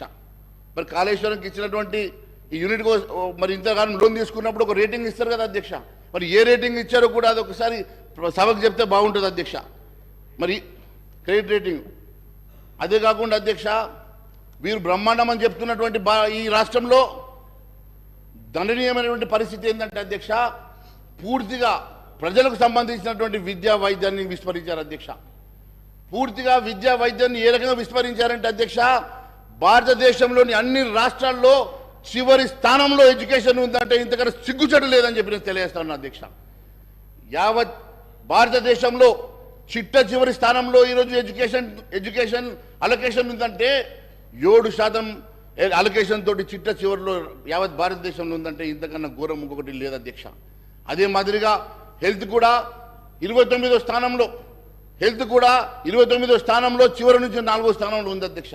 ఈ రకంగా పూర్తిగా మరి ప్రజలకు మరి సంబంధించినటువంటి విద్యా వైద్యాన్ని పూర్తిగా విస్మరించిన సంగతి నేను గుర్తు చేస్తా ఉన్నాను అధ్యక్ష. మరి ఈ రకంగా అంతేకాదు అధ్యక్ష, వీళ్ళు గొప్పగా చెప్పుకుంటున్నారు. కాక్ గురించి చెప్పారు కదా అధ్యక్ష.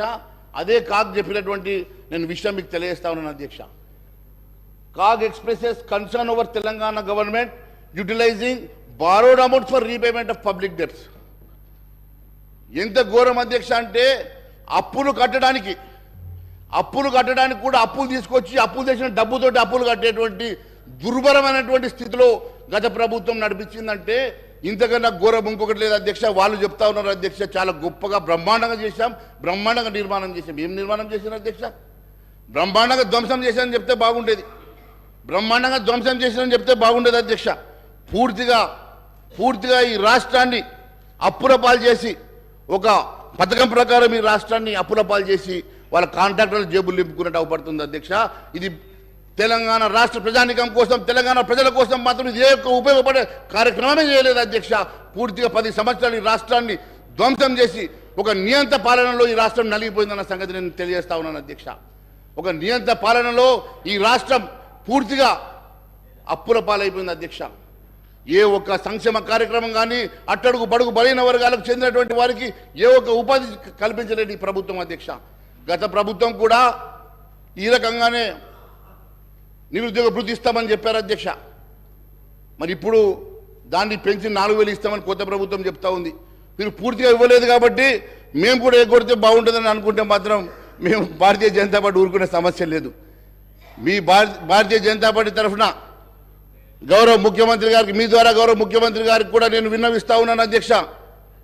ఖచ్చితంగా మీరు కేవలం 6 గ్యారంటీ స్కీములే కాదు 412 హామీలను కూడా నెరవేర్చాల్సిందే అధ్యక్ష. మరి మీకున్న నిధులు కేవలం యావత్ రెవెన్యూలో మీకున్న మిగులు కేవలం 31% అధ్యక్ష. 35% శాలరీస్కి పోగా 34% రీపేమెంట్స్ అండ్ ఇంట్రెస్ట్కి పోయిన తర్వాత మిగిలే 31%లో ఏ రకంగా మీరు కొత్త సంక్షేమ కార్యక్రమం నడిపిస్తారు, పాత సంక్షేమ కార్యక్రమాలని కంటిన్యూ చేసుకుంటూనే కొత్త సంక్షేమ ఇచ్చినటువంటి హామీలు నెరవేరుస్తారో ప్రజలకు చెప్పాల్సిన అవసరం ఉంది అధ్యక్ష. కేవలం అదే మీరు ముందే అడిగితే బాగుండేది కదా. మీరు ముందు అడగకపోతే మీరు మేనిఫెస్టో తయారు చేసేప్పుడు అడిగి ఉంటే మనందరం కలిసి కేవలం ఈ రకంగా కేవలం అధికార దాహంతో మాత్రమే మరి కాంగ్రెస్ వాళ్ళు కూడా ఇలాంటి హామీలు ఇచ్చినట్టుగా మేము భావిస్తున్నాం అధ్యక్ష. ఎట్టి పరిస్థితుల్లో వారికి 100 రోజుల సమయం ఇవ్వాలని చెప్పి ముందే చెప్పాం. 100 రోజుల సమయం ఇస్తాం. 100 రోజుల తర్వాత వీరు ఇచ్చినటువంటి హామీలు నెరవేర్చకపోయినా, ప్రజా సంక్షేమ కార్యక్రమం ముందుకు నడిపేయకపోయినా ఖచ్చితంగా ప్రజా గొంతుకై భారతీయ జనతా పార్టీ నిలబడుతుందని తెలియజేస్తా ఉన్నాం అధ్యక్ష. చేస్తే మంచిదే కదా, చేయాలని కోరుకుంటున్నాం. మీరు చేస్తే మంచిదే అన్న, చేయాలని కోరుకుంటున్నాం మేము కూడా. అంతే కదా అధ్యక్ష. మరి వీటితో పాటు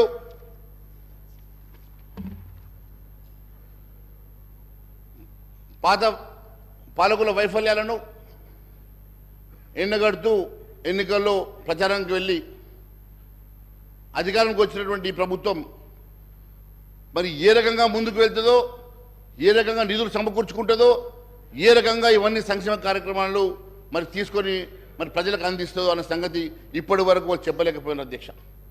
వారికి కావాల్సిన నిధులు ఇప్పుడు వాళ్ళ చేతిలో ఉన్నది కేవలం స్వల్పంగా నిధులున్నాయి, కావాల్సింది బారెడు ఉంది. ఉన్నది మూరడు, కావాల్సింది బారెడు అన్నట్టు కేవలం వారి దగ్గర ఉన్నది తక్కువ నిధులు. వారి ఇవ్వాల్సినటువంటి సంక్షేమ కార్యక్రమం కానీ, ప్రజలకు ఇచ్చినటువంటి హామీలు కానీ మరి అవన్నీ నెరవేర్చాలంటే మరి ఏ రకంగా చేయగలుగుతారో మరి ప్రజలకు చెప్పాల్సిన అవసరం ఉంది, సభకు కూడా చెప్పాల్సిన అవసరం ఉంది అధ్యక్ష. ఎంతసేపు గతంలో చేసిన అప్పులు అని చెప్పి మనం చెప్తా ఉన్నాం అధ్యక్ష. మరి గతం చేసిన అప్పులు ఈ రకంగా ఇంత ఓపెన్గా మనం ఈరోజు సభ ద్వారా శ్వేతపత్రం ఇచ్చినాం కదా అధ్యక్ష. మరి కొత్త అప్పులు ఎట్లా పుడతాయి అధ్యక్ష? కొత్త అప్పుల కోసం రీపేమెంట్ షెడ్యూల్ ఎట్లా చూపిస్తాం అధ్యక్ష? మన దగ్గర రెవెన్యూ సర్ప్లస్ ఉంటేనే, రెవెన్యూ అనుకుంటేనే ఎదుటి వాళ్ళు మనకు నిధులు ఇస్తారు అధ్యక్ష, లోన్లు ఇస్తారు అధ్యక్ష. మరి మనమే పూర్తిగా అప్పుల్లో కూరుకుపోయి కట్టలేని పరిస్థితుల్లో, జీతాలు ఇవ్వలేని పరిస్థితుల్లో ఈ రాష్ట్రం ఉందని చెప్పినప్పుడు కొత్తగా నిధులు ఏ రకంగా సమకూర్చుకోగలుగుతారో కూడా చెప్పాల్సిన బాధ్యత ముఖ్యమంత్రి గారి మీద ఉంది అధ్యక్ష. మరి ఈ రకంగా మీరు మొత్తం శ్వేతపత్రం ఇచ్చేసి ఈ రాష్ట్ర ప్రజానీకానికే కాదు యావత్ దేశానికి మన ఆర్థిక పరిస్థితిని చూపించేసి ఈరోజు ఆర్థిక పరిస్థితి ఇంత ఘోరంగా ఉన్నదని చెప్పిన తర్వాత కొత్తగా మీరు ఏ రకంగా నిధులు సమకూర్చుకుంటారో కూడా ఒక పెద్ద ప్రశ్నార్థకంగా మారబోతుంది అధ్యక్ష. నేను ఒకటే తెలియజేస్తాను అధ్యక్ష, కేవలం అధికారం కోసమే మాట్లాడాం, అధికారం వచ్చాం, తర్వాత ఎట్లయితే చూసుకుందాం అన్నట్టుగా మీరు విరవిపోతే ప్రజలు గమనిస్తున్నారు అధ్యక్ష. ప్రజలు ఊరుకోపోయారు లేదు అధ్యక్ష. ప్రజలు ఖచ్చితంగా మీ వెంట పడతారు అధ్యక్ష. మీరు గ్రామంలో తిరగాల్సి ఉన్నది, గ్రామంలో తిరిగే రోజు మీకు అన్ని అర్థమైంది అధ్యక్ష. ఖచ్చితంగా తెలియజేస్తా ఉన్నాం. ఈ రకంగా కేవలం మీరు గత ప్రభుత్వాన్ని కార్నర్ చేయడానికో, ఆ పార్టీని కార్నర్ చేయడానికో చేసినటువంటి మరి ఈ చర్య వల్ల ఎంతవరకు లబ్ధి జరుగుతుందో నాకు తెలియదు, కానీ నష్టం మాత్రం చాలా పెద్ద నష్టం జరగబోతుంది అధ్యక్ష. అంతేకాకుండా మన గౌరవ ముఖ్యమంత్రి గారు కూడా రిటైర్డ్ ఆర్బీఐ గవర్నర్ గారిని కూడా కలిసినట్టుగా మేము పేపర్లో చూసినాం. రఘురామ్ రాజన్ గారు కూడా ఒక స్టేట్మెంట్ ఇచ్చారు అధ్యక్ష.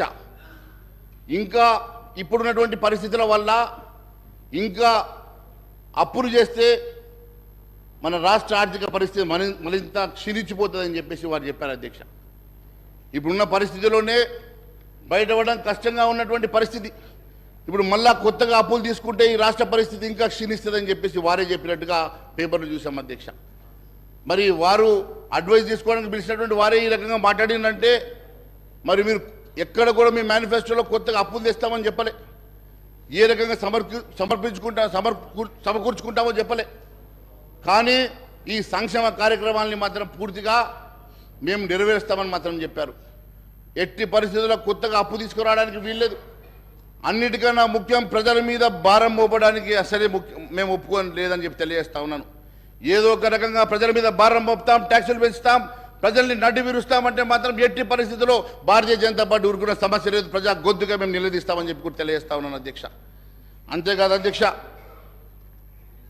ఎక్కడ కూడా మీ మేనిఫెస్టోలో పెట్టలేదు, పెట్టకుండా కూడా మీరు అన్ని రకాలుగా హామీలు ఇచ్చారు. మేము కూడా ధైర్యం ఉంది, మీకు ధైర్యం ఉంది కాబట్టి కానీ చేయాలి కదా, ధైర్యం అందరికీ ఉంటుంది, ధైర్యంతో పాటు చేయాలి, చేస్తే సంతోషం కదా. ఎన్ని ప్రజెంటేషన్లు ఇచ్చినా ఎన్ని చర్చలు చేసినా దానివల్ల లాభం లేదు అధ్యక్ష. కేవలం ఏ రకంగా మీరు దీన్ని అధిగమిస్తారు, ఏ రకంగా ముందుకెళ్తారో అని సభకు చెప్పాలి అధ్యక్ష. మీరు ఏ రకంగా అధిగమిస్తారో ఏ రకంగా ముందుకెళ్తారో చెప్పకుండా కేవలం ఒకరినొకరు దుంపెత్తు పోసుకోవడం కాదు అధ్యక్ష. మీరు కూడా మీ ద్వారా నేను స్పీకర్ గారికి కూడా నేను చెప్తా ఉన్నాను అధ్యక్ష, కేవలం ఒకవైపు అటువైపు చూడకండి అధ్యక్ష, మధ్యలో మేము కూడా ఉన్నాం, మా వైపు కూడా చూడమని. అప్పుడు కూడా నేను మరి మధ్యలో లేచి అడిగినాను అధ్యక్ష, నేను క్లారిఫికేషన్ ఇస్తానంటే మరి నాకు అవకాశం రాలేదు. సరే, ఏదైనా వాళ్ళిద్దరు కొట్టాట కోసం ఈ సభ లేదు అధ్యక్ష, వాళ్ళిద్దరు ఈగోస్ కోసం ఈ సభ లేదు అధ్యక్ష. ప్రజలు మొత్తం 3.5 కోట్ల ప్రజలు మన వైపు చూస్తూ ఉన్నారు అధ్యక్ష, సభ వైపు చూస్తూ ఉన్నారు, సభలో జరిగే చర్చను చూస్తూ ఉన్నారు అధ్యక్ష. ఖచ్చితంగా ఇక్కడ జరిగేటువంటి చర్చ ఒక అందరికి ఉపయోగపడే చర్చగా మారాలి. దీనికి కావాల్సినటువంటి ఏ అంశమైనా కూడా మీరు పారదర్శకతోటి ఏ రకంగా ఈ సమస్యను పరిష్కారం చేస్తారో, ఏ రకంగా ఈ సమస్య పరిష్కారానికి మీ దగ్గర ఉన్నటువంటి ప్లాన్ ఏందో, మీ దగ్గర ఉన్నటువంటి ప్రణాళిక ఏందో చెప్పకుండా కేవలం చూస్తామంటే కుదరదు అధ్యక్ష. ఖచ్చితంగా సభకు తెలియజేయాల్సిన అవసరం ఉందని చెప్పి తెలియజేస్తాను అధ్యక్ష. ఇంకా గత ప్రభుత్వం కూడా ఆ 1,00,000 రూపాయల రుణమాఫీ 5 సంవత్సరాలైనా చేయలేకపోయింది. మరి మీరు ఇంకా ఉన్నాయి, బ్యాలెన్స్ ఉన్నాయి సార్, బ్యాలెన్స్ ఉన్నాయి, చేయలేదు. 7 రూపాయలు చేస్తామన్నారు, 5 ఏళ్ళైనా చేయలేకపోయింది, ఇంకా బ్యాలెన్స్ ఉన్నది, అందుకే చెప్తున్నా. కాబట్టి మీరు 2 లక్షల రుణమాఫీ 9వ తారీఖు డేట్ ఇచ్చిండ్రు అధ్యక్ష, 9వ తారీఖు డేట్ ఇచ్చిండ్రు. మరి ఫైనాన్స్ మంత్రి గారు లేరు ఇప్పుడు, మరి ముఖ్యమంత్రి గారు లేరు, ఫైనాన్స్ ఇద్దరు అదృష్టవంతులు లేరు అధ్యక్ష హాల్లో.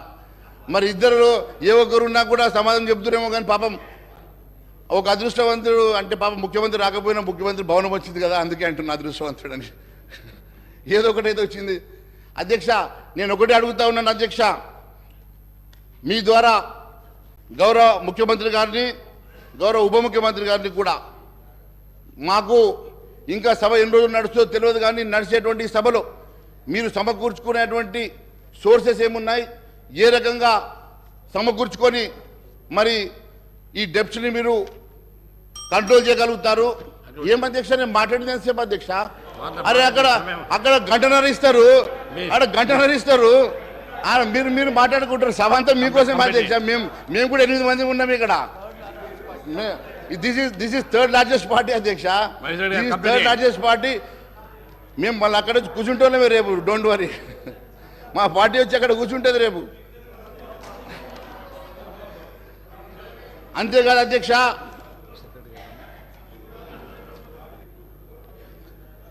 ప్రజెంటేషన్ల వల్లనో చర్చల వల్లనో కాదు అధ్యక్ష, ఖచ్చితంగా మరి మీరు ఇవ్వాల్సినటువంటి అన్ని హామీలు కూడా ఖచ్చితంగా నెరవేర్చే వరకు మేము ప్రజా గొంతుగా నిలబడతామని మరొకసారి తెలియజేసుకుంటూ,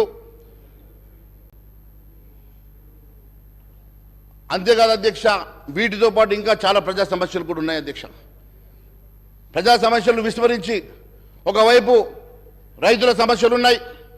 రైతులది ప్యాడీ ప్రొక్యూర్మెంట్ జరుగుతూ ఉన్నది అధ్యక్ష.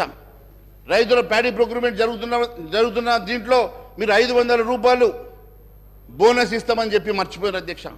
మరి 500 రూపాయలు బోనస్ గెలిచిన వెంటనే 500 రూపాయలు బోనస్ ఇస్తామని చెప్పండి, డైరెక్షన్స్ ఇవ్వండి అయ్యా మంత్రి గారు. నో ప్రాబ్లం, నేను ఇంకా 5 నిమిషాలు ఎక్కువ మాట్లాడాను. 5 నిమిషాలు ఇవ్వండి సమయం. ఇప్పుడు వారి డైరెక్షన్ ఇస్తా ఉన్నారు కదా. మరి నేను ఒకటే అడుగుతా ఉన్నాను అధ్యక్ష, 500 రూపాయలు బోనస్ గెలిచిన వెంటనే ఇస్తామన్నారు కదా. మరి ఇప్పుడు గెలిచి దాదాపు 2-3 వారాలు అవుతుంది. 3వ తారీఖే మీరు గెలిచారు. మరి ఈ రోజుకి 3 వారాలు అవుతున్నది. మరి 500 రూపాయలు బోనస్ ఎప్పటికల్లా ఇస్తారు? మరి ఇప్పటికీ దాని గురించి క్లారిటీ లేదని చెప్పి నేను తెలియజేస్తా ఉన్నాను. మరి ఆ 15,000 రూపాయలు కూడా కరెక్ట్ చెప్పామన్నా. అదే 15,000 సంగతి కూడా 15,000 రూపాయలు ఇస్తామని చెప్పి కేవలం 10,000 ఇచ్చారు. మిగిలిన 10,000 రూపాయలు, మిగిలిన 5,000 రూపాయలు. గౌరవ మంత్రి గారు, సార్ నేను గౌరవ సభ్యులు మహేశ్వర్ రెడ్డి గారు మాట్లాడుతూ ఉన్నారు అధ్యక్ష. 500 రూపాయల బోనస్ గురించి మాట్లాడుతున్నారు. వారు కూడా వాణిజ్యం వ్యాపారం చేసే వ్యక్తి. వారికి తెలుసు అధ్యక్ష, బిజినెస్ పెట్టిన తర్వాత కొద్ది సమయం పెడుతుంది.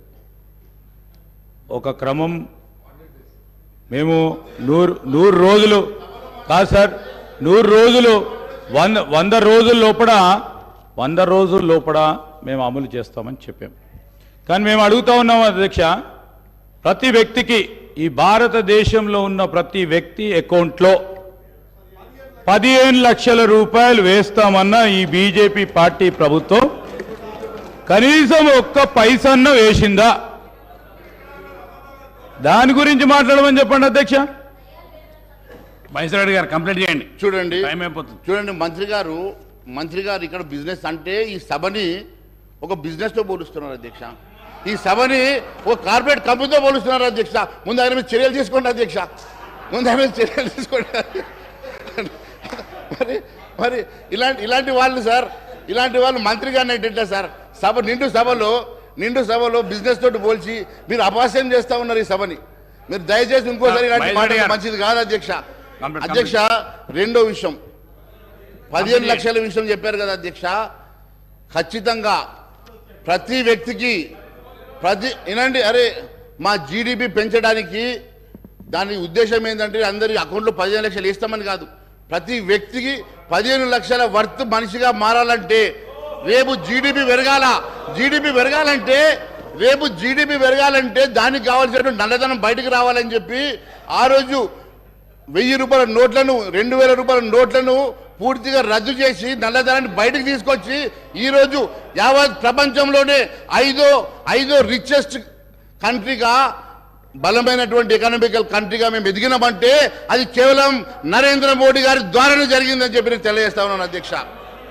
అంతేకాదు, మీరు ఇవ్వాల్సినటువంటి ముందు దయచేసి మీ ద్వారా అడుగుతా ఉన్నాను, మీరు ఇవ్వాల్సినటువంటి బోనస్ కానీ, మీరు ఇవ్వాల్సినటువంటి రుణమాఫీ కానీ, మొన్న అధ్యక్ష ఎన్నికలకు ముందు పాపం వాళ్ళు, ఈ ప్రభుత్వం వాళ్ళు ఉన్నప్పుడు 5,000 రూపాయలు వాళ్ళు వేస్తామని చెప్పి అకౌంట్లో వేస్తా ఉంటే ఎలక్షన్ కమిషన్ ఆపింది కదా. డబ్బన్నా ఇప్పటికి పూర్తి చేయలేకపోతున్నారు అధ్యక్ష. అవి ముందు వేయండి, తర్వాత మీరు వేస్తాన డబ్బులు వేద్దాం. ముందు ఆ డబ్బులు మహేశ్వర రెడ్డి గారు కంప్లీట్ చేయండి. ముందు జార్ఖండ్ ఎంపీ గారి దగ్గర ఉన్న 300 కోట్లు బయట తీయద్దా? అవి తీయండి. యాడికి దేనికోసం పెట్టారు అధ్యక్ష? అవి తెలంగాణ పంపుదాం అనుకుంటే అవి ఆగిపోయినట్టున్నాయి అధ్యక్ష.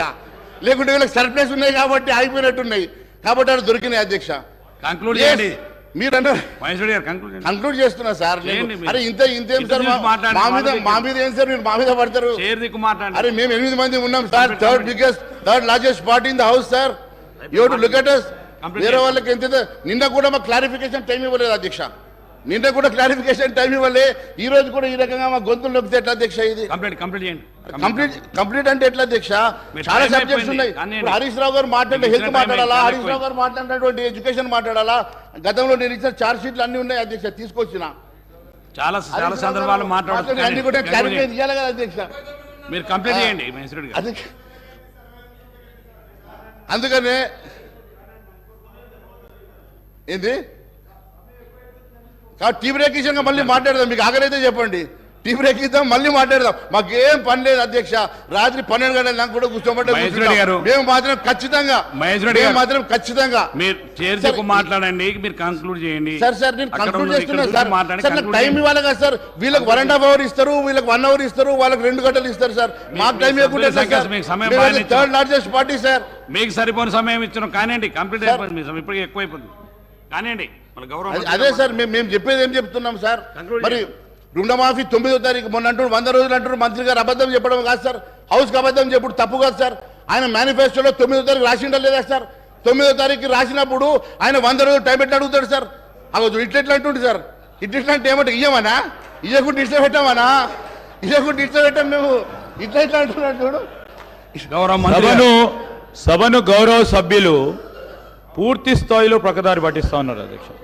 మేమేం చెప్పాము, మా 6 గ్యారెంటీలు ఇది కాంగ్రెస్ పార్టీ గ్యారెంటీ 100 రోజుల్లో అమలు చేస్తామని చెప్పాము.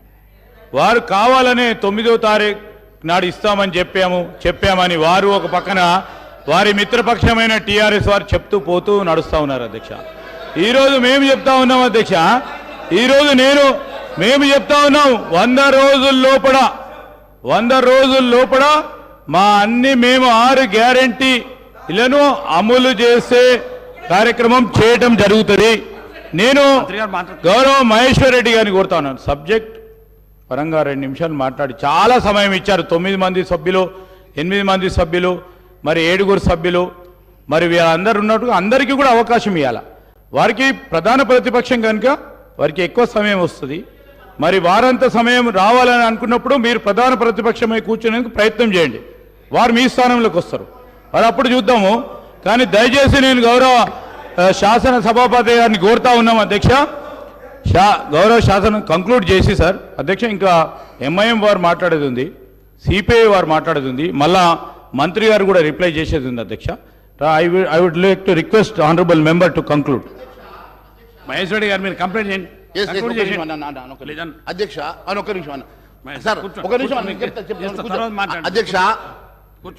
అధ్యక్ష ఆయన కంప్లైంట్ చేయండి.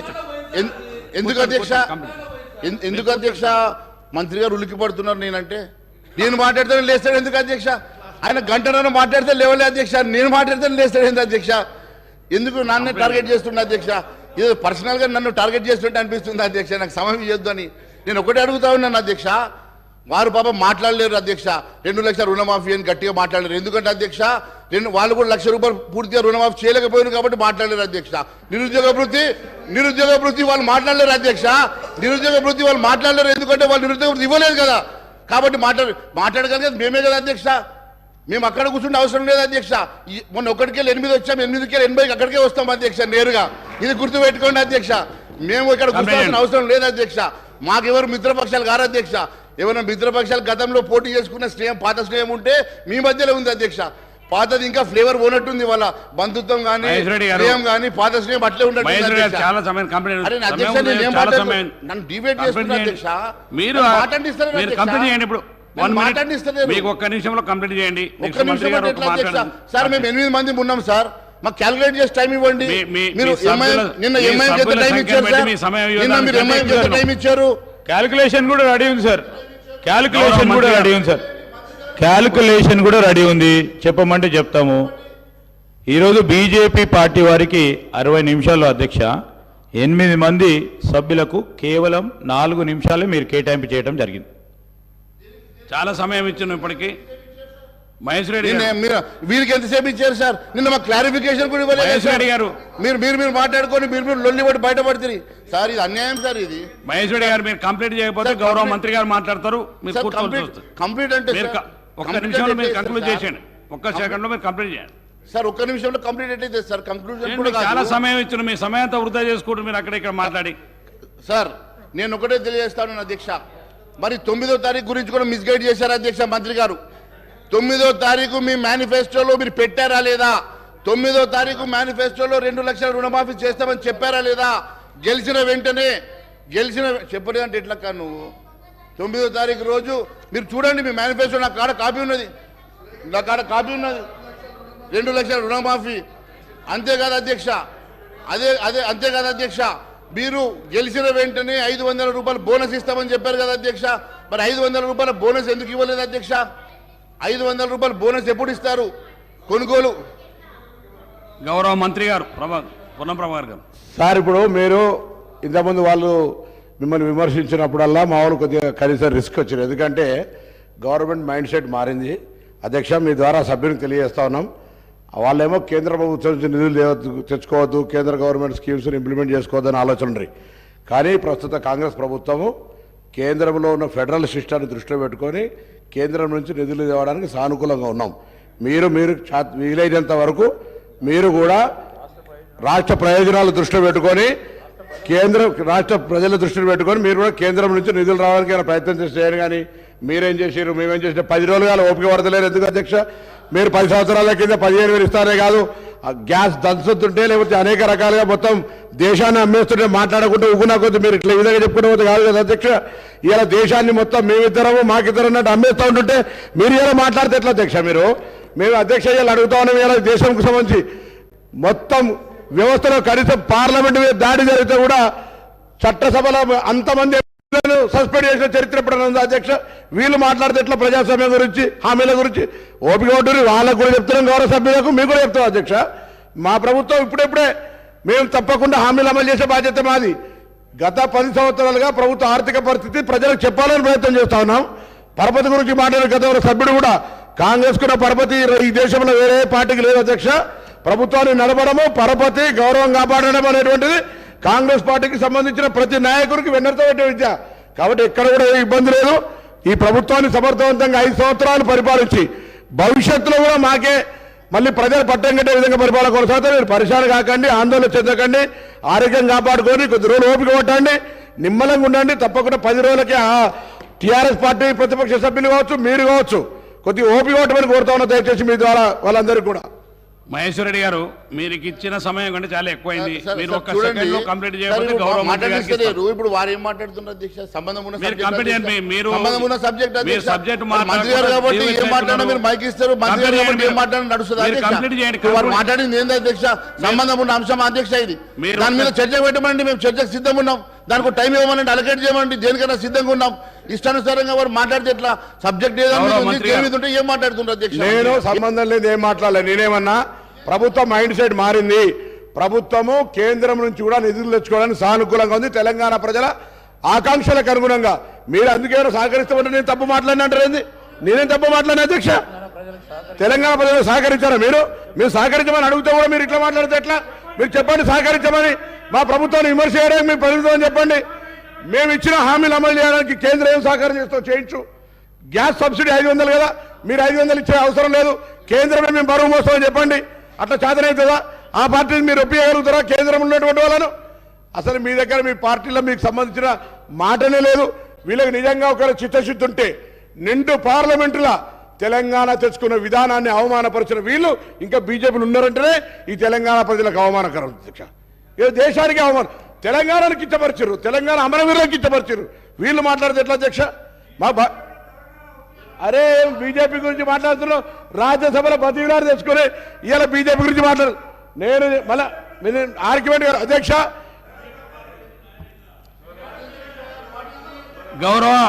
గౌరవ మంత్రి ఇరిగేషన్ శాఖ మంత్రి ఉత్తమ్ కుమార్ రెడ్డి గారిని మాట్లాడాల్సి కోరు. కంక్లూడ్ అయిపోయింది. మీకు చాలా సార్లు సమయం ఇచ్చినాను, మీరు కంక్లూడ్ చేయట్లేరు. మీరు చైర్ దిక్కు మాట్లాడకుండా అక్కడ మాట్లాడడం మీ సమయానంతా వృధా. గౌరవ మంత్రి మీరు ఒక్క నిమిషంలో కంప్లీట్ చేయండి. ఒక్కటే సార్ నాకు అందరికి ఇచ్చినట్టు నాకు సమయం ఇవ్వండి. మీకు అందరికంటే ఎక్కువ సమయం ఇచ్చినాం. మీ సమయాన్ని మీరే వృధా చేసుకుంటున్నారు. చాలా సమయం ఇచ్చినాం. మీకు ఇవ్వాల్సిన దానికంటే ఎక్కువ సమయం ఇచ్చాము. ఒక్క నిమిషం మాట్లాడమంటే ఎట్లా సార్? మీకు మీ సంఖ్యాబలానికంటే మీకు 40 మినిట్స్ పైన ఇచ్చినాం సార్. మీ సంఖ్యాబలం కంటే ఎక్కువ ఇచ్చినాం మీకు సార్. దానిలో ఏమనుమానం మీరు ఒక్క గౌరవ మంత్రి పొన్నం ప్రభాకర్ గారు మీరు మీ సబ్జెక్ట్ మాట్లాడితే చెప్తున్నాను సార్. గౌరవ మంత్రి పొన్నం ప్రభాకర్ గారు పదే పార్లమెంటు దాడి గురించో ఇంకో దాని గురించో మాట్లాడితే దానికి ఒక చర్చకు పెట్టమనండి, మేము సిద్ధంగా ఉన్నాం. వారు చెప్పాలనుకున్నటువంటి అది పార్లమెంట్ మీద దాడి గురించి వాడు పదే మాట్లాడుతూ ఉన్నారు. దాని మీద చర్చకు పెట్టండి, మేము దానికి సిద్ధంగా ఉన్నాం. అంతేకాకుండా వారు ఫస్ట్ లేరు సార్. సబ్జెక్ట్ నేను చెప్పినప్పుడు సబ్జెక్ట్ చెప్పినప్పుడు వారు లేరు. దయచేసి వినండి. పొన్నం ప్రభాకర్ గారు, నేనేమన్నాను, మీకు నిధులు కావాలంటే కేంద్ర ప్రభుత్వం గతంలో ఇన్ని లక్షల కోట్ల నిధులు ఇచ్చింది, మన ఈ రాష్ట్ర ప్రభుత్వం కాదు ఇవ్వడానికి కూడా కేంద్ర ప్రభుత్వం ఖచ్చితంగా సిద్ధంగా ఉంటుంది.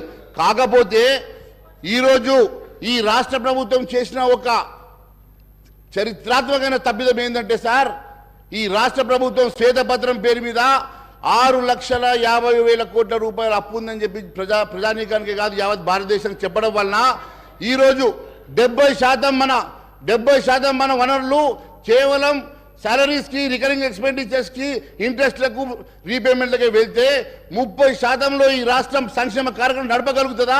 రేపు కొత్త లోన్లు తీసుకొస్తే వాటికి మరి రీపేమెంట్ చేయగల శక్తి ఈ రాష్ట్రానికి ఉన్నదా అని చెప్పి రేపు అడుగుతారా లేదా? ఒక్కసారి మీరు ఆలోచన చేయండి అని అడుగుతా ఉన్నాను. మీ ఆర్థిక నిపుణులతో మాట్లాడండి. ఆర్థిక నిపుణులు ఒప్పుకుంటారా చెప్పండి.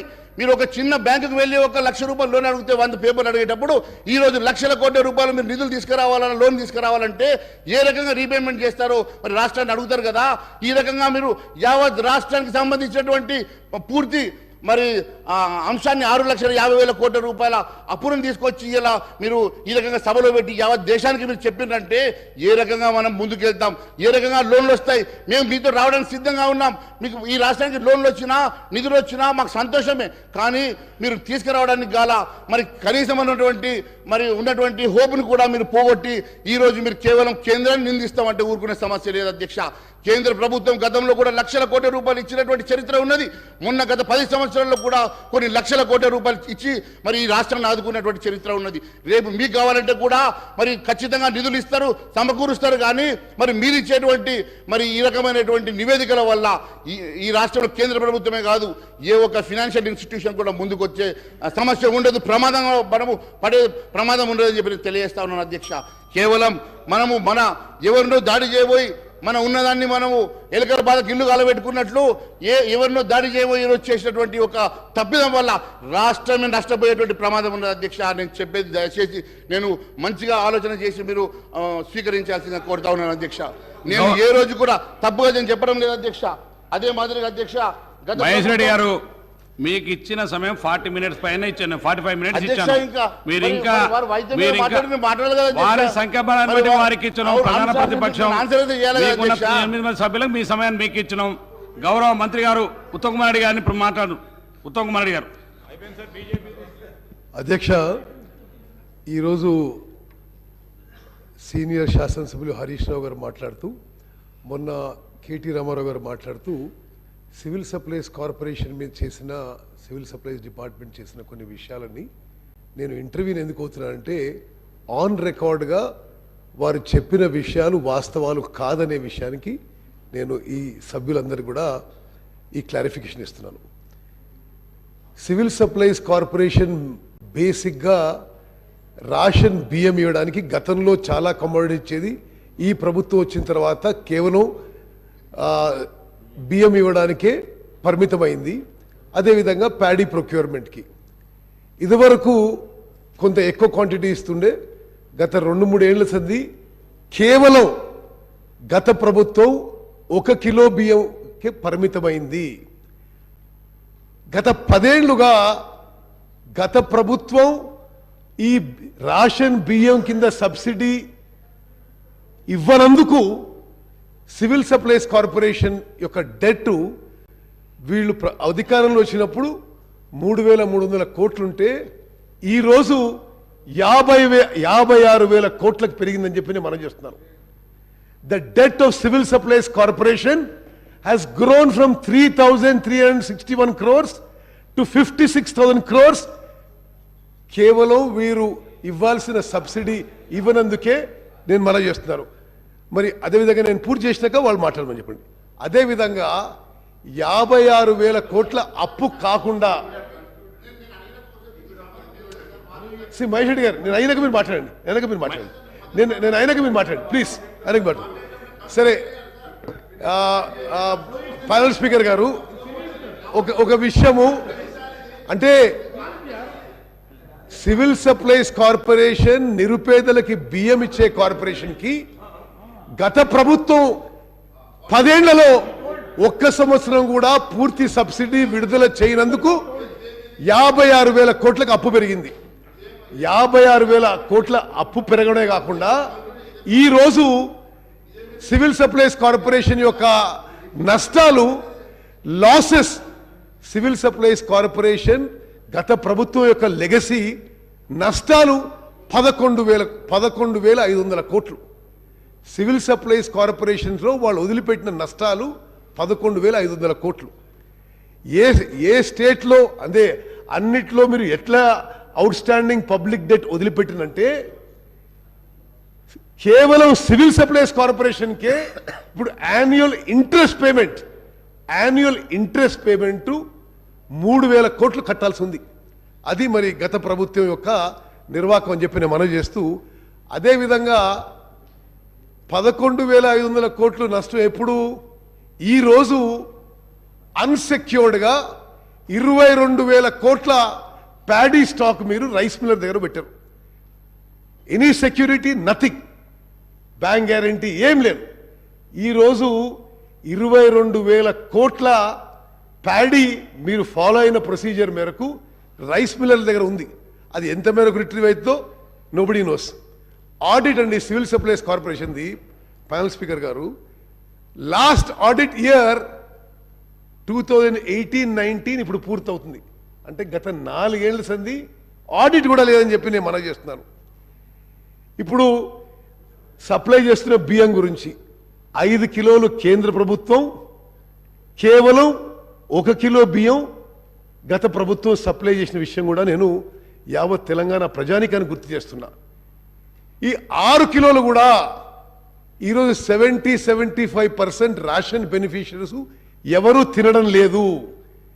క్వాలిటీ పూర్ ఉండడంతో కేంద్ర ప్రభుత్వం ఆ 5 కిలోలకు కానీ రాష్ట్ర ప్రభుత్వం 1 కిలోకి కానీ మీరు ఖర్చు పెడుతుంది రైస్ ప్రొక్యూర్మెంట్కి 39 రూపాయలు కిలో ఖర్చు పెట్టి, నో ఆఫ్టర్ ఫినిష్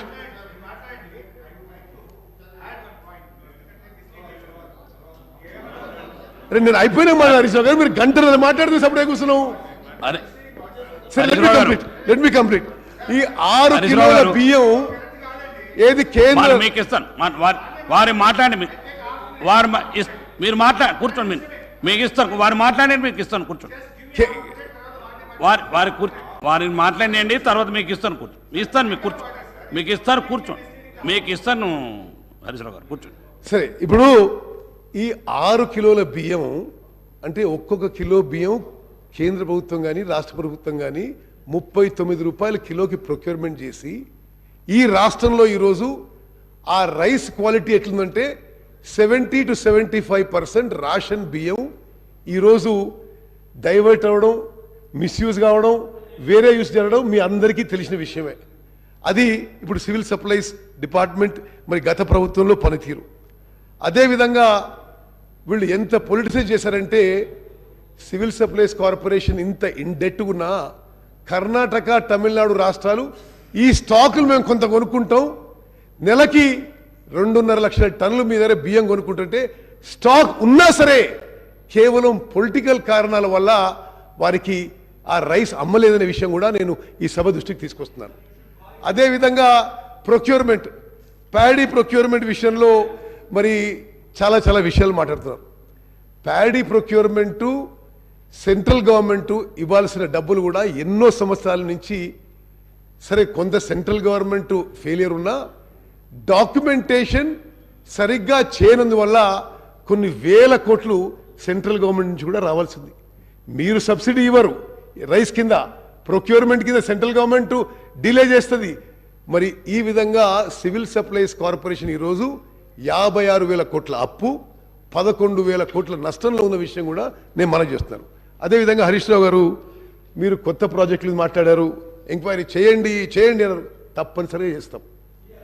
తప్పనిసరిగా చేస్తాము, చేసిన వాళ్ళకి శిక్ష పడుతుందని చెప్పి కూడా నేను మనవి చేస్తున్నా. మరి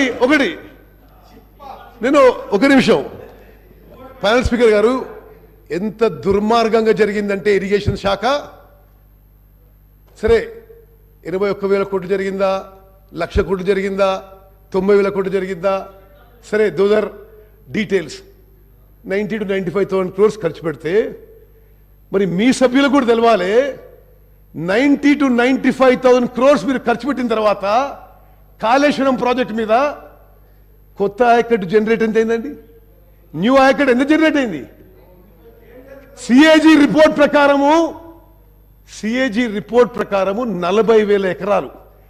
సరే, ఇప్పుడు మన ఇంజనీరింగ్ డిపార్ట్మెంట్ చెప్పే లెక్కలు 1,00,000 ఎకరాల కంటే కొద్ది ఎక్కువ. అంటే ఆల్మోస్ట్ 1 lakh crores ఖర్చు పెడితే ఓహో అని చెప్పుకున్నారు, ప్రపంచం చెప్పుకున్నారు, ప్రపంచంలోనే గొప్ప ప్రాజెక్ట్ చెప్పుకున్నారు. కొత్త ఆయకట్ created is only about 1 lakh acres. 1,00,000 కోట్లు ఖర్చు పెడితే మరి పాలమూరు రంగారెడ్డికి 25,000 కోట్లు ఖర్చు పెట్టారు. కొత్త ఆయకట్ క్రియేటెడ్ 0. No, because మీరు it is on state finances. మీరేమన్నారు? క్యాపిటల్ ఎక్స్పెండిచర్ అద్భుతంగా చేసినారు. నేనేం చెప్తున్నా, మీ క్యాపిటల్ ఎక్స్పెండిచర్ మీరు ఏదైతే ఈ రాష్ట్రాన్ని అప్పుల్లో ముంచినరో ఇట్ ఈస్ ఆల్ బీన్ ఈ క్యాపిటల్ ఎక్స్పెండిచర్ ఇది మీరు జరిగిందని నేను క్లారిఫికేషన్ ఇస్తున్నా. కాళేశ్వరం ప్రాజెక్టుకి 1,00,000 కోట్లు ఖర్చు పెడితే 1,00,000 ఎకరాలు కొత్త ఆయకట్టు. పాలమూరు రంగారెడ్డికి 25,000 కోట్లు ఖర్చు పెడితే 25,000 కోట్లు ఖర్చు పెడితే కొత్త ఆయకట్టు క్రియేటెడ్ 0 acres. సీతారాం సాగర్ కి 7,500 కోట్లు ఖర్చు పెడితే కొత్త ఆయకట్టు క్రియేటెడ్ 0 acres. అంటే ఇన్ని లక్షల కోట్లు అప్పులు తీసుకొచ్చి మీరు కొత్త ఆయకట్టు క్రియేట్ చేయకుంటే ఈ రాష్ట్రాన్ని అప్పులో ముంచిన వాళ్ళు కాదా అని నేను అడుగుతున్నా. అదేవిధంగా స్పీకర్ గారు, ఇది మొత్తం శాసనసభకి తెలంగాణ ప్రజానికాన్ని తిరగాలి. మేడిగడ్డలో జరిగిన విషయం క్రిమినల్ నెగ్లిజెన్స్. వరుస సమీక్షల తర్వాత నేను చెప్తున్నా, Medigadda barrage purely design, purely built. స్వతంత్ర భారతదేశ చరిత్రలో ఎక్కడ కూడా ఇన్ని 1,000 కోట్లు ఖర్చు పెట్టి ఒక బ్యారేజ్ కొలాప్స్ కావడం, అసలు నేను ఏ డేట్ జరిగిందండి? October 21. వాళ్ళ ప్రభుత్వం ఉన్నది ఎప్పటి వరకు? బహుశా వారం 10 రోజుల కింద వరకు. ఆనాటి ముఖ్యమంత్రి ఒక్క మాట మాట్లాడలేదు. ఇప్పుడు చూస్తుంటే there are many alarming signals. ఎవరు రియాక్ట్ కాలేదు, ఎవరు దాని మీద ఏమి రెక్టిఫికేషన్ చర్యలు తీసుకోలేదు. నిన్న ఏది ఏజెన్సీ కన్స్ట్రక్షన్ వచ్చిండ్రో వాళ్ళు ఏమంటారు? మీరు డిజైన్ ఇచ్చిండ్రు, మీరే స్పెసిఫికేషన్ ఇచ్చిండ్రు, మీరే మెటీరియల్ చెప్పిండ్రు, దాని ప్రకారం కట్టినాం. ఇంజనీర్లు అడిగితే ఇదేం డిజైన్ అంటే అప్పుడు ఎవరు సార్ మొత్తం డిజైన్ ఒక ఆయన కదా, ఆయన కట్టమని మేము కట్టినాం. ఇట్ ఈస్ అంటే I'm saying with great responsibility, nothing is great response చెప్తున్నది. మేడిగడ్డ బ్యారేజ్ పియర్, ఆ పియర్ ఉంటుంది కదా, బ్లాక్ నెంబర్ 7, వాళ్ళని ఐ విట్నెస్ అడిగితే పెద్ద శబ్దం వచ్చింది, కొలాప్స్ అయిపోయింది. ఒక్కసారి 5 feet కొలాప్స్ అయిపోయింది లోపలికి. సరే, నేను అడిగిన what is the worst scenario, what is the best scenario. వాళ్ళ అదర్ ఏజెన్సీస్తో as a government is a continuous process. I have tried to protect interest of Telangana people and the government. How do we rectify situation? వాళ్ళు ఏమంటారంటే, సరే ఇప్పుడు ఏదో October 21 జరిగితే ఈరోజు ఏంది 15th or 16th 17th 18th ఇప్పటి వరకు సరే ఆ 40 రోజుల్లో వాళ్ళు కంటిన్యూ 40 రోజుల్లో సీరియస్ ఇన్వెస్టిగేషన్ ఎంక్వైరీ కూడా జరగలేదు. ఇప్పుడు ఎల్ఎన్టీ ఎక్స్పర్ట్స్ ఏమంటారంటే, మాకు ఉన్న అభిప్రాయంలో జియాలజీ సరిగా చెక్ చేయలేదు, డిజైన్ సరిగా లేదు, కాబట్టి పియర్ యొక్క ఫౌండేషన్ కొలాప్స్ అయింది. మరి ఏం చేయాలి? దానికి మొత్తం బ్లాక్ 7 యొక్క లాంగవిటీ గురించి మరి ఏం చేయగలుగుతామో మరి వాళ్ళు ఇంకా ఇన్వెస్టిగేషన్ చేస్తున్నారు. But it is such a serious lab. మరి హరీష్ రావు గారు, మరి మీరు అందరూ ఇంత పెద్ద పెద్ద మాటలు మాట్లాడినరు, మేము అద్భుతంగా ప్రాజెక్టులు కట్టినాం. మీరు కట్టిన మీ మాటల్లో అతి అద్భుతమైన ప్రాజెక్టు పరిస్థితి ఇది. అంటే అప్పు తీసుకొచ్చి కట్టినది ఇది మేడిగడ్డ బ్యారేజ్. అన్నారం సుందిల్లా రెండిటికి క్రాక్స్. దానికి ఇప్పుడు రిపేర్స్ చేపట్టాలి. ఆడ 2 TMC వాటర్ ఉంటే డీ వాటర్ చేయాలి. అంటే ఒకటి, ఇది నిజంగా కూడా తెలంగాణలో ప్రతి పౌరుడు అలార్మ్ అయ్యే సిచ్యువేషన్. టోటలీ యాడ్హాక్ డెసిషన్స్ గత ప్రభుత్వంలో. మరి అసలు నిజంగా సమీక్ష చేస్తుంటే ఎవరు నిర్ణయాలు తీసుకున్నారు? What is on record? It is really alarming situation. Panel speaker గారు, నేను ఎందుకు ఈ విషయం ఈ సబ్జెక్ట్ మీద చెప్తున్నా అంటే, ఇప్పుడు గత ప్రభుత్వం అప్పులు తీసుకొచ్చిండ్రు, మేము ప్రొడక్టివ్గా చేసినాం, మేము ఏదో ఉపయోగించినాం అంటే ఉపయోగించింది ఈ విధంగా మన అందరినీ, మన పిల్లల్ని, వాళ్ళ పిల్లల్ని తాకట్టు పెట్టి హై కాస్ట్ లోన్స్ తీసుకొచ్చి ఈ విధంగా మరి ప్రజాధనాన్ని దుర్వినియోగం చేసిన విషయం తప్పనిసరిగా ఎంక్వైరీ చేస్తాం. తప్పనిసరి తప్పు చేసిన వాళ్ళకి శిక్ష పడుతుందని చెప్పి కూడా నేను మనవి చేస్తూ ముగిస్తున్నాను. మహేశ్వర రెడ్డి గారు మీకు ఇస్తాను సార్, వారికి మాట్లాడండి, కూర్చోండి. మీకు ఇస్తాను, కూర్చోండి. మీకు ఇస్తాను, మీకు ఇస్తాను. మహేశ్వర రెడ్డి గారు కంప్లీట్ చేయండి.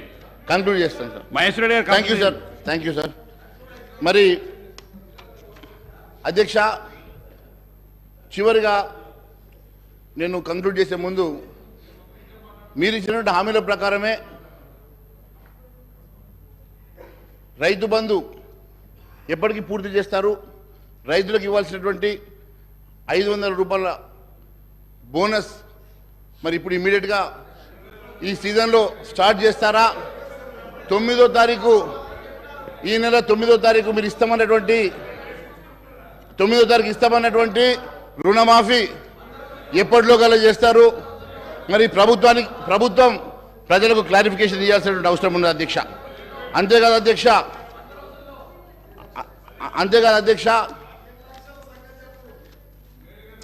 మహేశ్వర రెడ్డి గారు, మరి మీ ఒక్కొక్క ఎంపీ దగ్గర 300 కోట్లు ఉన్నాయి కదా, అవన్నీ తీసుకొచ్చి అన్ని వస్తాం మేము, ఫిగర్ పడకండి. మహేశ్వర రెడ్డి గారు, మరి అధ్యక్ష ఈ రకంగా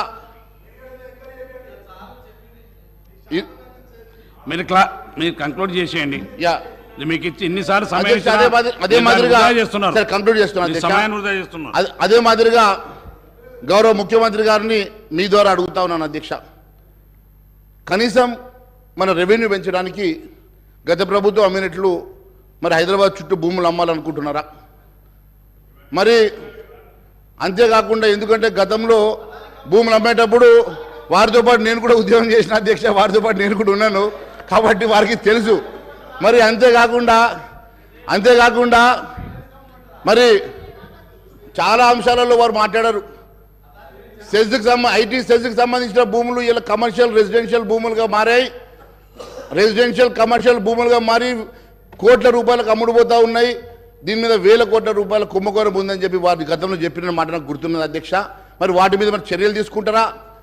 అదే మాదిరిగా ప్రభుత్వ భూములను ఐడెంటిఫై చేస్తారా? వాటన్నిటికి కూడా మరి సేఫ్ గార్డ్ చేయడానికి ఏమైనా కార్యాచరణ చేస్తారా?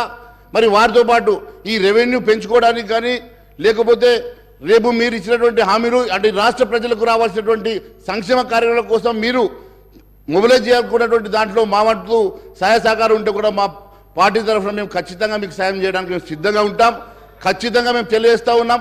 మరి అంతేకాకుండా మీరు ఇచ్చినటువంటి ప్రతి హామీ నెరవేర్చాలని చెప్పేసి మీ ద్వారా ముఖ్యమంత్రి గారిని కోరుతూ, ప్రజల సంక్షేమమే ముఖ్యం, ప్రజలకు ఇవ్వాల్సినటువంటి అందుకోవాల్సినటువంటి సంక్షేమ కార్యక్రమం ప్రజలకు అందే విధంగా చర్యలు తీసుకోవాల్సిందిగా కోరుతా ఉన్నాను. Thank you sir.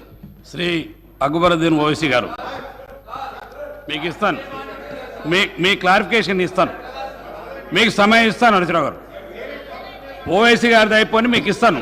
Honourable speaker sir, clarification ఇస్తాను సార్, ఇస్తాను మీకు క్లారిఫికేషన్కు టైం ఇస్తాను. ఓవైసీ గారిది అయిపోయిన తర్వాత మీకు ఇస్తాను, కూర్చో. కానీ ఆనరబుల్ స్పీకర్ సార్, ఓవైసీ గారు కానీ sir, at the outset I thank the honorable speaker sir and honorable panel speaker sir for giving me this opportunity to participate in the discussion on the white paper on the state finances. The honorable deputy chief minister Saab had and the finance minister Saab had made opening remarks while tabling the white paper. He also mentioned that there is a lack of funds to even meet the daily expenses.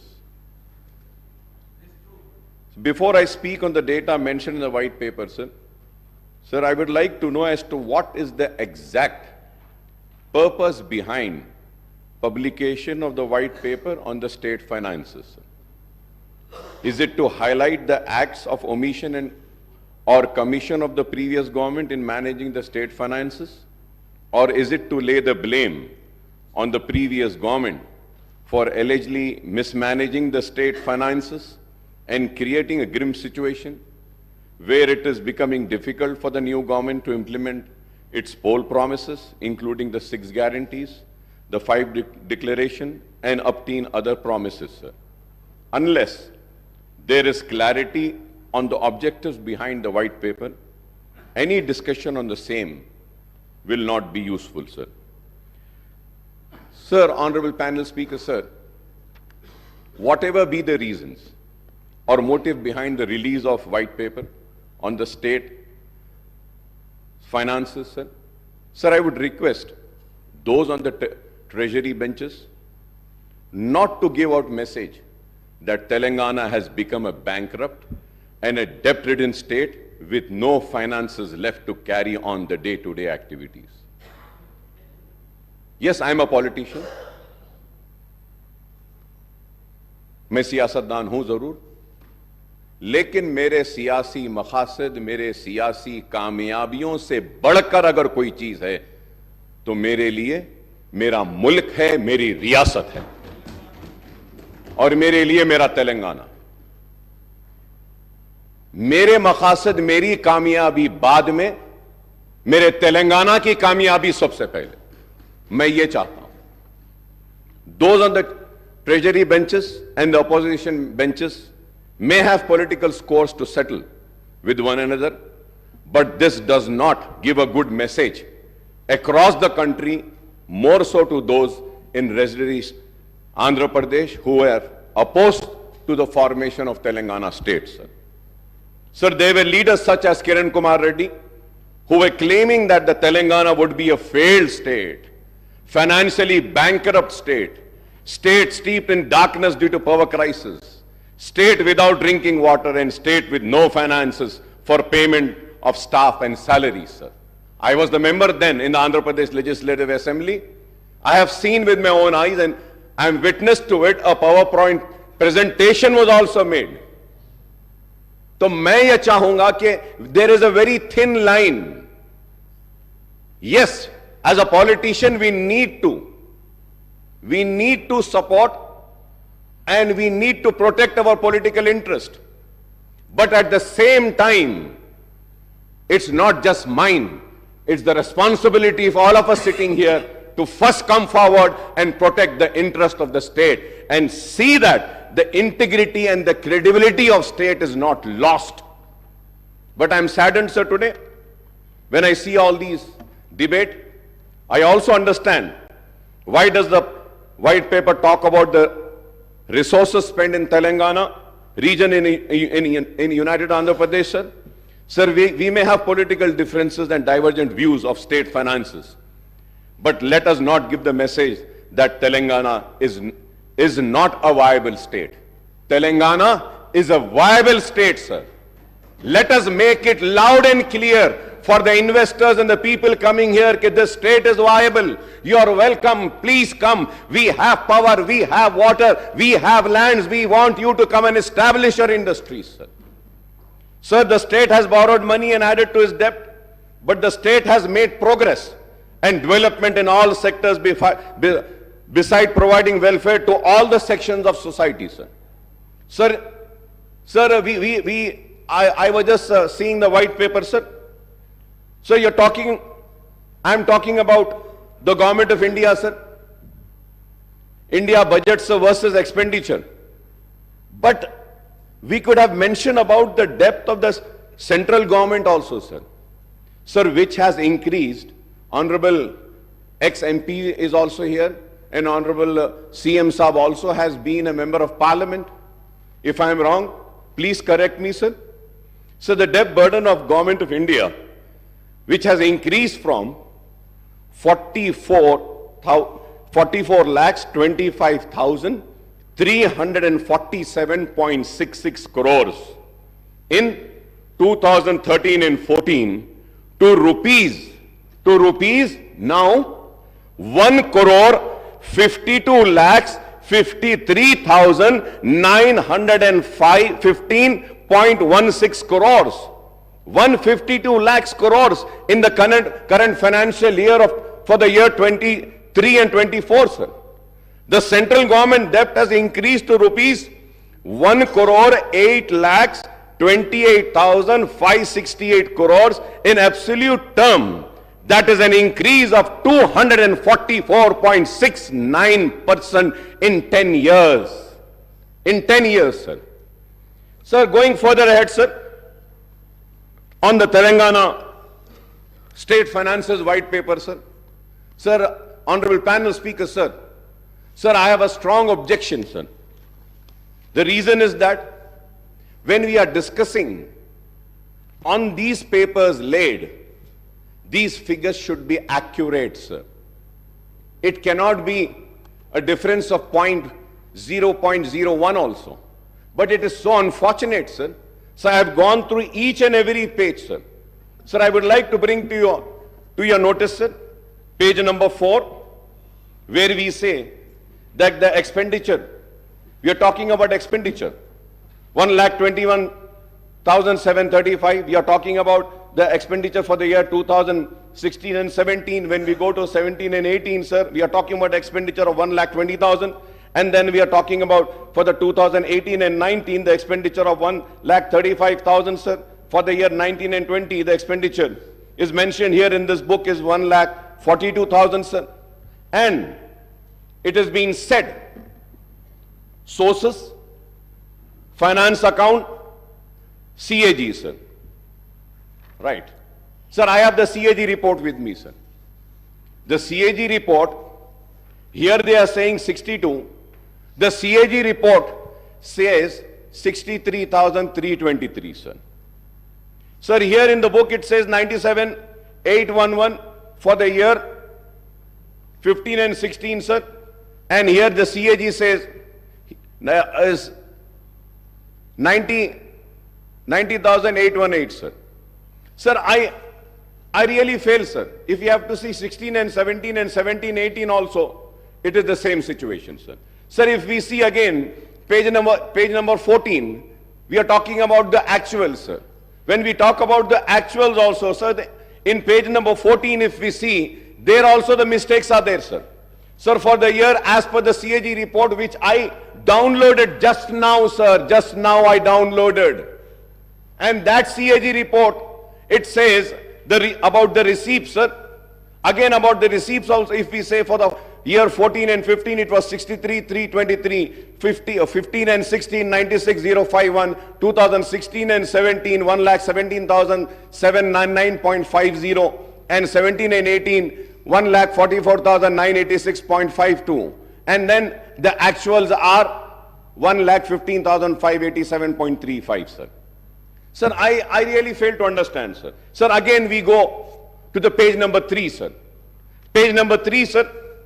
Sir, it is written about Karnataka, budget estimate, actual expenditure, and actual expenditure of budget, sir. Sir, now I got the CAG report, sir, I just downloaded. It says the estimate, sir, and the actual expenditure. If we have to see, sir, the actual expenditure mentioned in the white paper laid in this house says 2,61,000. But the CAG report says about Karnataka is 2,49,506.52. So I just want to know, shall I believe this book? Shall I trust this white paper? I'll go further ahead, sir. Sir, I'll go further ahead, sir. On page number 7, sir, United Andhra Pradesh budget versus expenditure, sir. So the budget estimates for the year 2004 and 5, 51,142. Sir, for 2005 and 6, budget estimate 55,331, sir. Sir, I got the books, and the books are saying it is 38,077.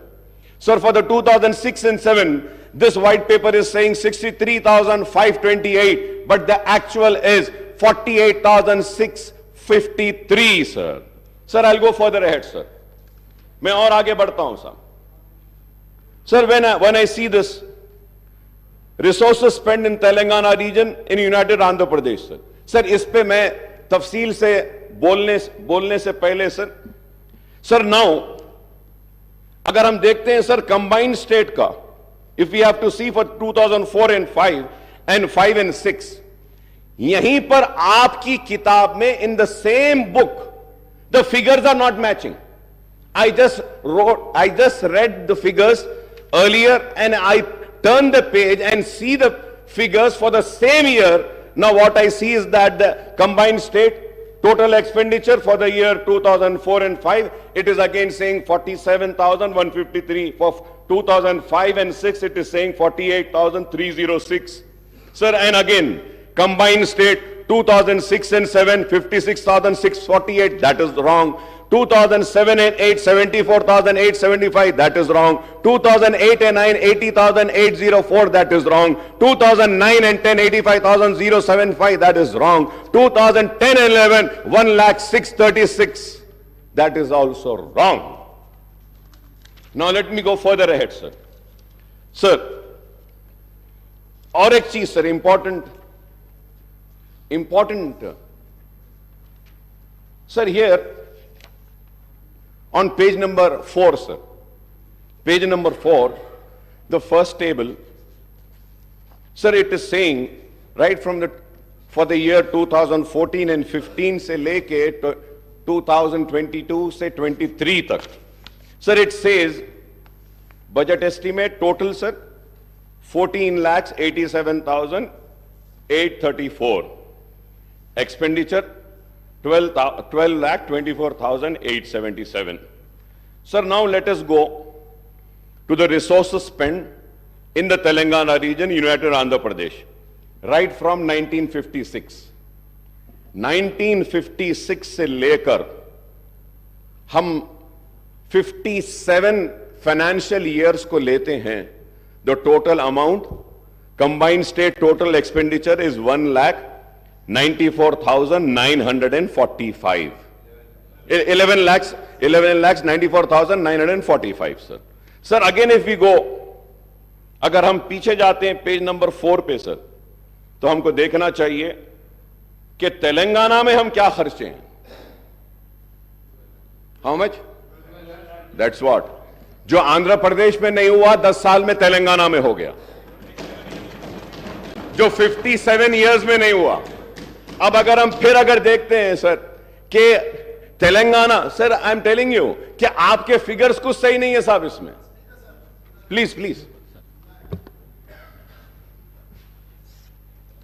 Akbaruddin Owaisi जी, जो Karnataka estimates का जो page number 5 में कर्नाटका जो data के बारे में कुछ कहा, again I am quoting official record of Karnataka state budget. I'm going to place this record in front of the house. 2021 estimated budget, Karnataka budget 2021 budget estimates 2,31 crores 442.14, and expenditure incurred accounts 2021 and 22 2,61,931.86 crores. This is Karnataka official budget source. So here my learned friend is quoting from CAG report. We have quoted Karnataka state budgetary document. So please correct yourself or please correct myself. Right, sir. Thank you so much. Sir, thank you so much, sir. Now the question arises, in your white paper, very conveniently, you are using RBI, you are using CAG, you are using Telangana budget in brief.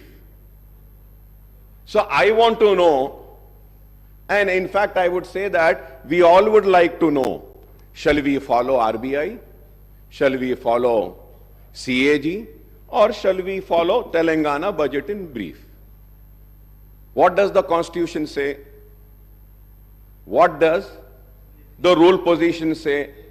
The state budget, we need to follow, we need to discuss on this. And CAG is the authority which audits. Yes, report देते हो. तो हम ये देखते हैं. तो now if you have to see your white paper, Honorable CM Saab, इसमें हम आरबीआई भी ले रहे, सीएजी भी ले रहे, स्टेट बजट भी ले रहे, wherever it is convenient for us, we are taking it. Sir, I am not here to protect anybody, sir. Let me make it very clear. I am here to protect my state of Telangana, sir. I do not want a wrong message to be sent by this house that this state is in distress. ये state बीमारू हो गया, ये state तबाह हो गया, ये state में अब कुछ नहीं है, ये मैसेज हमको नहीं भेजना है sir. Let us criticize the wrongdoing, sir. Any wrongdoings, any inquiry, we are here to support. Yeah, sir. The point here, sir. The point here, sir.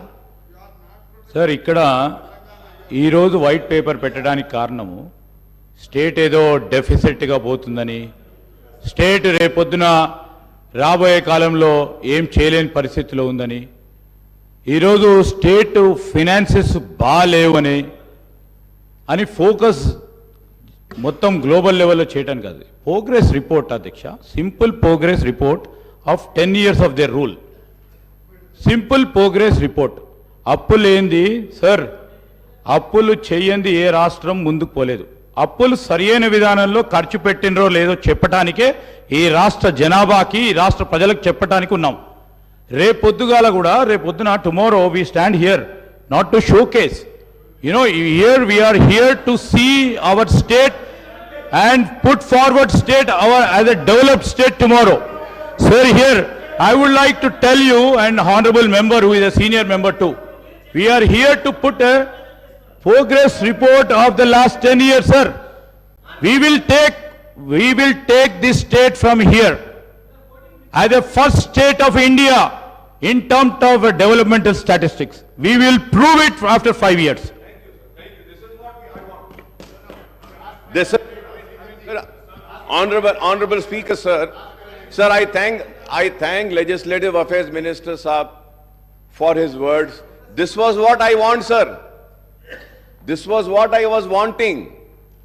I am not wanting a wrong message to go out of this house. Thank you very much. And we are also there. We will support you to make the state #1 state in the country. We will lend our support. Our criticism is going to be constructive. If I am criticizing this book, it is not that I am coming for TRS or BRS, sir. No, sir. I am just trying to correct this. From last 25 years, sir, I stand and I scream and I shout and I say that, for God's sake, for heaven's sake, give us the right figures. But the bureaucrats sitting there, who are supposed to be very learned, very educated, they fail to give proper information. They fail to give us the right figures, and action should be initiated on those such bureaucrats who mislead this house. We are led by the information provided by the bureaucrats and the department. Let it be the Honorable Chief Minister, let it be the leader of the opposition, let it be any floor leaders, let it be any legislatures. We follow the book and what has been tabled in the house. So let us make sure that whatever is being tabled is accurate and right. And any time if it is found to be wrong, an action will be initiated against those officers. This is what I want, sir. This is what I want. But it is so sad, sir. When I go further ahead also, sir, again when I go on the outstanding debt trend, sir, page number 18, what is it saying, sir, from the year 2014, 15, 15, 16 se lekar 23, 24 tak, sir. Sir, this table is saying that this source is RBI. The source is RBI. My source is this. My source is this. And my source is CAG. What does the CAG say, sir? Sir, for every year, here it is saying 2014 and 14-15, 72, 658. So 14-15, sir, it is 83,845, sir. Net increase of 22,135. This is 16.06%, sir. 14 and 15, sir, here it is saying 90,000, sir, but here with the information which I have is saying 93,115, sir. Sir, the information which I gathered is not my information, sir. Sir, I just downloaded it from CAG site, sir. Kindly go through, sir. With all responsibility, I'm saying this, sir. Sir, if we have to see 16 and 17, sir, this book says 16 and 17, this book says 81,821, sir. But as per my information, sir, the actual is 1,27,828, sir. Sir, 17 and 18, 1,60,269 is in the book. And CAG says 1,27,000, sir. 17 and 18, sir. 17 and 18, 1,60,000. The CAG says 1,52,000 and change, sir. 18 and 19, that white paper says 190, sir. The CAG says 1.75 change, sir. And 19 and 20, if you have 20 and 21, sir, the outstanding debt in this white paper is saying 2,71,000, sir. 2021. The CAG is saying 2,44,019, sir. Sir, again, 21 and 22, 3,14,000 this book is saying. Well, the CAG is saying 2,83,000, sir. So now I just, sir, if I am wrong, I may be corrected, sir. I am a person who wants to be corrected. I want to be corrected, sir. Sir, I want to know which book should I follow, which figures should I see. I will see the same figures, sir. CAG देखना है, CAG देखूंगा. नहीं, ये book आपकी सही है, तो मैं इसको देखूंगा. Sir, again, if we have to go, sir, on the page number 29, sir, expenditures on salary and pension, sir. Salary and pension, sir. What is this book saying, sir, and what is the CAG saying? The CAG, आप देखते हैं, sir, for the year 18 and 19, the total salaries and pensions are 32,378.19. And what does the white paper says? 38,210. Sir, CAG says for the year 19 and 20, total salaries and pension 34,289. The white paper says 39,147. For the year 2021, salaries and pensions, the CAG says 36,161. This book says 41,819. Sir, the CAG says for 21-22, 44,403.08. The white paper says 48,809. Sir, 22-23, the CAG says 51,082. The white paper says 55,925. So I just want to know who's right. Please correct me, who's right. अब ये पूरे इसमें, sir, it took so much of time to go through, to study. और अब सवाल ये है, हम अगर बहस करें और हम अगर किसी की नाकामी का जिक्र करें तो कैसे करें, कौन से फिगर्स को लेके करें? So going. Sir, as far my knowledge goes, I also stand corrected. I was just talking to the secretary. Sir, here in the page number 18, if you see, sir, here we have to see what is important to note is that the debt figures stated above do not include the off-budget borrowings of the government. Off-budget borrowings include loans availed by the entities outside the government system but guaranteed by the state. The point here is, my learned friend was also a PAC committee chairman. We were both together, sir. Audit accounts, until and unless the audit paras have been cleared, it is not final, sir. So most of the audit paras wouldn't have got finalized. So that may have the reason the RBI report and the audit report is differing. So we thought of taking the clarification. I'll get back to you. Thank you, sir. No. I'm saying it. No, CAG reports, CAG audit reports will be finalized after the audit has been done.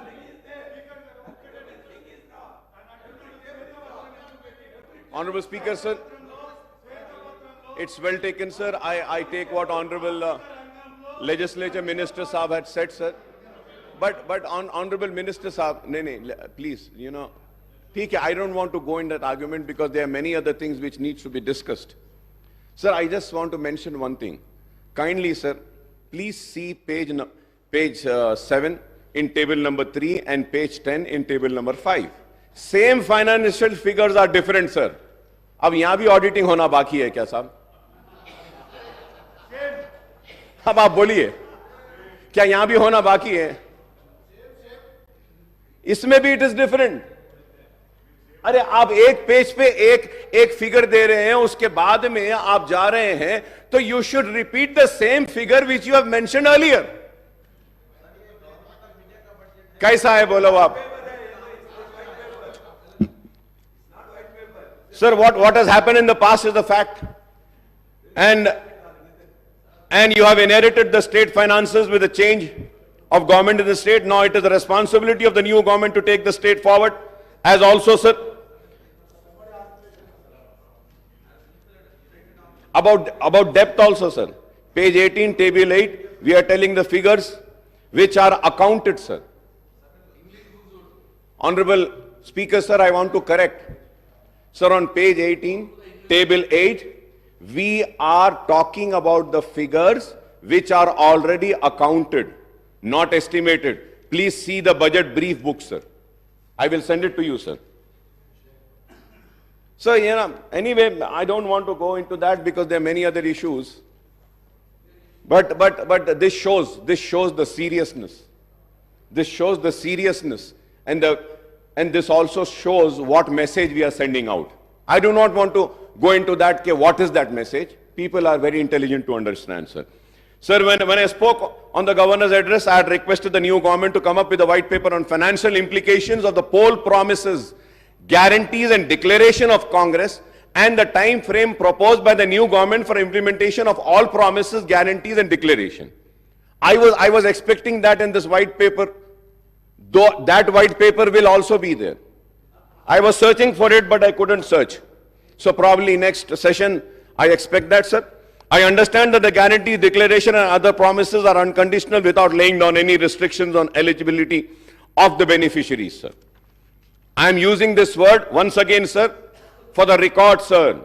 I understand that all the guarantees declared and other promises are unconditional without laying down any restrictions on eligibility of the beneficiaries, sir.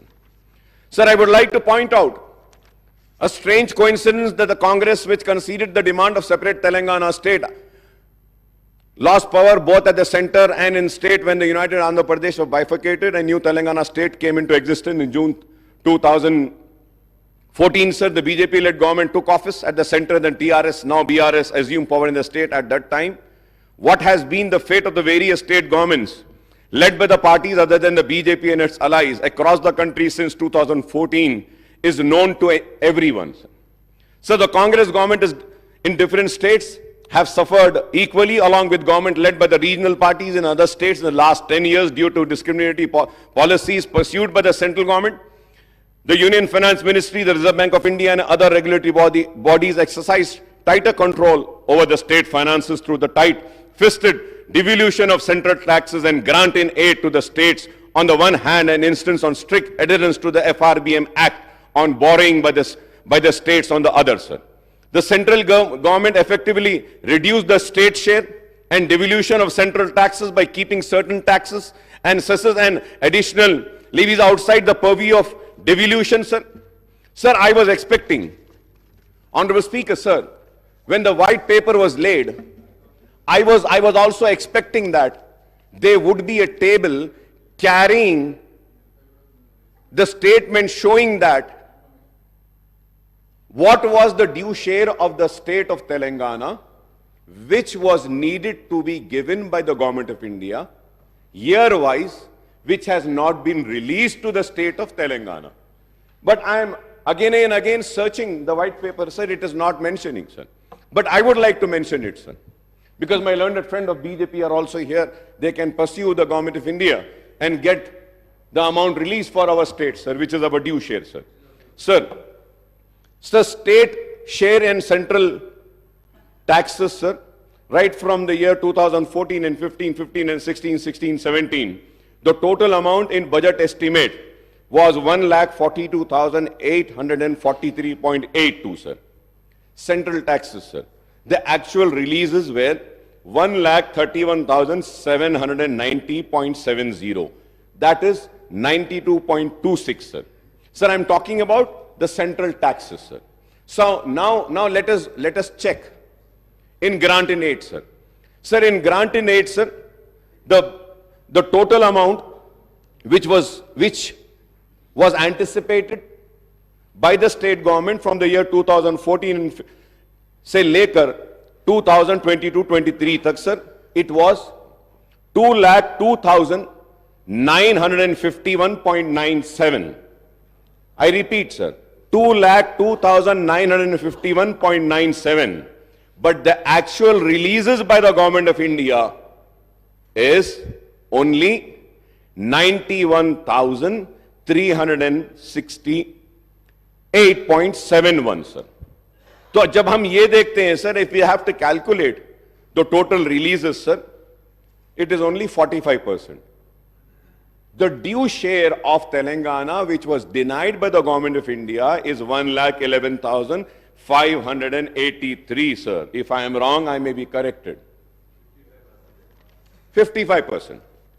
So, going further ahead, sir, the Finance Commission recommendation were twisted to deny the rightful share of states in central taxes, as well as the grant in aid for the central scheme implemented in the state. The white paper of Telangana state finances table today hides more than it reveals as statistics and sources of data have been used conveniently to suit the premise that the state finances have not been managed properly, sir. You make the budget, which is an estimate on the revenue that you expect and the expenditure you would like to incur basing on your needs and priorities.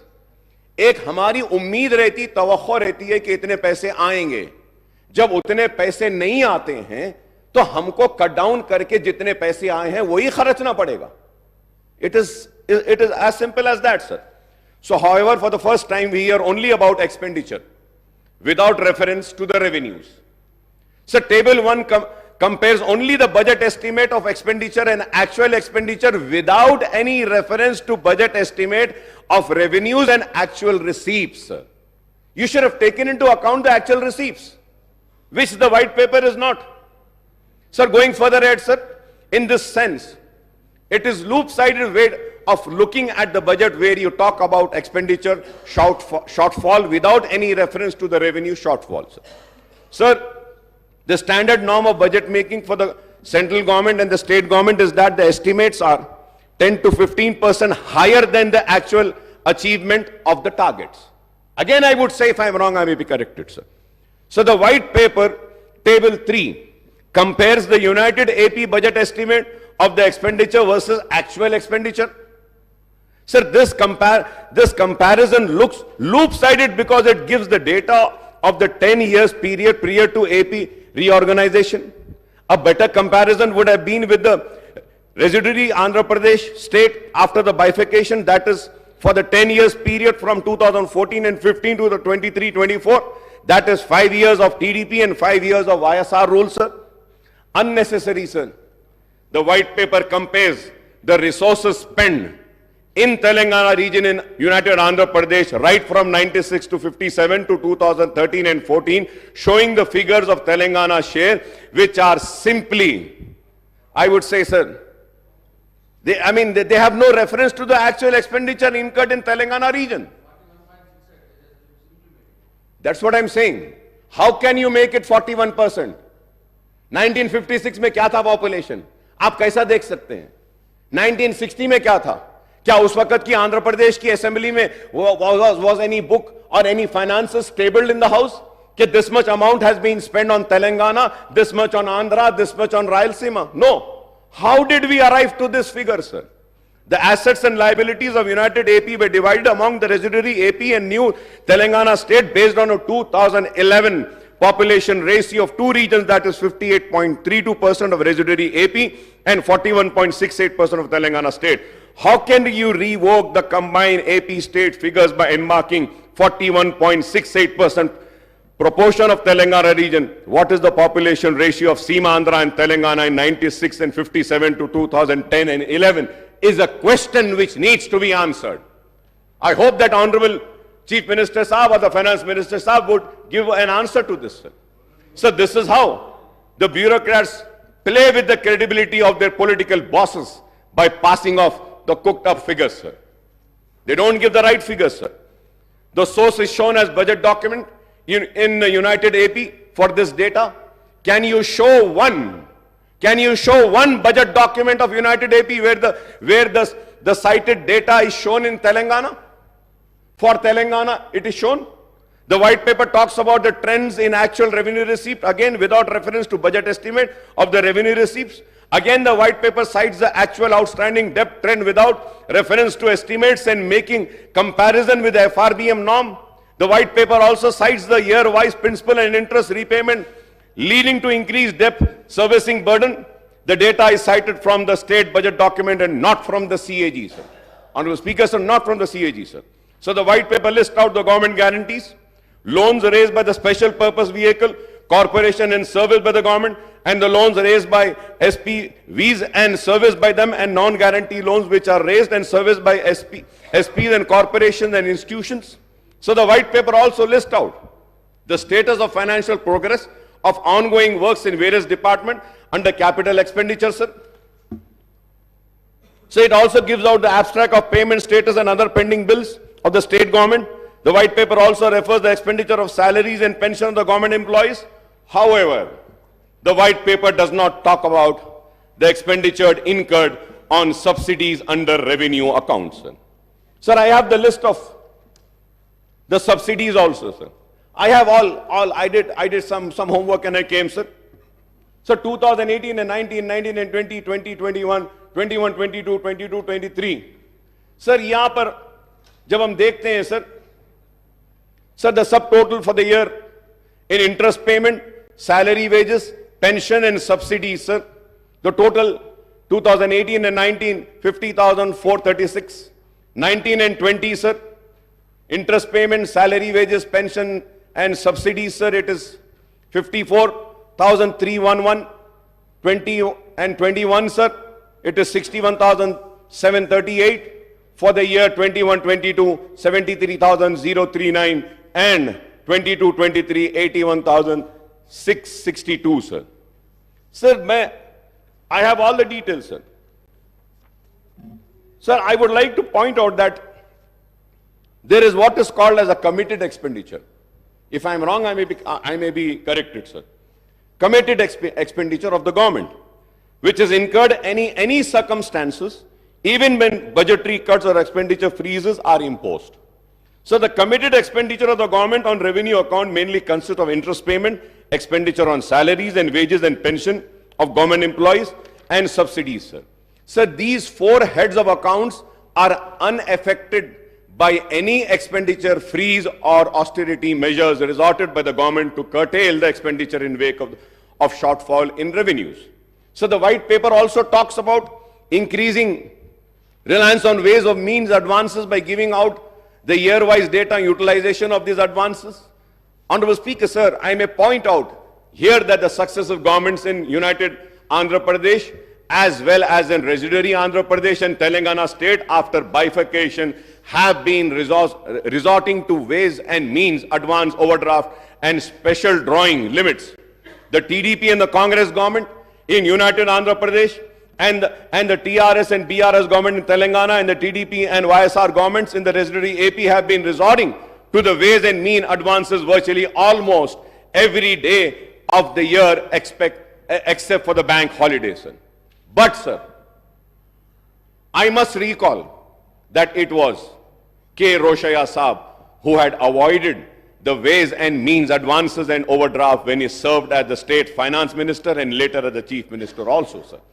So the white paper cites different sources for its data as per its convenience, and these includes finance accounts of CAG, RBI State Finances Report 23-24, budget documents of United Andhra Pradesh, Government of India budget monthly accounts of CGA, Reserve Bank of India, IFMIS portal of Telangana government, Director Works Account Concerned Department, State Finance Department, etc.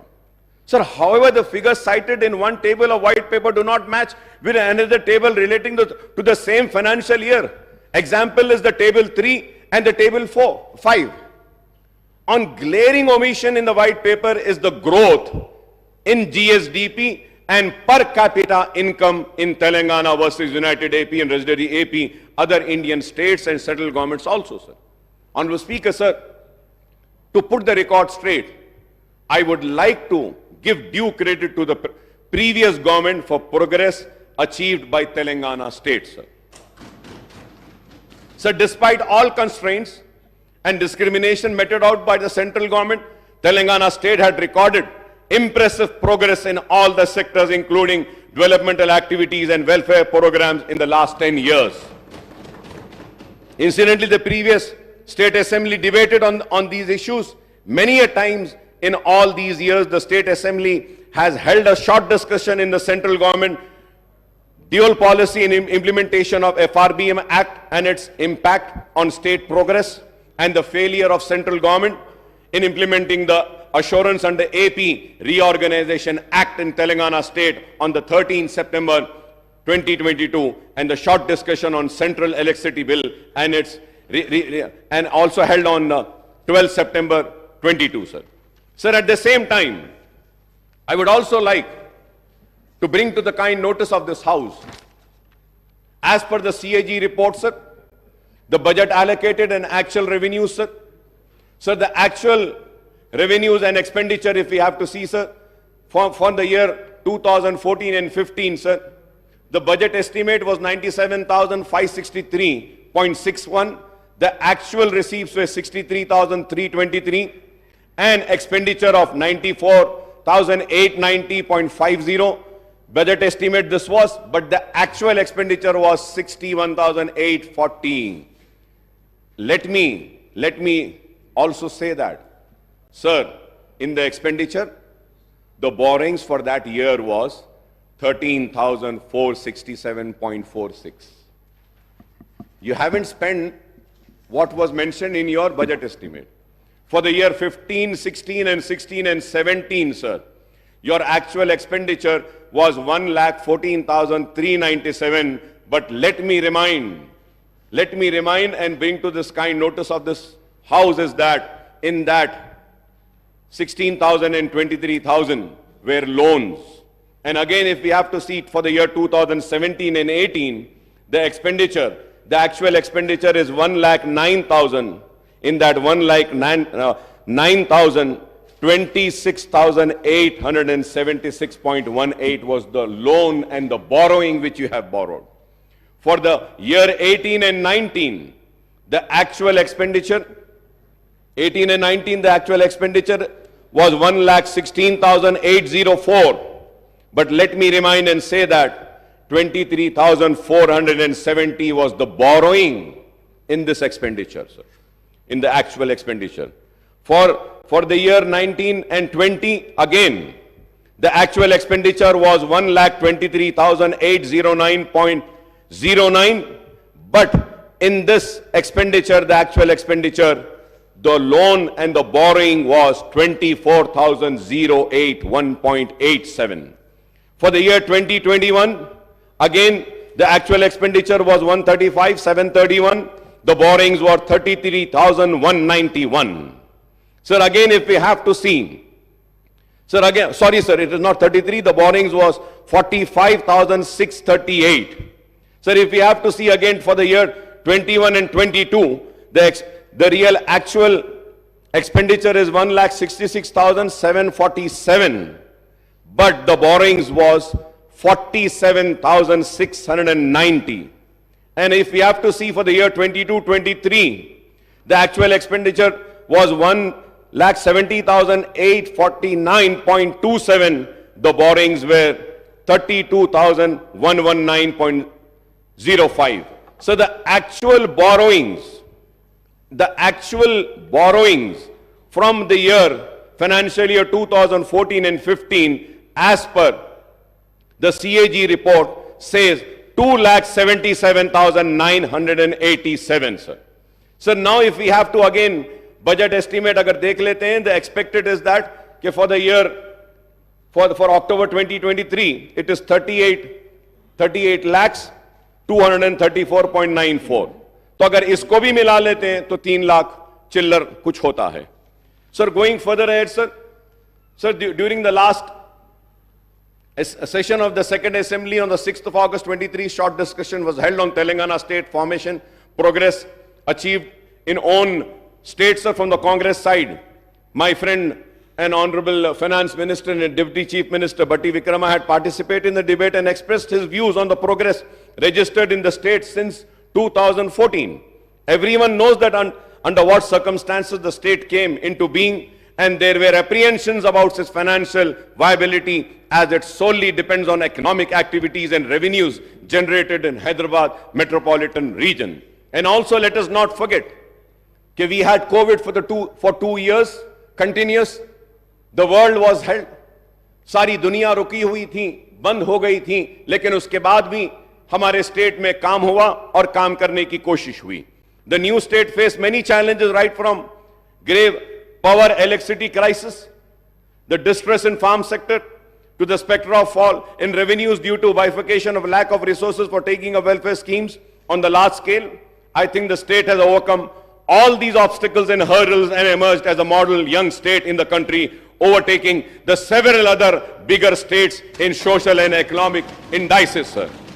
Sir, incidentally, the new Finance Minister Saab has released 2 booklets on Telangana economy and Telangana state at a glance on 13th of December, which I have, sir.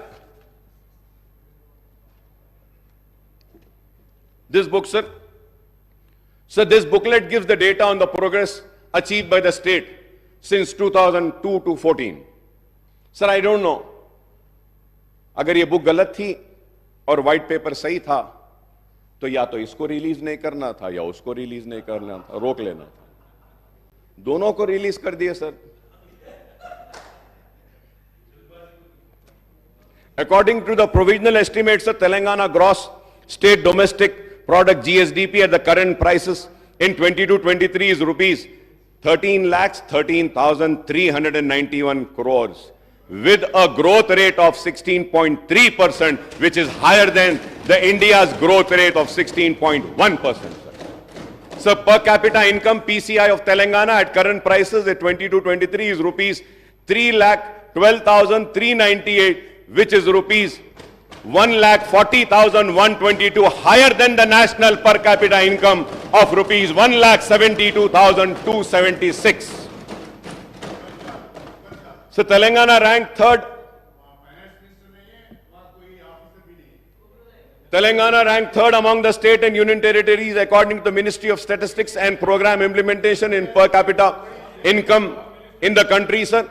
The sectoral analysis shown that the agriculture and allied sector achieved a growth of 15.8%, the industrial sector clocked a growth of 10%, and service sector witnessed a remarkable growth of 20.6% in 22-23, which is again higher than overall India's growth at 17.3%.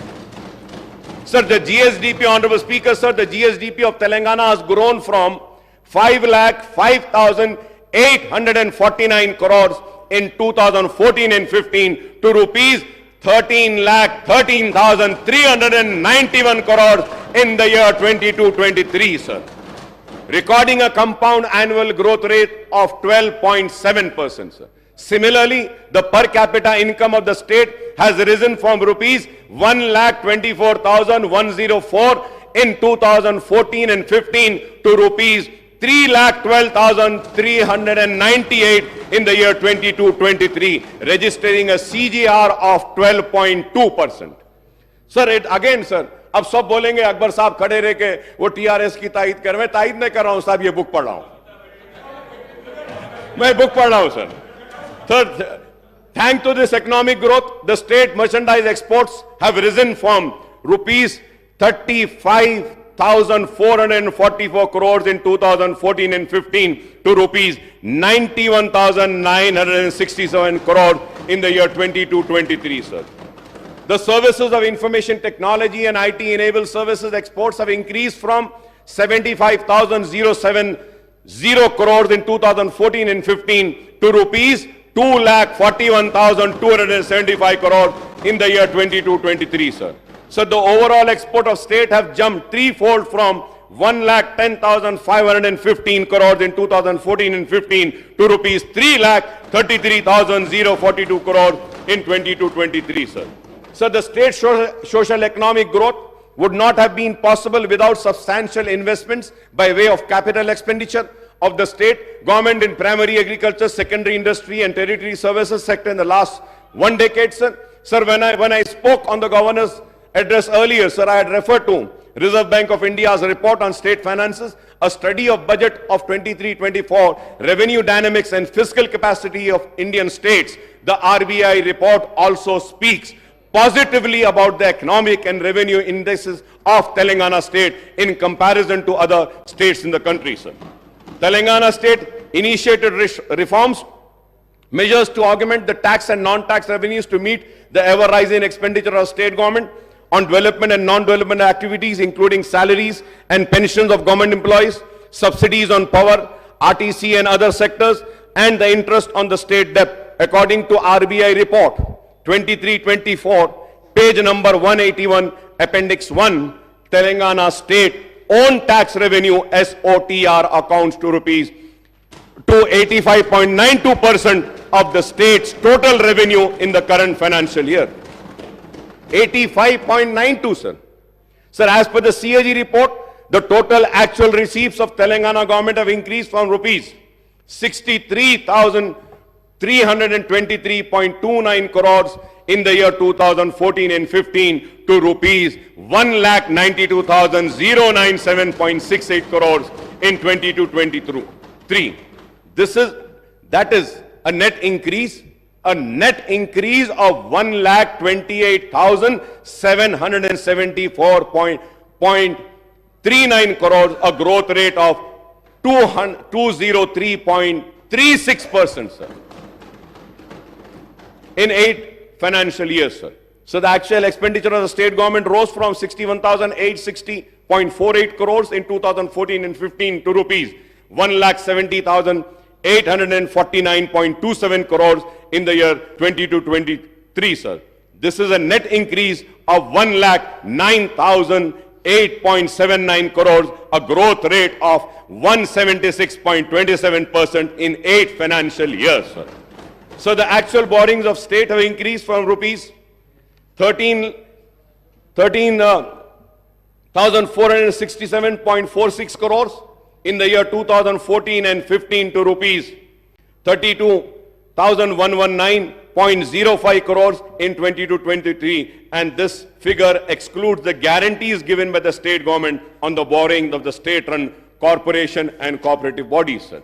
The state debt burden outstanding has consequently increased from rupees 61,710 crores inherited by Telangana from undivided Andhra Pradesh at the time of bifurcation in June 2014 to revised estimate of rupees 3,22,993 crores at the end of 2022-23 financial year, a net increase of 2,61,283 crores in a period of 8 financial years, sir. We hope and trust that the Congress government would take effective steps to implement all its guarantees, declaration and other promises in the short duration before the announcement of schedule of enforcement of model code of conduct for the Lok Sabha elections, sir. मैं उम्मीद करता हूं कि Lok Sabha election से पहले आप अपने पूरे प्रोमिसेस को फुलफिल करेंगे। आपने कहा कि 2 प्रोमिसेस करें, लेकिन सिर्फ एक प्रॉमिस में ए बी सी था, उसमें से एक करें, और दूसरी प्रॉमिस में ए एंड बी था, उसमें से एक करें, अभी बी बाकी है। मैं उम्मीद करता हूं कि आप वो सारे प्रॉमिसेस को फुलफिल करेंगे और वो प्रॉमिसेस को फुलफिल करने के लिए जो भी ताउन, जो भी सपोर्ट हमको देना है, हम जरूर आपको देंगे, क्योंकि हम चाहते हैं कि अवाम से किए गए वादे पूरे हों। हम चाहते हैं अवाम ने जिस उम्मीद के साथ वोट दिया है वो उम्मीद पूरी हो। ہم چاہتے ہیں کہ عوام جس توقع کے ساتھ ووٹ دیا ہے وہ پورا ہو. ہم نہیں چاہتے کہ ان کے خواب چکنا چور ہوں. بٹ سر ایٹ دا سیم ٹائم آئی ووڈ لائک ٹو, میں کانگریس کی حکومت کو آگاہ کرنا چاہتا ہوں, آپ کی ناکامی ایسے نہ ہو کہ بی جے پی کی کامیابی کا سبب بن جائے. ہوشیار رہیے اور باریک نظر کے ساتھ, دور اندیشی کے ساتھ, صبر کے ساتھ, استقلال کے ساتھ کام کریں. بی جے پی نہیں تو آگے بڑھ جائے گی, اقتدار پہ آ جائے گی. آپ نے دیکھا ہے کہ کیا نتائج ہیں مدھیہ پردیش کے, راجستھان کے اور دوسرے ریاستوں کے. تو ہم کو ان نتائج سے بھی سبق سیکھنا ہے اور بی جے پی کے بڑھتے ہوئے قدم کو روکنا ہے, اور آپ کی غلطی ان کا فائدہ نہ ہو جائے. امید کرتے ہیں کہ پارلیمنٹ کے الیکشن میں سیکولر طاقتیں, بی آر ایس ہو یا کانگریس ہو یا مجلس ہو, یہ کامیاب ہوں گی, اور ملک کو آج بے روزگاری کی طرف لے جانے والی وہ طاقتیں, ملک کو نفرت کی بنیاد پر بانٹنے والی طاقتیں اور ملک کو کمزور کرنے والی وہ طاقتوں کو شکست ہوگی اور سیکولر طاقتیں کامیاب ہوگی. سر میں اس کے ساتھ یہ بھی کہوں گا ضرور کہ فائنانشل سٹیٹس میں جیسا بھی فائنانشل سٹیٹس تھا, لیکن اس ریاست میں وائٹ پیپر میں تو کہا گیا کہ کچھ بھی نہیں تھا, بہت ہی تباہی ہے. لیکن یہ بات ضرور کہوں گا کہ 9.5 برس میں پوسٹ میٹرک اسکالرشپ پر جو خرچ ہوا ہے وہ 474 کروڑ ہوا ہے. بینیفیشریز جو مسلم تھے, مسلم بینیفیشریز کی بات کر رہا ہوں, 14,27,714 تھا. ریمبرسمنٹ آف ٹیوشن فیس میں جو ایکسپینڈیچر ہوا 9.5 سال میں وہ 1,748 کروڑ تھا. بینیفیشریز تھے 10,01,561. پری میٹرک اسکالرشپ پر جو ایکسپینڈیچر ہوا اس میں 21 کروڑ ہوا. مسلم بینیفیشریز تھے, میں مسلمانوں کی بات کر رہا ہوں آنریبل اسپیکر سر, 87,225 سر. سی ایم اوورسیز اسکالرشپ پر جو ایکسپینڈیچر ہوا 9.5 برس میں 492 کروڑ, اور ٹوٹل بینیفیشریز ہوئے 3,224 سر. ٹمری اسکول میں 97,000 آج کرنٹلی پڑھ رہے ہیں اسکولز میں. میں امید کرتا ہوں کہ 97,000 بچوں کے مستقبل کو سجانے سوارنے کا کام آپ بی آر ایس سے زیادہ اچھا کریں گے, ہم سب مل کے اس سے اچھا کریں گے. میں امید کرتا ہوں کہ ٹمریز میں 32,640 اسٹوڈنٹ جونیئر کالجز میں پڑھ رہے ہیں, ان کے مستقبل کو بھی ہم سنواریں گے. 80,000 بچے ٹمریز میں پاس آؤٹ ہو چکے ہیں. 9.5 سال میں 3,068 کروڑ سپینڈ ہوئے ہیں. سینٹر فار ایجوکیشن ڈیولپمنٹ آف مائنورٹیز میں کا بھی میں ایکسپینڈیچر 14 کروڑ مسلمانوں پہ ہوا. بینیفیشریز 49,310 تھا. مائنورٹی اسٹڈی سرکل پر 17 کروڑ ہوئے. بینیفیشریز 9,319 اور 700 سر. تو میں آپ سے کہنا چاہتا ہوں کہ 9.5 سال میں یہ جتنے بھی میں نے کہے ہیں, پوسٹ میٹرک, ری ایمبرسمنٹ, پری میٹرک, سی ایم اوورسیز, ٹمریز, سی ای ڈی ایم, مائنورٹی اسٹڈی سرکل, یہ اس پر 5,834 کروڑ سپینڈ ہوئے ہیں. اور مسلم بینیفیٹڈ اسٹوڈنٹس کا نمبر ہے 27,08,693 سر. ایٹ دا سیم ٹائم سر آئی وڈ آلسو لائک ٹو سے دیٹ شادی مبارک میں جو مسلمانوں پر جو خرچ ہوا ہے اب تک 9.5 سال میں 2,338 کروڑ سپینڈ ہوئے ہیں, اور اس کے بینیفیشریز ہیں 2,76,225. امام اور مؤذنوں پر جو خرچ ہوا ہے 316 کروڑ خرچ ہوا ہے, اور 17,000 مؤذنوں کو ماہانہ پیسے دیے جا رہے ہیں. میں امید کرتا ہوں کہ حکومت جو اعلان کری ہے کہ ان کے منتلی رینیومریشن کو بڑھائے گی, اور 1 لاکھ فائنانشل اسسٹنٹ 278 کروڑ سپینڈ ہوئے ہیں. 33,545 کو ملا ہے. وقف گرانٹ ان ایڈ میں 531 کروڑ سپینڈ ہوئے ہیں, اور اس کے بعد دعوت افطار پر بھی ہوا. تو ٹوٹل مسلم بینیفیشریز 9.5 سال میں 31,50,000 تھے. یہ سارے چیزوں سے اس میں کسان 40,000 کسان ہیں, ریتو بندو نہیں ہے, ریتو بیمہ نہیں ہے, پینشن نہیں ہے. یہ سب اگر ہم لے لیتے ہیں تو سالانہ रियासत तेलंगाना में मुसलमानों पर करीब 6,000 करोड़ रुपया खर्च हो रहा है। मैं उम्मीद करता हूं कि ये कांग्रेस की हुकूमत भी रेवंत रेड्डी साहब की क़यादत में और ये सारे मिनिस्टर्स जो हैं बैठे हुए कैबिनेट के, इनकी रहनुमाई में 6,000 से बढ़ाकर 10,000 करोड़ रुपया मुसलमानों पे खर्च होगा। मुसलमान पसमानदा है, मुसलमान कमजोर है, मुसलमान पिछड़ा हुआ है। अगर मैं यहां खड़े होकर मुसलमान की बात कर रहा हूं तो इसलिए कर रहा हूं कि हम चाहते हैं कि मुसलमान जो पीछे हैं उसको आगे लाएं, मुसलमान जो पिछड़ा हुआ है उसके पिछड़ेपन को दूर करें। हम चाहते हैं कि पुराने शहर में तरक्की आए, SRDP हो, SNDP हो, जो भी मंजूरियां हैं, बराए मेहरबानी चीफ मिनिस्टर साहब से दरखास्त करूंगा कि आप वो अमाउंट को रिलीज कर दीजिए। और उस दिन आपने क्लैरिफिकेशन नहीं दिया स्पीकर साहब। मैं एक बात पुरजोर अल्फाज में कहना चाहता हूं कि असेंबली के हर सेशन में अगर किसी मेंबर ने ड्रग्स के खिलाफ आवाज उठाई है, चाहे वो ड्रग्स हो, चाहे वो व्हाइटनर्स हो या कुछ भी हो, टैबलेट्स हो, तो वह MIM थी और मैं था, बार बार उठाता था। मैं वेलकम करता हूं और रियासती हुकूमत ने जो फैसला लिया है, जो इक़दामात उठा रहे हैं ये ड्रग्स के ये लानत को खत्म करने के लिए, इसके लिए हम हमारा मुकम्मल ताउन आपको देंगे। हम चाहते हैं कि हमारी आने वाली नस्ल इस लानत से दूर रहे। हम चाहते हैं कि हमारा आने वाले फ्यूचर जनरेशन को ये जो तबाह बर्बाद करने की एक साजिश है उसको हम रोकें। इसके लिए जो भी हमारे तरफ से ताउन होना है हम ताउन करेंगे। उस दिन मैं क्लैरिफिकेशन में यह भी पूछना चाहता था कि धरनी पोर्टल का क्या होगा।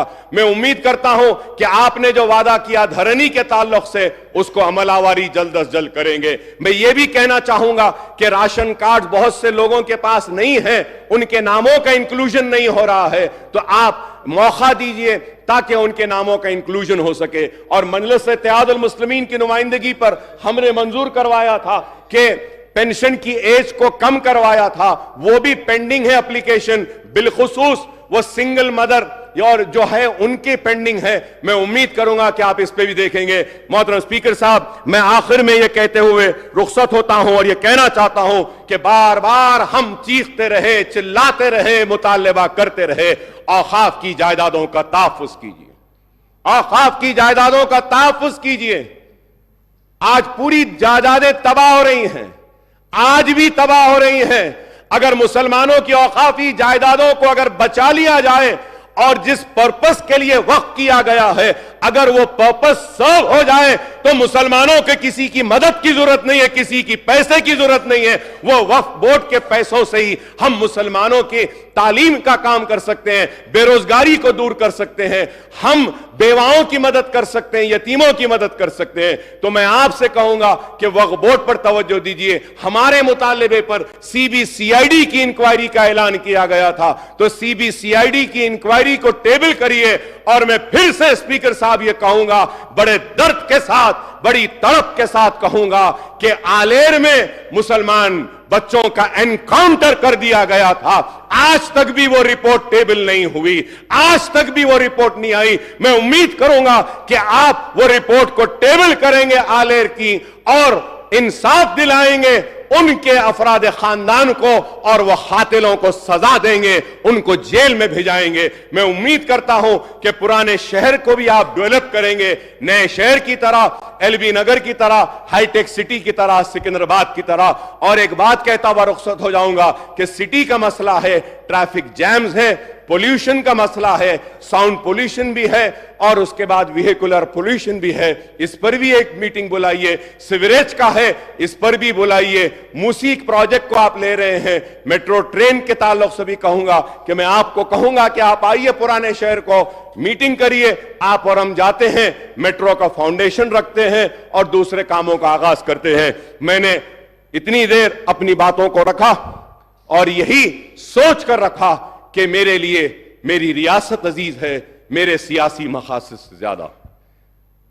तो मैं फिर से कहूंगा कि रियासत को नेक नाम दीजिए, रियासत को बदनाम ना कीजिए।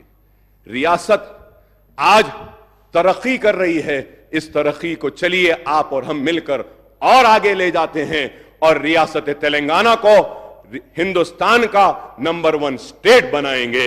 इर्रेगुलरिटीज हुए हैं, अगर कोई काम गलत हुआ है तो इंक्वायरी जरूर करिए, कमीशन जरूर बिठाइए, चाहे वो सिटिंग जज हो या कोई हो।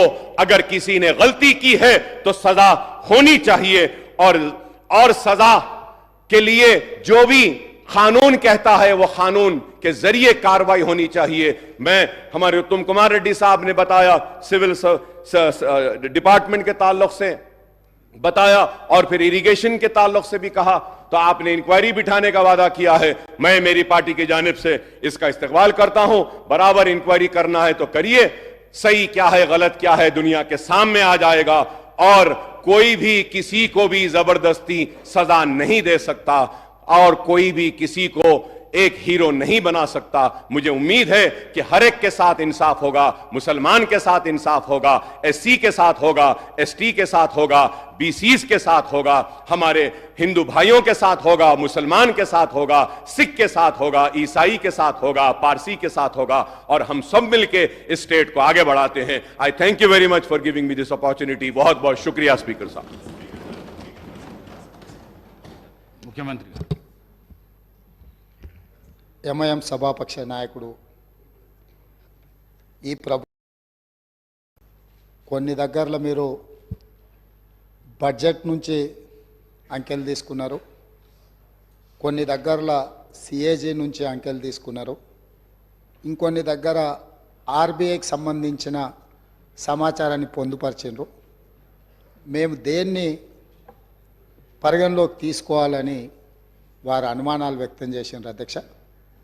అధ్యక్ష, ఈ ప్రభుత్వము వాస్తవ పరిస్థితులను ప్రజల ముందలు పెట్టి తెలంగాణ రాకంటే ముందు ఉన్న పరిస్థితులను, తెలంగాణ వచ్చిన తర్వాత 10 సంవత్సరాలలో ప్రజలనుకున్న గత ప్రభుత్వం తీసుకున్న నిర్ణయాలు, ఆ నిర్ణయాల వల్ల వచ్చిన ఫలితాలు, దుష్ఫలితాలను ప్రజల ముందు పెట్టి ప్రజాస్వామిక పద్ధతిలో ఈ చట్టసభలో చర్చించి వాస్తవాలను ప్రజలకు వివరించి భవిష్యత్ కార్యాచరణను తీసుకోవాలన్న ఆలోచనతోటే సమర్థవంతమైన ప్రతిపక్షంగా మీ సలహాలు సూచనలు తీసుకొని ప్రజలకు మంచి చేయాలన్న ఉద్దేశంతో నిస్సహాయులకు సహాయాన్ని అందించడమే కాకుండా నిజమైన అర్హులకు మాత్రమే సంక్షేమాన్ని అందించి అర్హులైన వాళ్లకు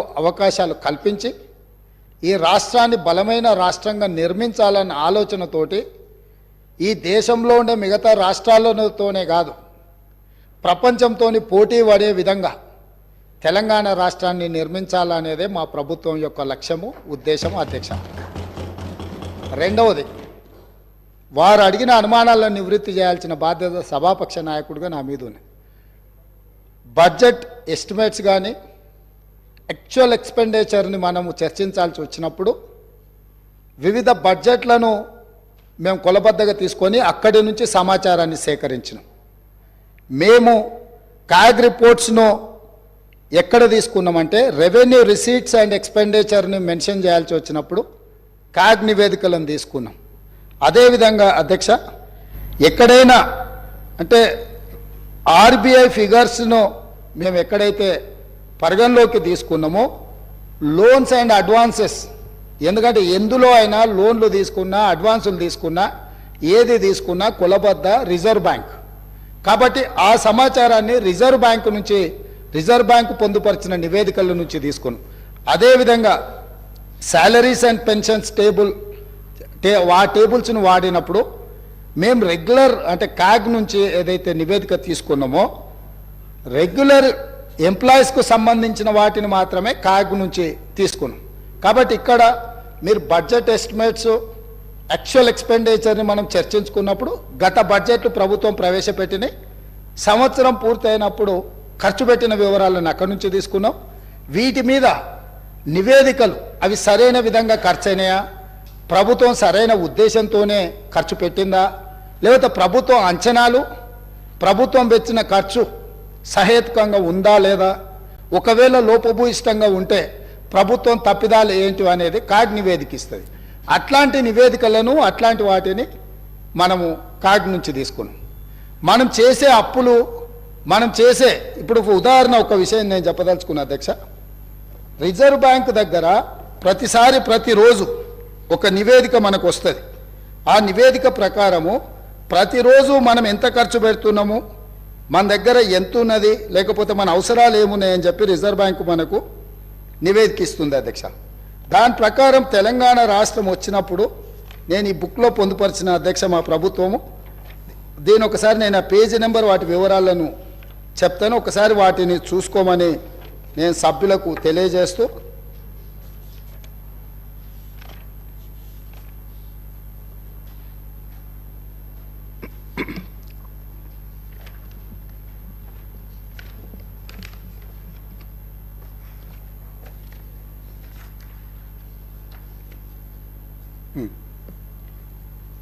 ప్రభుత్వం యొక్క ఆదాయము అవసరాలకు సంబంధించి రిజర్వ్ బ్యాంకు ప్రతిరోజు ప్రభుత్వానికి సమాచారం ఇస్తుంది. Finance secretary through finance minister and state government.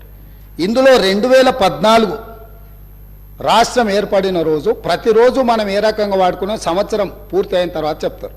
2014-15 సంవత్సరంలో రిజర్వ్ బ్యాంకు దగ్గర మనకు మిగులు నిధులు ఉన్నది 303 రోజులు. ఆ ఫైనాన్షియల్ ఇయర్లో బీఆర్ఎస్ గత ప్రభుత్వము సమర్థవంతమైన ఆర్థిక మంత్రిగా హరీష్ రావు గారు ప్రస్తావన చేస్తూ వారు ఆర్థిక మంత్రిగా ఉన్నప్పుడు 2022-23లో 37 రోజులు మాత్రమే. అదేవిధంగా 2021-22లో 57 రోజులు మాత్రమే. 2020-21లో 122 రోజులు మాత్రమే. అదేవిధంగా 2023-24 ఇప్పటి వరకు నవంబర్ 23 వరకు కేవలం 30 రోజులు మాత్రమే.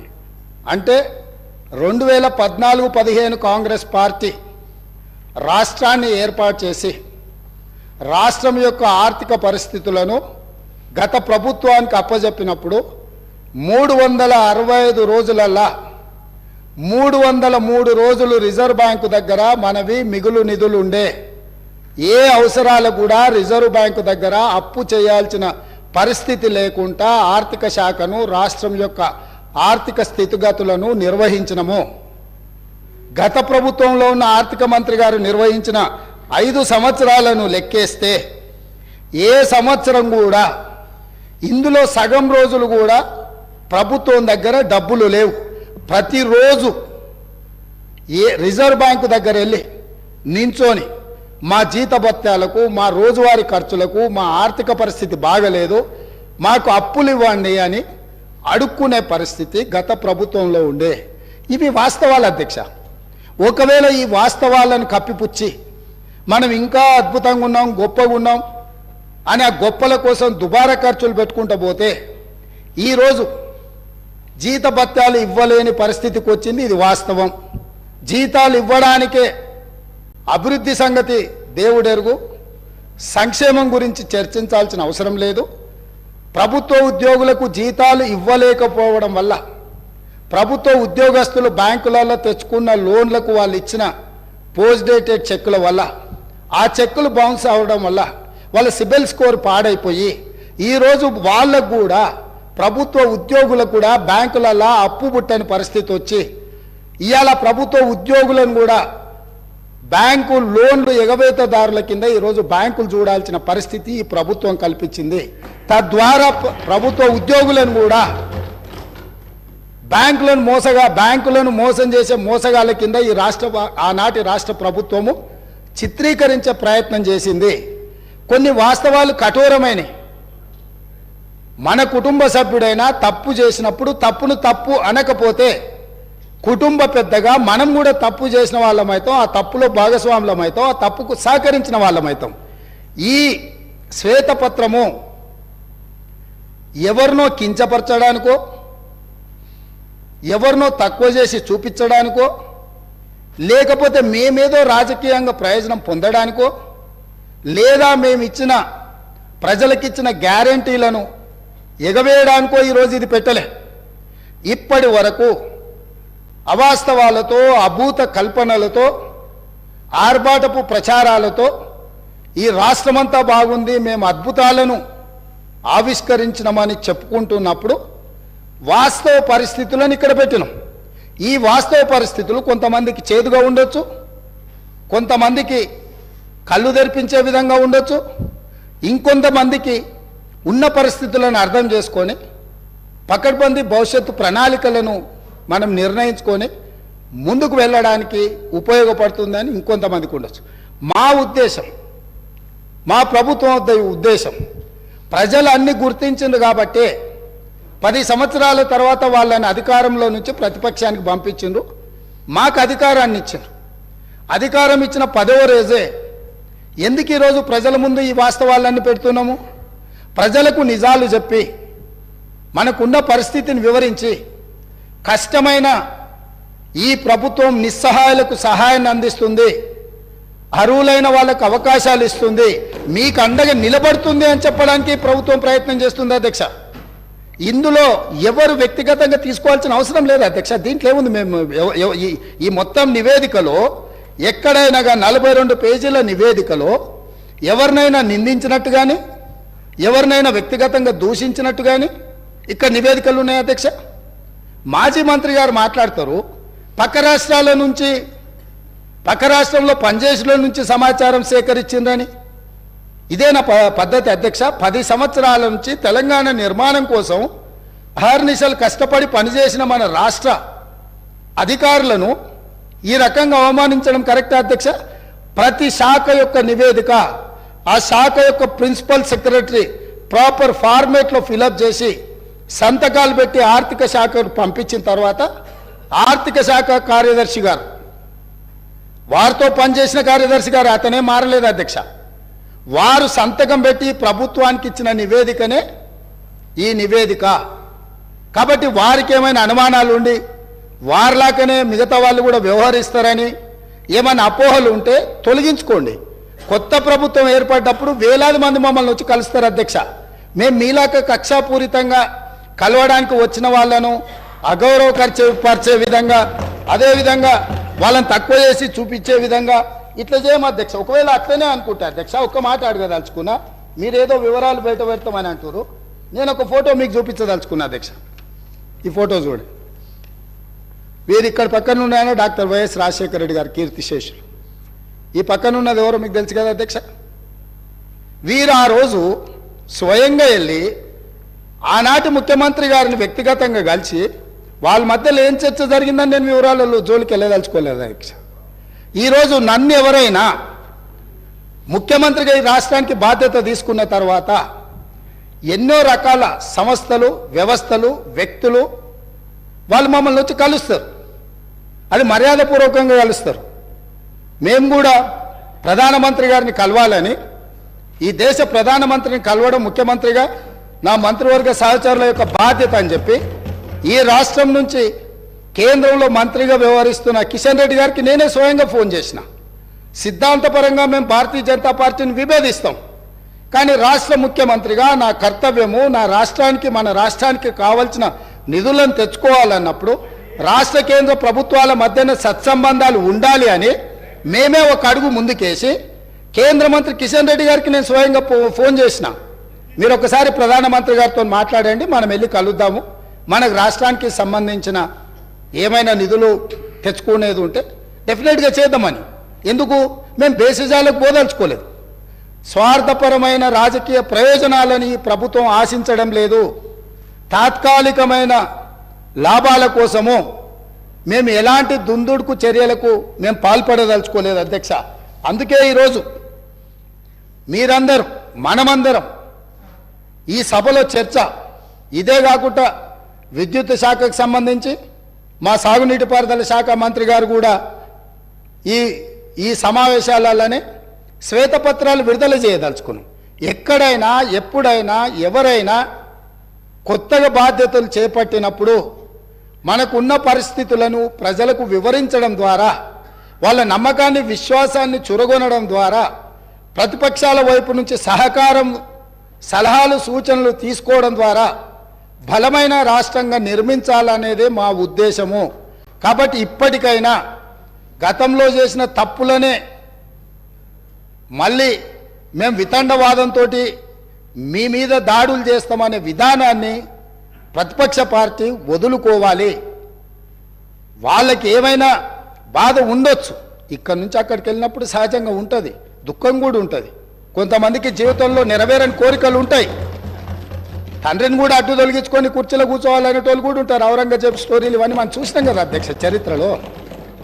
సో వీటన్నిటిని దృష్టిలో పెట్టుకొని వాళ్ళ కుటుంబంలో ఉండే తగాదాలను తీసుకొచ్చి సభలో ప్రస్తావించడం ద్వారా సభ యొక్క ఔన్నత్యాన్ని గౌరవాన్ని తగ్గించే విధంగా వ్యవహరించొద్దు. ఈ ప్రభుత్వం జిమ్మెదారితో ఇక్కడ ఉన్నది. ఈ ప్రభుత్వం జిమ్మెదారితో ఇచ్చిన మాటను నిలబెట్టుకుంటుంది. ఈ ప్రభుత్వం సహేతుకమైన సలహాలు సూచనలు ప్రతిపక్షాలు ఇచ్చినప్పుడు తప్పకుండా స్వీకరిస్తుంది. మిత్రుడు అక్బరుద్దీన్ ఓవైసీ గారు ఏవైతే అంశాలను లేవనెత్తిండో చాలా విషయాలు వాళ్ళు లేవనెత్తిండ్రు, మా అధికారులు నోట్ చేసుకున్నారు. తప్పకుండా ఆ అంశాలను అన్నిటిని కూడా మేము పరిగణలోకి తీసుకుంటాం, పరిష్కరిస్తాం. మేము ఓపెన్గా మేము సెక్రటేరియట్లోనే ప్రజలకు తెలిసినాం. ఈ రాష్ట్రాన్ని ప్రజలు, ఈ రాష్ట్రంలో ప్రభుత్వాన్ని ఎన్నుకున్నది సచివాలయం నుంచి ప్రజలకు సుపరిపాలన అందించడానికి. అందుకే అక్కడ మంత్రులను కూర్చోబెట్టినాం. మంత్రులను వచ్చి ప్రజలు కలిసేటట్టు, ప్రజా సంఘాలు వాళ్ళ నివేదికలు ఇచ్చేటట్టు, వాళ్ళ పెండింగ్ సమస్యల్ని చర్చించడానికి ప్రగతి భవన్నే కాదు ఇవాళ ప్రజాభవన్గా మార్చినాం. సచివాలయాన్ని ప్రజలకు అందుబాటులోకి తీసుకొచ్చినాం. మేము బాధ్యత తీసుకుని వెంబడే హైదరాబాద్ మీద రివ్యూ చేయాలనుకున్నప్పుడు हम लोग जिम्मेदारी से यहाँ हैदराबाद क्षेत्र से जो पार्लियामेंट में 7 MLA से हम लोग बुलाए सचिवालय पे. हमारे पॉलिटिकल डिफरेंसेस में भी देर, मगर जब हम तरक्की करना है, आगे हैदराबाद शहर को हिंदुस्तान में सबसे बड़ा अच्छा शहर बनाने के लिए हमारे दोस्तों से हम गुजारिश किए, भाई आप साथ आ जाओ, जो चाहिए जो पेंडिंग है, जो हैदराबाद तरक्की के लिए हम जिम्मेदारी से जो करना है हम जिम्मेदारी उठाएंगे, आपके साथ लेंगे. हम सरकार चलाने के लिए आज जिम्मेदारी से यहां से मैं हमारे MIM पार्टी को चुनाव में जो है आपका मर्जी आपकी है, हमारा मर्जी हमारी है. जो पार्टी हमारा चुनाव लड़ना है हमारे तरीका से लड़ेंगे. मैं जो हैदराबाद शहर ये देश का निशान है, वो हैदराबाद शहर का नाम पूरा दुनिया में रोशनी करने के लिए हम लोग कोशिश करेंगे. वहां पर आपके मदद जरूर लेंगे, कोई शक नहीं है. ड्रग्स के बारे में आप सामने आके 2 कदम आके हमारे मदद दी, हम धन्यवाद कर रहे हैं, क्योंकि ड्रग्स को इराडिकेट करना है हमारा जिम्मेदारी है. हमारे बच्चे है, हमारे परिवार है. जो पंजाब को देखने के बाद भी हम नहीं सुधरे तो दुनिया कोई भी अपने को माफ नहीं करने वाले. इसीलिए यहां से मैं जिम्मेदारी से यकीन से मैं वादा कर रहा हूं, ये सरकार को अच्छा चलाने के लिए ये पूरा तेलंगाना में जितना जनता है उनके भला के लिए, उनके वेलफेयर एंड डेवलपमेंट के लिए, खासकर माइनॉरिटी, वो may be Christian minority, Muslim minority, Sikh minority और any other minority. Minority majority में कोई अंतर नहीं है. माइनॉरिटी के जो फंडामेंटल राइट्स हम बचाए, हम सेक्युलर फैब्रिक है. ये सेक्युलर फैब्रिक बचाने के लिए ये देश में कुर्बानी की है महात्मा गांधी जी ने, इस देश में कुर्बानी की है शहीद हुए इंदिरा गांधी जी ने, इस देश में शहीद हुए राजीव गांधी जी ने, इस देश में सोनिया गांधी जी और राहुल गांधी जी ने पदवी त्याग किए. कभी प्रधानमंत्री राष्ट्रपति मौका मिले तो भी दूसरों को, जो जिम्मेदारी लोगों को वो कुर्सी पे बिठाए. इसीलिए यकीन से मल्लिकार्जुन खड़गे जी के नेतृत्व में दलित, आदिवासी, गिरिजन, OBC, माइनॉरिटी महिलाओं के भला के लिए कांग्रेस पार्टी आगे सरकार चलाएंगे. आप लोग कभी भी 24 घंटा कभी भी आपको कुछ सरकार को सुझाव देना है तो हम लोग वेलकम कर रहे हैं. धन्यवाद अध्यक्ष.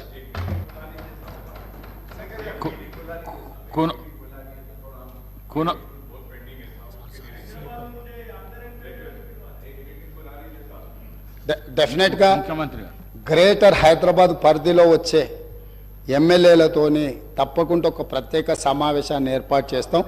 ఇప్పుడే ఎస్ డెఫినెట్గా అన్ని పార్టీలు ఇట్లేం లేదు. అంటే కొన్ని విషయాలలో అఖిల పక్షాలను పిలుస్తాం, దానికి సంబంధించి అఖిలపక్ష సమావేశంలో వాళ్ళందరి సూచనలు తీసుకుంటాం. కొన్నిసార్లు సభలకు రాని ప్రజలలో ఉండి పోరాటం చేసే రాజకీయ పార్టీలు ఉన్నాయి. కొన్ని ప్రత్యేకమైన పరిస్థితుల వల్ల సభలోకి వాళ్ళు రాకపోయి ఉండొచ్చు. ఫర్ ఎగ్జాంపుల్ CPM ఎర్ర జెండా అంటే ప్రజల కోసం ప్రజల తరఫున కొట్లాడతారనే పేరు ఉంది. సిపిఐ నుంచి anywhere representation is there. CPM లాంటివి, న్యూ డెమోక్రసీ లాంటివి కొన్ని ప్రజల తరఫున కొట్లాడే సంఘాలు పార్టీలు ఉన్నాయి. వాళ్ళందరినీ కూడా తప్పకుండా ఈ ప్రభుత్వం అఖిలపక్ష సమావేశాలకు పిలిచి వాళ్ళ సలహాలు సూచనలు తీసుకొని మేము ఏం చేయదలుచుకున్నా ఫస్ట్ మా ఆలోచన విధానాన్ని సభలో డాక్యుమెంట్ రూపంలో మేము ముందు పెడతాం. మీరిచ్చే సలహాలు సూచనలు తీసుకున్న తర్వాత వాటిని చట్టాలుగా శాసనాలుగా మారుస్తాం. మేము చర్చకే పెట్టకుండా మా ఇంట్లో కూర్చొని మా ఇష్టారాజ్యంగా మేము ఏక వ్యక్తి నిర్ణయాలతోని ముందుకు వెళ్ళదలుచుకోలేదు. 119 మంది శాసనసభ్యులు కలిసినప్పుడే, 17 మంది పార్లమెంట్ సభ్యులు కలిసినప్పుడే, 40 మంది శాసన మండలి సభ్యులు కలిసినప్పుడే, 11 మంది రాజ్యసభ సభ్యులు, 7 మంది మన తరఫున ఉన్నవాళ్ళు, మనతోని రాజ్యసభలో ఉన్న సభ్యులు వచ్చినప్పుడే ఈ చట్టాలకు ఈ శాసనాలకు కొంత గౌరవం ఉంటుంది. ఆ అంశంలో అందరినీ పరిగణలోకి తీసుకొని తప్పకుండా ముందుకు వెళ్తామని చెప్పి మీ ద్వారా సభ్యులందరికీ నేను చెప్పదలుచుకున్నాను అధ్యక్ష. ధన్యవాదాలు. కూనమనేని సాంబశివరావు గారు.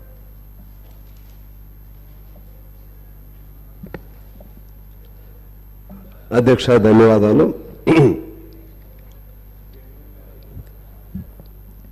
రాష్ట్రంలో అంటే ఉమ్మడి రాష్ట్రం 1956 నుంచి 2014 వరకు దాదాపు 57 సంవత్సరాలు మొత్తం ఉమ్మడి రాష్ట్రంలో అప్పు, తర్వాత విడిపోయిన తర్వాత 72,658 కోట్లు.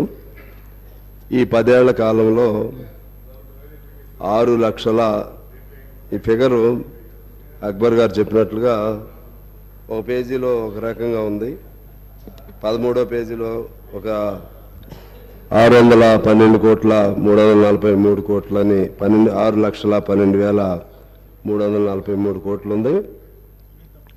చివరి పేజీలో 6,71,757 కోట్లుగా ఉంది. సరే, ఏదేమైనా ఆ అప్పు 72,658 కోట్ల నుంచి ఈ 10 ఏళ్ల కాలంలో దాదాపు 6 లక్షల కోట్లకు పెరిగింది. ఈ అంశానికి సంబంధించి వైట్ పేపర్ రిలీజ్ చేయడానికి సంబంధించి అక్బర్ గారు ఇంకొంతమంది సరే వారి వారి అభిప్రాయాలు చెప్పారు. నా అభిప్రాయం ఏంటంటే, ముందుగా చాలా ఎనామలీస్ జరిగాయి. లెక్కలకు సంబంధించి ఒక్కో పేజీలో అది ఆర్బీఐయా లేకపోతే సిఏజీనా లేకుంటే ఇతర ఏజెన్సీ నుంచా, దేని నుంచి తీసుకున్నా సరే సెల్ఫ్ కాంట్రడిక్టరీగా కొన్ని లెక్కలు తేడాలు ఉన్నాయి. భవిష్యత్తులో ఇటువంటి ఇంపార్టెంట్ వైట్ పేపర్ని ఈ ఆగస్టు సభ ముందు పెట్టేటప్పుడు మరిన్ని జాగ్రత్తలు తీసుకోవాల్సిన అవసరం ఉంది. అధికారులు కూడా సరే మనం ఎంత దాన్ని సెల్ఫ్ సపోర్టివ్గా చెప్పుకున్నప్పుడు కూడా ఇటువంటి తప్పులు చేయటం వల్ల దాని ఇంపార్టెన్స్, ఈ శ్వేతపత్రం ప్రవేశపెట్టిన దాని వెనుకున్నటువంటి గొప్ప ప్రాముఖ్యతను కోల్పోయే ప్రమాదం ఉంటుంది. అందువల్ల దయచేసి భవిష్యత్తులో ఆ జాగ్రత్తలు తీసుకోవాలని కోరుతా ఉన్నాను.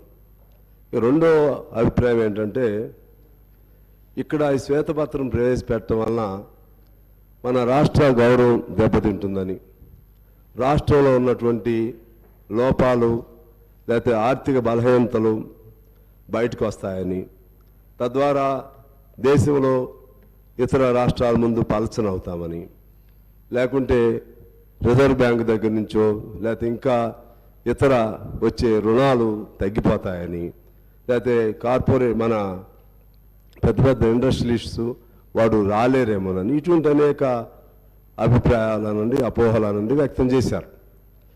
నాకు తెలిసి అది ఎవరైనా సరే శ్వేతపత్రం అనేది ఈ ప్రభుత్వమే కాదు, అనేక సాంప్రదాయాలు ఉన్నాయి.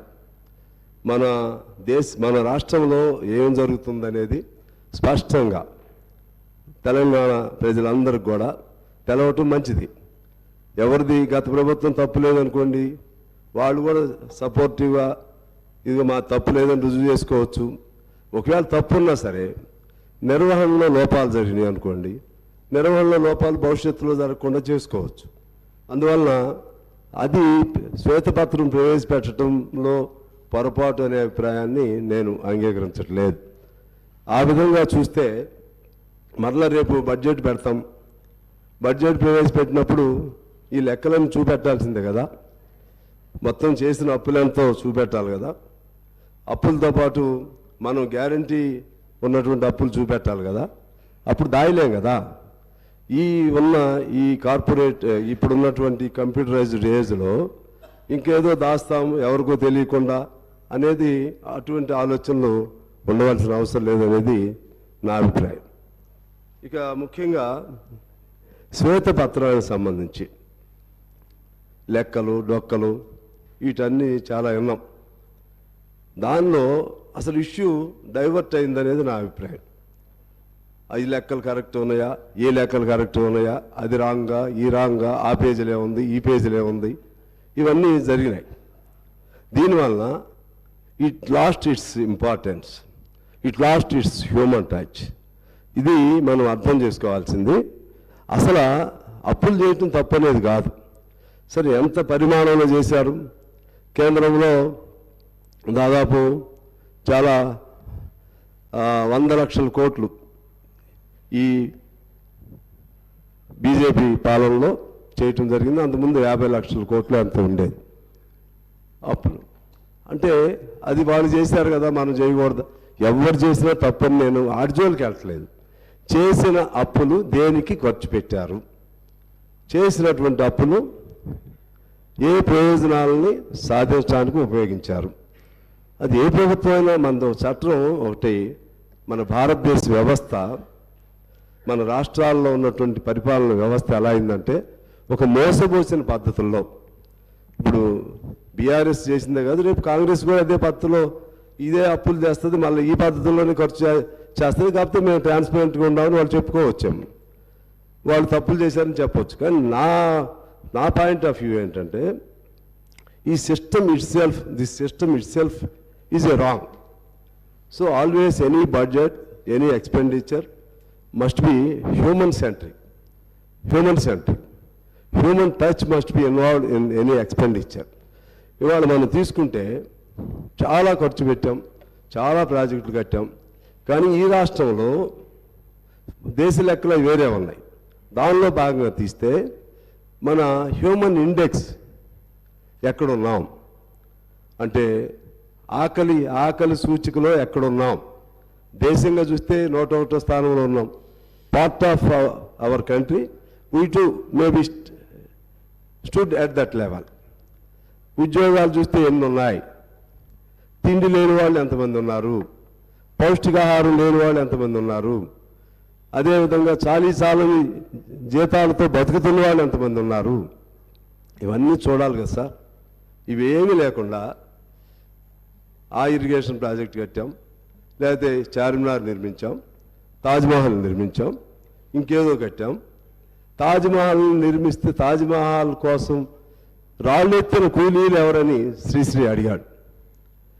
అంటే అసలు కింద జనం మనం ఏది చేసినా అది జనాలకు అందుతుందా లేదా, జనాల బతుకుల్లో బాగు జరిగిందా లేదా, ఆకలి బాధలతో అర్ధాకలితో కూలినాలి చేస్తున్నటువంటి వాళ్ళు సంపద సృష్టిస్తుంటే ఆ సంపదను అప్పుల పేరుతో మనం వాడుకుంటున్నాం. ఆ అప్పులు తిరిగి వెళ్తున్నాయా కిందకి? ఒకసారి మనం ఏ ప్రభుత్వం అయినా సరే, నేను ఆ ప్రభుత్వం ఈ ప్రభుత్వాన్ని కాదు, మనం చూసే ఆలోచన విధానం మారాలనేది నా అభిప్రాయం. ఆ విధంగా ఆలోచన చేయకపోతే ఇంకా నువ్వు ఎన్నేళ్ళు ఇటువంటి అప్పులు చేస్తున్నా సరే పైకి సూపర్ఫిషియల్గా అభివృద్ధి కనపడతా ఉంటుంది. కానీ కిందికి వెళితే మరలా ఎక్కడ వేసిన గోవేళ అక్కడే ఉంటుంది. మనం ఒకసారి చూసుకుంటే ఆకలి చూసి చూడండి, అదేవిధంగా మానవ జీవన విధానం చూడండి, లేకపోతే జీవన పరిణామాలు చూడండి, ఎక్కడ చూడండి మన పరిస్థితులు ఇలాగే ఉంటున్నాయి. ఇవాళ మీరు చూసుకుంటే రాష్ట్రంలో ఎంతమంది అంటే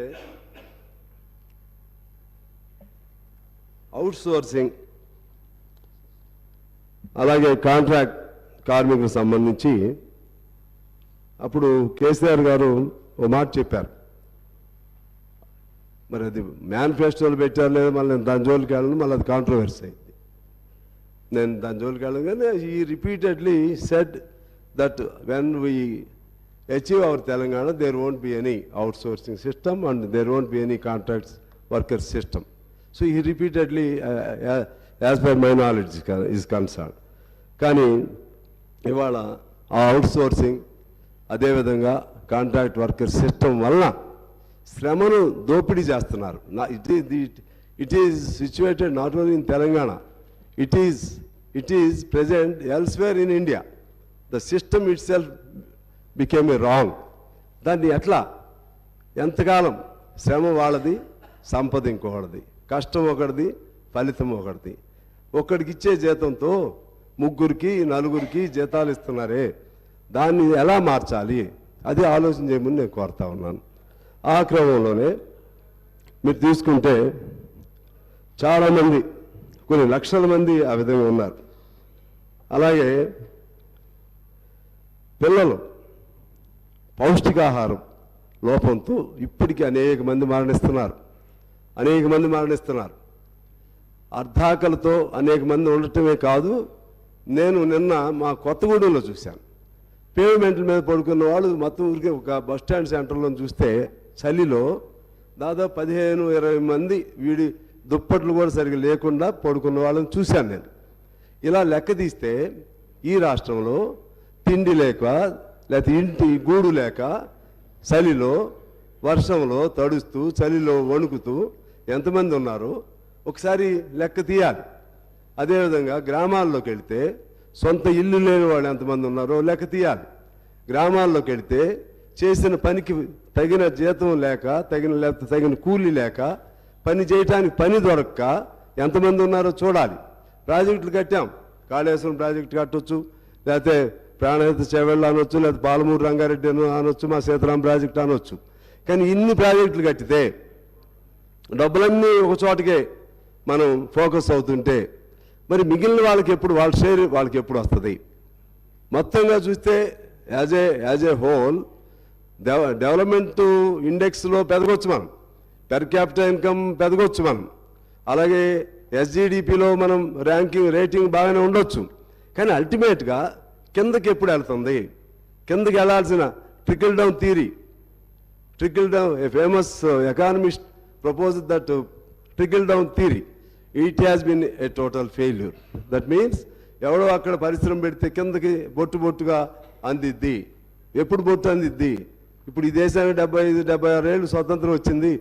ఇంకా నేను అనేది ఓవరాల్గా చెప్తున్నాను. ఇక్కడ మీరు దీనికి సంబంధించి చెప్పాలని అనొచ్చాము ఒకళ్ళిద్దరు. దీనికి సంబంధించి రిలేటెడే ఇన్ని అప్పులు అవుతున్నాయి, ఇన్ని లక్షల కోట్లు అప్పులు అవుతున్నాయి, ఈ లక్షల కోట్లు ఎటుపోతున్నాయి అనేది మా పాయింట్. ఈ డబ్బంతా ఎటుపోతుంది అంటే ఒకటి కష్టపడితే ఇంకోడు సుఖంగా ఉంటాడా? ఇవాళ చాలా లెక్కలు చెప్పిన తర్వాత చెప్తాను నేను దానికి సంబంధించి. ఆ విధంగా ఇవాళ అప్పు లేనటువంటి, నేను అడుగుతున్నా, ఆ అప్పు ప్రభుత్వ అప్పే కాదు, అసలు అప్పు లేని వ్యవస్థ ఏముంది ఇప్పుడు మన తెలంగాణలో? సింగరేణి తీసుకోండి. సింగరేణి ఒకనాడు చాలా గొప్ప సంపన్నవంతమైనటువంటి సంస్థ సింగరేణి. అది ప్రభుత్వానికి సంబంధం లేదని అనొచ్చు, కార్పొరేషన్ కాబట్టి వాళ్ళ అప్పులు వాళ్ళు అనొచ్చు. కానీ సింగరేణిలో ఆదాయం అంతా ప్రభుత్వానికి వస్తున్నాయి. సింగరేణిలో సంపాదించిన డబ్బులన్నీ ఈ 10 ఏళ్ల కాలంలో అది సిఎస్ఆర్ పాలసీయా డిఎంఎఫ్టి పేరుతోనూ ప్రభుత్వమే తీసుకుంటుంది. కనకదుర్గమ్మ ముక్కుపూడకు కూడా ఈ డబ్బులే పోయినాయి, మా డబ్బులే, సింగరేణి డబ్బులు పోయినాయి. అలా అనేక చోట్ల చేపల పిల్లలు వేయాలన్నా, చెరువులు కట్టాలన్నా, లేకపోతే ఇంకోటైనా సిఎస్ఆర్ పేరుతో సింగరేణి మొత్తం ఇవాళ దివాళా తీసింది. మామూలుగా దివాళా కాదు, జీతాలు కూడా సింగరేణి వాళ్ళు బ్యాంకుల్లో అప్పులు తీసుకున్న దుస్థితి ఎప్పుడు లేదు. మొన్న మంత్రి గారు రివ్యూ పెట్టారు. అక్కడ రివ్యూ పెడితే అవుట్ సోర్సింగ్ దాదాపు ఇంతకుముందు మా కేసీఆర్ గారు ఆ రోజుల్లో 119,120,000 కార్మికులు ఉండేవాళ్ళు సార్ సింగరేణి. ఇవాళ సింగరేణిలో అప్పుడు మన తెలంగాణ వచ్చేటప్పటికి దాదాపు 60,000 మంది కార్మికులు ఉన్నారు. మన పెద్దలు కేసీఆర్ గారు చెప్పారు, 1,00,000 మందితో సింగరేణులు కళకళలాడతాయి. కొత్త మైన్స్ తీసుకొస్తాం. ఈ డబ్బులు కొత్త మైన్స్ మీద ఎంత ఖర్చు పెట్టారు? ఒక్క మైన్ ఎందుకు రాలేదు? 60,000 మంది సింగరేణి కార్మికులు ఇవాళ 39,000 మందికి ఎందుకు దిగిపోయారు అనేది ఒక కేసీఆర్ గారు లేకపోతే ఆ పాత ప్రభుత్వమే కాదు, మొత్తం వ్యవస్థ మన ప్రయారిటీస్లో తేడా రావటం వల్ల అది ఉపయోగం జరగట్లేదు అనేది నా పాయింట్. ఇవాళ దాదాపు పర్మనెంట్ కార్మికులు ఎంతమంది ఉన్నారు, సింగరేణి కార్మికులు అంతమంది ఉన్నారు. జీతాలు బ్యాంకుల్లో తీసుకొస్తున్నారు. అది సింగరేణి ఆ విధంగా పేపర్ మీద మాత్రం ఉంటుంది, డిపాజిట్స్ ఉన్నాయి, ఆస్తులు ఉన్నాయి, లెక్కలు అన్నీ ఉన్నాయి. మరి జీతాలు ఎందుకు అప్పులు తీసుకురావాలి బ్యాంకుల్లో? సింగరేణి అవుట్, ఆర్టీసీ అవుట్, మన పవర్ సెక్టార్ అవుట్. ఇట్లా ఇందాక ఉత్తమ్ గారు చెప్పారు, అది మన సివిల్ సప్లైస్ అది అవుట్. అన్ని అప్పులే, అన్ని కార్పొరేషన్లు అప్పులే. అది గవర్నమెంట్ సంబంధమా లేదన్న పాయింట్ అది కాదు. అవన్నీ కూడా ఉన్నాయి.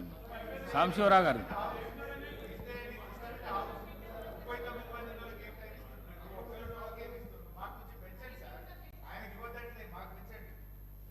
నేను మాట్లాడితే మీకు మంచిదే హరీష్ రావు గారు, మాట్లాడితే మాట్లాడిస్తే మీకు మంచిదే సార్.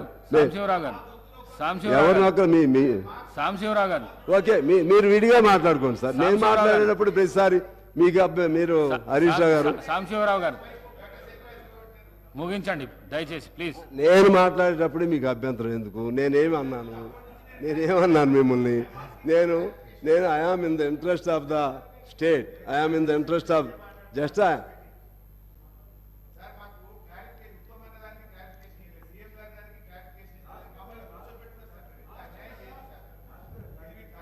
అలాగే అధ్యక్ష, ఇవాళ మనం చూస్తే సింగరేణి, జన్కో, హోమ్ గార్డులు అతి తక్కువ శాలరీస్, కోర్టు కొద్దిగా తొందరగా ముగించండి. అయిపోవాలి అప్పుడే సార్. ఇప్పుడు నేను మొదటే మిమ్మల్ని రిక్వెస్ట్ చేస్తే బిగినింగ్ డేనే, నేను ఒక్కడే ఉన్నా, మా వాళ్ళందరిది అన్ని కమ్యూనిస్టుల తరఫున, అంత పేదవాళ్ళ తరఫున, అంత కార్మిక వర్గం తరఫున ఎక్కువ మాట్లాడేది నేను ఒక్కడే సార్. అందుకని కాస్త నాకు టైం ఇవ్వండి దయచేసి. నేను స్పెసిఫిక్గా మాట్లాడుతున్నా. అలాగే ఇవాళ ఈవెన్ జర్నలిస్టులు, పేద జర్నలిస్టులు చాలామంది ఉన్నారు. వాళ్ళకి సంబంధించి ఒక పాలసీ లేదు. ఇక్కడ మన అసెంబ్లీలో అవుట్ సోర్సింగ్తో పనిచేసే వాళ్ళు కొన్ని వందల మంది ఉన్నారు, వాళ్ళని పట్టించుకునే వాళ్ళు లేరు. వ్యవసాయ కార్మికులు వేలాది మంది ఉన్నారు. హమాలీలు, ఆటో, క్యాబ్, భవన నిర్మాణం, పాఠశాలలో తాత్కాలిక ఉపాధ్యాయులు, అలాగే ఆర్టీసీ, హోమ్ గార్డ్స్, వీళ్ళందరూ లెక్క తీస్తే దాని మీద ఒక శ్వేతపత్రం తీయాలని మీ ద్వారా నేను కోరుతా ఉన్నాను. హమాలీలు కానీ, అసంఘటిత రంగం కానీ, ఇటువంటి క్యాబ్ డ్రైవర్లు కానీ, వాళ్ళ బతుకులు బాగు చేయగలిగితే తెలంగాణ బాగవుతుంది అనేది నా అభిప్రాయం. ఈ పెట్టే అప్పుల్లో కొంత వాళ్ళకి కంట్రిబ్యూట్ చేస్తే వాళ్ళ బతుకులు బాగవుతాయనేది నేను కోరుకుంటూ ఉన్నాను. అలాగే ఆశ, గ్రామ పంచాయతీ, అంగన్వాడీ, మున్సిపల్, ఇటువంటి వాళ్ళందరూ ఒకవేళ మధ్యాహ్న భోజనం వాళ్ళకి సార్ నెలకు 1000 రూపాయలు జీతమా మధ్యాహ్నం భోజనం, మిగిలిన వాళ్ళకి 6000 నుంచి 9000 రూపాయలు నెల జీతమా, కొంతమందికి 13,000 రూపాయలు నెల జీతమా, మరి కొంతమందికి 7,500 నెల జీతమా. వాళ్ళందరూ కష్టపడుతూనే ఉన్నారు. వాళ్ళందరూ కష్టపడుతున్నప్పుడు ఆ డబ్బులు వాళ్ళు మాత్రం మనుషులే కదా సార్. మిగిలిన వాళ్ళు ఎలాగో వాళ్ళు కూడా, కాకపోతే చదువుని బట్టి, టెక్నికాలిటీస్ని బట్టి కొద్ది వేరియేషన్ ఉండొచ్చు, కానీ వేతనాలు అంతంత తక్కువ చేయటం వల్ల ఆ విధంగా ఈ డబ్బులన్నీ కొద్ది మంది చేతుల్లోనే ఫోకస్ అవుతున్నాయి అనేది మా పాయింట్. శ్రమ అంతా ఇక్కడ నుంచి చేస్తుంటే, వీళ్ళు సృష్టిస్తుంటే ఈ డబ్బులంతా కొద్దిమంది దాని మీద ఫోకస్ అవుతూ ఉన్నాయి. దీని మీద నా అభిప్రాయం ఏంటంటే, ఇది ఎక్కడో దీన్ని కర్బ్ చేయాలి, దీన్ని అరెస్ట్ చేయాలంటే ఎలా? అసలు ఈ ఆస్తులు కొద్దిమంది చేతుల్లో ఎంతెంత పెరిగినాయి. పేదవాడిగానే ఉండగా ఒక్కొక్కళ్ళు ఓవర్ నైట్ తెల్లవారేసరికి లక్షల కోట్లు లేకపోతే వేల కోట్లు, 100 కోట్లు ఎలా సంపాదిస్తున్నారు. అందులో రాజకీయ నాయకులు, ప్రధానంగా రాజకీయ రంగంలో ఉన్నటువంటి వాళ్ళు ఇటువంటి అపవాదుల్ని మనం చూస్తూ ఉన్నాం. వందల కోట్లు రాజకీయ నాయకులు సంపాదిస్తున్నారు. ఇంకా కొద్దిగా అటు ఇటుగా పెద్ద పెద్ద ఆఫీసర్స్ సంపాదిస్తున్నారు. ఇంకా కార్పొరేట్ సంస్థలు వాళ్ళు కట్టేదేమో ట్యాక్స్ తక్కువ, బాగా వాళ్ళకి వేల కోట్లు లాభాలు. ఈ విధంగా అసమానతలు అంతరాలు పెరుగుతూ ఉంటే దీన్ని ఎక్కడ కంట్రోల్ చేయాలో ఆలోచన చేయాల్సిన అవసరం ఉంది. ఈ క్రమంలోనే నేను మీకు ఒక ఆక్స్ఫామ్ నివేదిక ప్రకారం ఇండియాలో 1% ప్రజల చేతుల్లో దాదాపు 50% సంపద ఉంది. 1% ప్రజల చేతుల్లో. మిగిలిన 10% మొత్తం ప్రజల చేతుల్లో 80% సంపద ఉంది. అంటే సంపద మొత్తం కేవలం కొద్ది మంది చేతుల్లోనే పేరుకుపోయి ఆ విధమైనటువంటి అసమానతలు పెరుగుతూ ఉన్నాయి అధ్యక్ష. దీన్ని ఎక్కడో చోట మన తెలంగాణలో అయినా సరే, మిగిలిన చోట ఏమో నాకు తెలియదు. ఇక్కడ నుంచి let us start from our Telangana. Let us start thinking of all those inequalities to eradicate such inequalities. ఎట్లా how to bring all those people at least some qualitative change to the qualitative change. ఆ విధంగా తీసుకురావడానికి మనం ఎలా ప్రయత్నం చేయాలో ఆలోచన చేయమని చెప్పి ఆగస్టు సభలో నేను కోరుతా ఉన్నాను అధ్యక్ష. అదేవిధంగా ఇంకొక మాట నేను చెప్తాను. ప్రఖ్యాత ఆర్థిక శాస్త్రవేత్త థామస్ పికెట్ ఆయన ఒక పుస్తకం రాశాడు, ఒక నివేదిక. That is from British Raj to billionaire Raj అనే పేరుతో ఒక నివేదిక రాశారు. బ్రిటిష్ రాజ్ కాలం నుంచి ఇప్పుడు వరకు ఎలా ట్రాన్స్ఫార్మ్ జరుగుతూ ఉన్నాయి, ఆస్తులు ఎలా పెరిగిపోతూ ఉన్నాయి. 1930 ప్రాంతంలో 1% ప్రజల చేతుల్లో కేవలం 21% సంపద ఉంటే నేటికి ఇంతకుముందు నేను చెప్పినట్టుగా 1% ప్రజల చేతుల్లో 50% సంపదకి వచ్చేసింది. అంటే ఇప్పటికి మనకు దేశానికి స్వాతంత్రం వచ్చిన తర్వాత, స్వాతంత్రానికి రాకముందు సమానత్వం ఉండేది కొద్దిగా. స్వాతంత్రం వచ్చినాక అధికారాల్లోకి వచ్చిన తర్వాత అధికార పార్టీ పెద్దలో లేకపోతే ప్రతిపక్షాల పెద్దలో లేకపోతే టోటల్గా రాజకీయ వ్యవస్థలో కరప్షన్ హై లెవెల్కి హై పీక్కి వెళ్ళిపోయింది.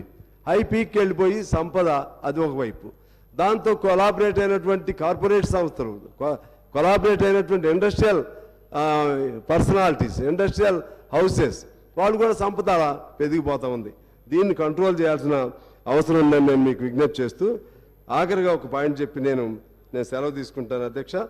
ఒకటి, జిఎస్టీలో మనకు టోటల్గా 18 లక్షల కోట్లు ఇవాళ మనం కడతాం. దానిలో కట్టేది 3% మాత్రమే మొత్తం సంపన్న వర్గం కడుతుంది. 3% మాత్రమే. 18 లక్షల జిఎస్టీ, 18 లక్షల కోట్ల జిఎస్టీలో 3% సంపన్న వర్గం కడుతుంది. మిగిలినంత ఎవరు? మళ్ళీ ఇందాక మనం అనుకున్నట్లుగా పేదవాడు, రిక్షా దొక్కేవాడు, ఆటో నడిపేవాడు, మూటలు మోసేవాడు, ఇటువంటి వాళ్ళు కట్టే డబ్బులే అక్కడ జిఎస్టీ పోగవుతున్నాయి. మళ్ళీ ఆ జిఎస్టీ నుంచి మరలా మనకి వచ్చేసరికి ఎప్పుడన్నా పొరపాటు సబ్సిడీ ఇస్తే కొంతమంది మేధావులు సబ్సిడీలు ఇచ్చి సమాజాన్ని సోమరిపోతులా తయారు చేస్తున్నారు, పేదవాడిని సోమరిపోతులా. కానీ వాడికైతే మాత్రం కార్పొరేట్ సంస్థలకు మాత్రం అన్ని రాయితీలు ఇస్తున్నారు. ఆ విధంగా లక్షల కోట్లు వాళ్ళకి బెనిఫిట్ ఇస్తున్నారు. అందుకని నా అభిప్రాయం, అట్లీస్ట్ మనం let us start from our Telangana. నా అభిప్రాయం ఏంటంటే దీన్ని ఎక్కడో చోట చెక్ పెట్టాలి. కనీసం బాగా ఈ కరప్టెడ్ బగ్గర్స్ ఎక్కడెక్కడ ఉన్నారో దానిపైన వేటాడండి అని ఒక భారతీయుడిలాగా వేటాడితే మంచిది. ఎవరెవరు ఎక్కడెక్కడ బాగా ఓవర్ నైట్ ఎలా తయారైపోయారో వాళ్ళపైన మన నిఘా సంస్థలు కానీ లేకపోతే యాంటీ కరప్షన్ బ్యూరోస్ కానీ ఇవన్నీ కూడా ఆ విధంగా ఆ డబ్బులు అనేది కేంద్రీకరణ అవ్వకుండా, పోగుపడకుండా, ఆస్తులు ఆ విధంగా పెదగకుండా ఉంటే నువ్వు ఎన్ని లక్షల కోట్లు అప్పు చేసినా ప్రజల కోసం చేస్తే తప్పేం కాదు. అప్పు చేయాలి, మనిషిని వాడికి పని కల్పించాలి. అందుకని చాలామంది ఎకానమిస్ట్ చెప్తారు దాన్ని direct pumping of the money in to the hands of the poor people అని. డైరెక్ట్గా ప్రతి మనిషి చేతుల్లో డబ్బులు పెడితే వాడు తిరిగి మళ్ళీ దాన్ని ఖర్చు చేస్తాడు, దాన్ని మళ్ళీ పని చేస్తాడు, వాడికి ఆదాయం పెరిగిద్ది, ఆదాయం సమాజానికి వస్తుంది. అందువలన ఆ విధంగా మంచి ఆలోచన చేసి మన తెలంగాణలో అసంఘటిత రంగం, ఈ పేద వర్గాలు వీళ్ళందరికీ సంబంధించి వీళ్ళ బ్రతుకులు ఎలా బాగు చేయాలో ఒక ఆలోచన చేసే విధంగా ఒక శ్వేతపత్రం విడుదల చేస్తే బాగుంటుందనేది నా అభిప్రాయంతో నేను సెలవు తీసుకుంటున్నాను. రేవూరి ప్రకాష్ రెడ్డి గారు. Sir 1 minute.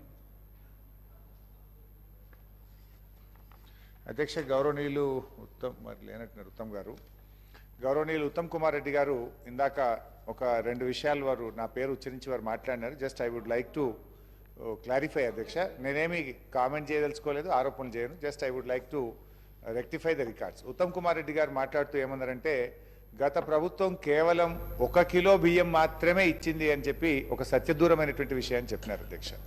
యాక్చువల్గా రాష్ట్రంలో ఉండేటువంటి 89,99,000 కార్డులలో కేంద్ర ప్రభుత్వం ఇచ్చేది 56 లక్షల కార్డులకు మాత్రమే ఇస్తుంది. మిగతా 34 లక్షల కార్డులకు మొత్తం 6 కిలోలు కూడా రాష్ట్ర ప్రభుత్వ ఖజానా నుంచి మనమే అచ్చంగా ఆ 6 కేజీల బియ్యం ఇచ్చినమనేటువంటి విషయాన్ని మీ ద్వారా సభ దృష్టికి తెస్తా ఉన్నారు అధ్యక్ష. ఉత్తమ్ గారు ఏం చేసిందంటే మొత్తం ఇదేదో కేంద్రమే ఇస్తుంది, 1 కిలో బియ్యం మాత్రమే రాష్ట్ర ప్రభుత్వం ఇచ్చిందని చెప్పే విషయం చేసినారు. ఇది పూర్తిగా సత్యదూరమైనది. రెండో విషయం అధ్యక్ష, 54 లక్షల కార్డులకేమో 1 కిలో బియ్యం ఇచ్చాం, మిగతా 34 లక్షల కార్డులకు మొత్తం 6 కిలోల బియ్యం రాష్ట్ర ప్రభుత్వ నిధుల చేతనే ఇచ్చాం. ఇక కరోనా సమయంలో అధ్యక్ష, కరోనా సమయంలో చూసినట్టయితే 2 సంవత్సరాల పాటు ఉచితంగా 10 కిలోల బియ్యం ఇచ్చిన విషయాన్ని కూడా మీ ద్వారా సభ దృష్టికి తెస్తా ఉన్నారు అధ్యక్ష. ఒకరు మనుషుల గురించి చెప్పమంటున్నారు. మొత్తం 2,90,00,000 మంది మనుషులకు మనం బియ్యం ఇస్తే ఇందులో 1,85,00,000 మందికి కేంద్ర ప్రభుత్వం 5 కిలోలు ఇచ్చింది, మిగతా కిలో మనం ఇచ్చాం. ఆ 5 కిలోలు కూడా వాళ్ళు 3 రూపాయలకి ఇస్తే మనం రూపాయికే ఇచ్చాం. మిగతా 1,05,00,000 మందికి మొత్తం రాష్ట్ర ప్రభుత్వ నిధుల చేత 6 కిలోల బియ్యం రూపాయి కాడికి ఇచ్చినటువంటి విషయాన్ని మీ ద్వారా తెలియజేస్తా ఉన్నా. రెండో విషయం, వారు ఇన్ని కోట్లు ఖర్చు పెడితే కాళేశ్వరంలో పారింది తక్కువ, అది నెక్స్ట్ ఇరిగేషన్ మీద వచ్చినప్పుడు నేను డీటెయిల్గా చెప్తాను. కానీ just I would like to rectify the record. వారు ఒక మాట ఏమన్నారంటే, మీరు నేను ఇక్కడ మంత్రి గారి దృష్టికి తెచ్చేది ఏంటంటే కల్వకుర్తి ప్రాజెక్టు మీ హయాంలో నిర్మించారు, ఆయకట్టు ఏమి ఇయ్యలేదు. 75-80% నిధులు ఖర్చు పెట్టినా ఆయకట్టు రాలేదు. కానీ ఈరోజు మేము వచ్చిన తర్వాత ఆ పనులు పూర్తి చేసి 3,50,000 ఎకరాలకు ఆయకట్టుకు మేము నీళ్ళు ఇచ్చాం.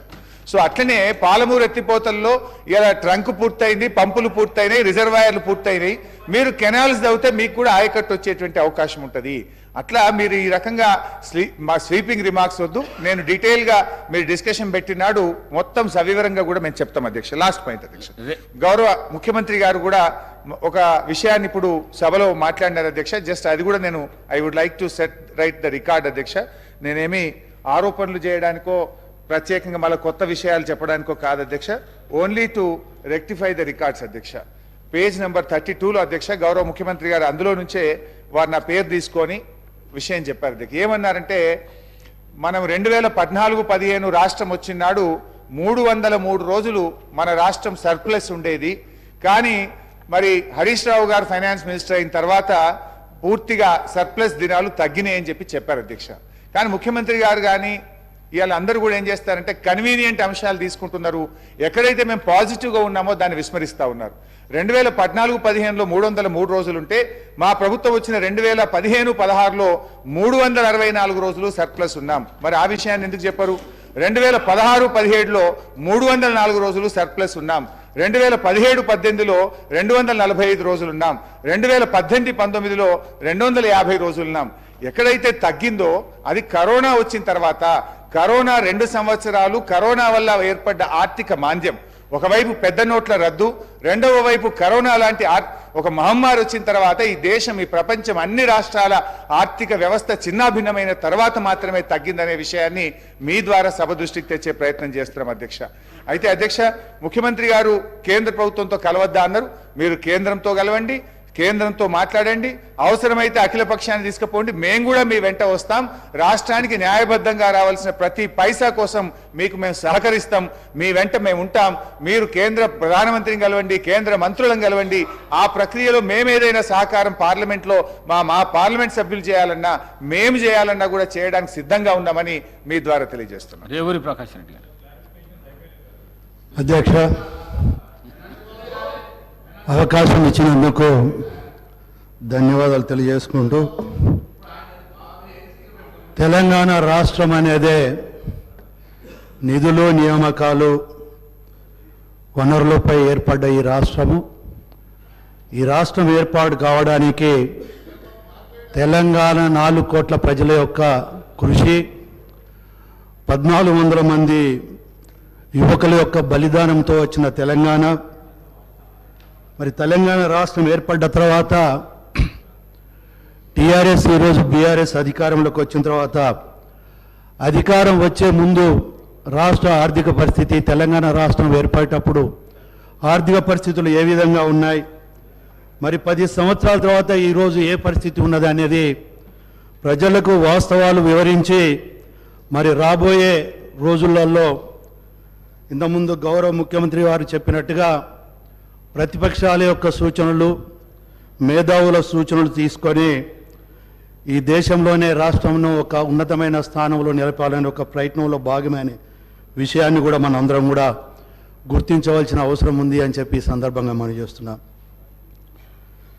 పెద్దలు కల్వకుంట్ల చంద్రశేఖరరావు గారు ఉద్యమం సందర్భంగా మాట్లాడుతూ కొన్ని విషయాలు చాలా స్పష్టంగా చెప్పడం జరిగింది అధ్యక్ష.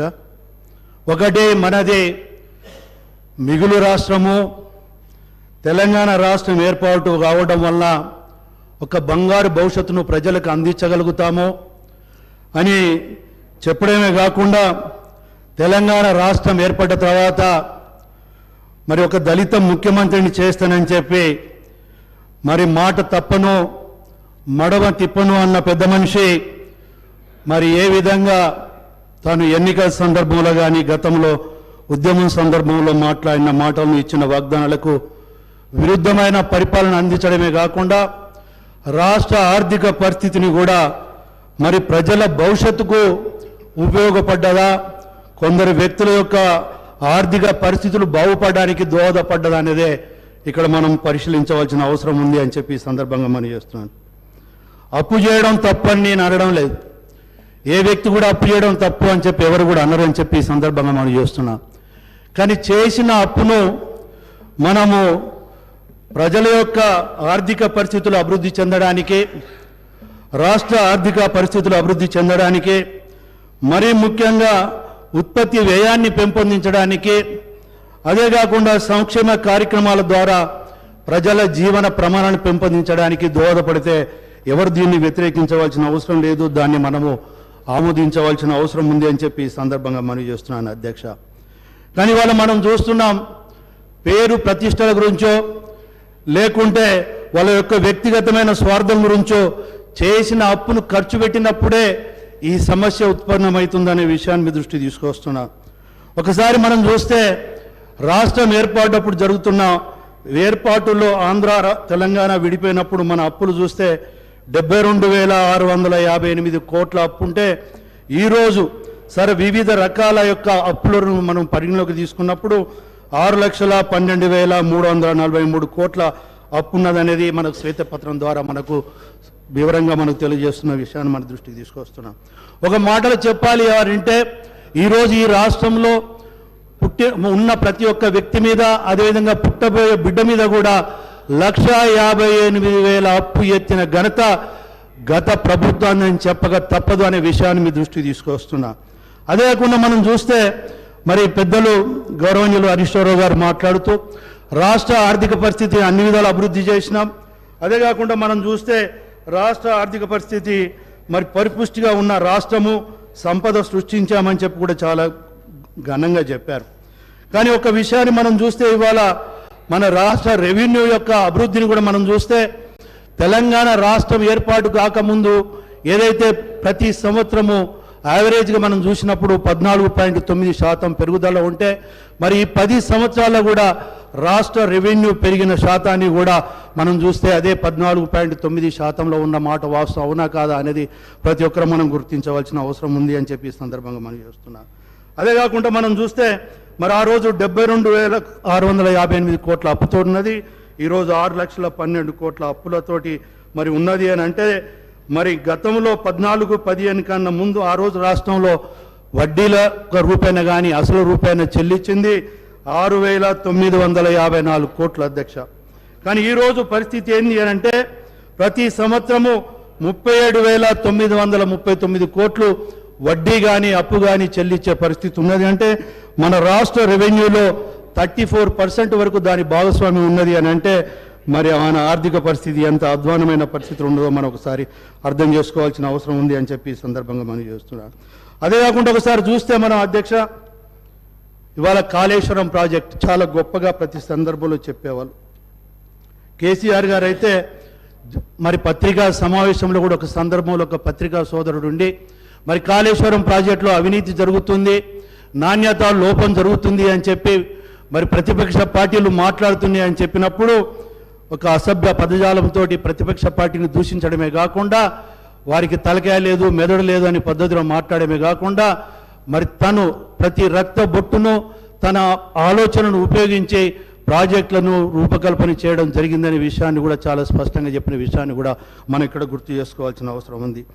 ఇవాళ ప్రజాధనం ఎంత దుర్వినియోగమైంది, లక్షలలో అయిందా లక్షల కోట్ల అయిందా అనేది కాదు, ప్రజల సొమ్ము 1 రూపాయి దుర్వినియోగమైనా అది ప్రజలకు మనం ద్రోహం చేసిన వాళ్ళ మీద అనే విషయాన్ని ఇక్కడ గుర్తుపెట్టుకోవాల్సిన అవసరం ఉంది. ఇవాళ చాలా గొప్పగా చెప్పిన ప్రాజెక్టు మనం ఒకసారి చూస్తే ఇవాళ మేడిగడ్డ ప్రాజెక్టు పరిస్థితి ఏంటి అధ్యక్ష? ఇవాళ మేడిగడ్డ ప్రాజెక్టు కుంగిపోతున్నది. అదేవిధంగా ఇంజనీరింగ్ నిపుణులు వచ్చి దాన్ని మొత్తం ప్రాజెక్టులను పరిశీలించినప్పుడు ఒక మేడిగడ్డ ప్రాజెక్టే కాదు, ఈవెన్ సుందిల్లా కావచ్చు అన్నారం ప్రాజెక్టులు కూడా వాటిని డిమాలిష్ చేయవలసిన పరిస్థితులు ఉన్నాయనే విషయాన్ని వాళ్ళు రిపోర్ట్ రూపంగా ఇచ్చిన విషయాన్ని కూడా ఇక్కడ మనం గుర్తు చేసుకోవాల్సిన అవసరం ఉంది. అదొక్కటే కాకుండా దానికి చాలా స్పష్టంగా ఒక సందర్భంలో చెప్పారు చంద్రశేఖరరావు గారు, గౌరవ చంద్రశేఖరరావు గారు. ఎందుకంటే ఈ ప్రాజెక్టులకు ఈ డిపిఆర్లకు ఈ ప్రాజెక్టులకు కర్త కర్మ క్రియ అని చెప్పి తానే ఒప్పుకున్న విషయాన్ని ఇక్కడ మనం గుర్తుంచుకోవాల్సిన అవసరం ఉంది. మరి నిన్న ఇరిగేషన్ మంత్రిగా ఉత్తమ్ కుమార్ రెడ్డి గారు రివ్యూ చేసినప్పుడు, గౌరవ మంత్రివర్యులు రివ్యూ చేసినప్పుడు అధికారులు ఇచ్చిన సమాచారం మేరకు ఏంటి అంటే దానికి డిపిఆర్ అని కానీ లేదా టెక్నికల్ పర్సన్స్ నిపుణులు డిజైన్ చేసిన రిపోర్ట్స్ కానీ లేవు. ముఖ్యమంత్రి గారు చెప్పారు మేము చేసాము అని అంటే ఇది ఎంత మట్టుకు సబబో ప్రతి ఒక్కరు మనం ఆలోచించవలసిన అవసరం ఉంది. ఇవాళ కొన్ని వేల కోట్లు ప్రజాధనము ఇవాళ గోదావరిలో వచ్చిన పరిస్థితి ఇవాళ ఈ రాష్ట్రానికి వచ్చింది అని అంటే ఈ భారం అంతా కూడా ప్రజలు మోయవలసిన అవసరం ఉందా లేదా మనం గుర్తు చేసుకోవాల్సిన అవసరం ఉంది. అదే కాకుండా మనం చూస్తే ఇవాళ మనం ఒక విషయాన్ని కూడా మనం ఇక్కడ గ్రహించాలి అధ్యక్ష. పాత సెక్రటరియట్ మన అందరికీ తెలుసు. నేను గతంలో కూడా శాసనసభ్యుడిగా ఉన్నాను. మరి సెక్రటరియట్లో భవనాలన్నీ చూసినప్పుడు వాటికి ఒక లైఫ్ అనేది ఉంటుంది. 100 years వరకు కూడా బిల్డింగ్స్ ఉంటాయి. ఇవాళ నిజాం ప్రభుత్వంలో నిర్మించిన భవనాలు కూడా బ్రహ్మాండంగా ఉన్నాయి. అలాంటి వాటిని తన స్వార్థపూరితమైన ఆలోచనతోటి మరి వాస్తుకు లేదు అని చెప్పి ఎల్లకాలం తన ప్రభుత్వమే ఉండాలి, తనే ముఖ్యమంత్రిగా ఉండాలని చెప్పి మరి దాన్ని కూలగొట్టి మరి టెండర్ పిలిచిన వాల్యూ వచ్చి నియర్లీ 400 కోట్లు ఉంటే ఆ పనిని పూర్తి చేసే వరకు రమారమిగా 1300 నుండి 1400 కోట్ల వరకు కూడా వెచ్చించడం జరిగింది. అంటే ఇది ప్రజాధనం దుర్వినియోగం అవునా కాదా అని చెప్పి ఈ సందర్భంగా మనం చేస్తున్నాం. అదే కాకుండా వాళ్ళ ప్రగతి భవన్ విషయం గురించి మాట్లాడితే మరి ఆ రోజు గౌరవ ముఖ్యమంత్రి వైఎస్ రాజశేఖర రెడ్డి గారు ఉన్నప్పుడు ముఖ్యమంత్రికి ఒక భవనం ఉండాలని చెప్పి అక్కడ నిర్మాణం చేసిన సందర్భంలో మరి దాని పక్కకు మళ్ళా ప్రగతి భవన్ అని చెప్పి ప్రజాధనంతో నిర్మాణం చేసుకున్న మాట వాస్తవం అవునా కాదా అని చెప్పి మేము అడుగుతున్నాం. ఇలాంటి ఎన్నో జరిగినాయి. ఇవాళ వారి యొక్క హరీష్ రావు గారు మాట్లాడుతూ కొన్ని విషయాలు కూడా చాలా స్పష్టంగా చెప్పారు. అగ్రికల్చర్ విషయం కావచ్చు, లేకుంటే ఈవెన్ టెంపుల్స్ డెవలప్మెంట్స్ కావచ్చు, ఎడ్యుకేషన్ విషయం కావచ్చు, హెల్త్ విషయంలో దేశంలోనే అత్యధికంగా అభివృద్ధి చేసిన పరిస్థితి ఉంది అని చెప్పి చెప్పడం జరిగింది. ఇవాళ అంతెందుకు అధ్యక్ష, యాదగిరి గుట్ట విషయంలో కూడా మనం చూస్తే అక్కడ నిర్మాణ పనులు చేపట్టారు. దాన్ని మేము వ్యతిరేకించడం లేదు. కానీ ఆ రోజు ఒక మొదటి వర్షానికే ఏ విధంగా మరి సర్క్యులేటింగ్ ఏరియా మొత్తం కుంగిపోవడమో, రిటైనింగ్ వాల్స్ ఏ విధంగా వాలిపోవడమో, అంటే ఏ విధంగా నాణ్యత లోపంతో ప్రజాధనం దుర్వినియోగమైంది అని అంటే లాస్ట్కు దేవుడి యొక్క ప్రాంతాలను కూడా వదిలిపెట్టకుండా జరిగిందని చెప్పడానికి అదొక నిదర్శనం అని చెప్పి ఈ సందర్భంగా మనం చేస్తున్నాం. అదే కాకుండా సోదరుడు అక్బరుద్దీన్ ఓవైసీ గారు మాట్లాడుతూ నిజంగా ఒక మాటలో చెప్పాలంటే హరీశ్వరరావు గారి కన్నా మరి అక్బరుద్దీన్ ఓవైసీ గారు బీఆర్ఎస్ ప్రభుత్వాన్ని గత 10 సంవత్సరాల ప్రభుత్వాన్ని చాలా గొప్పగా పోవడం జరిగింది. దానికి మాకేం అభ్యంతరం లేదు.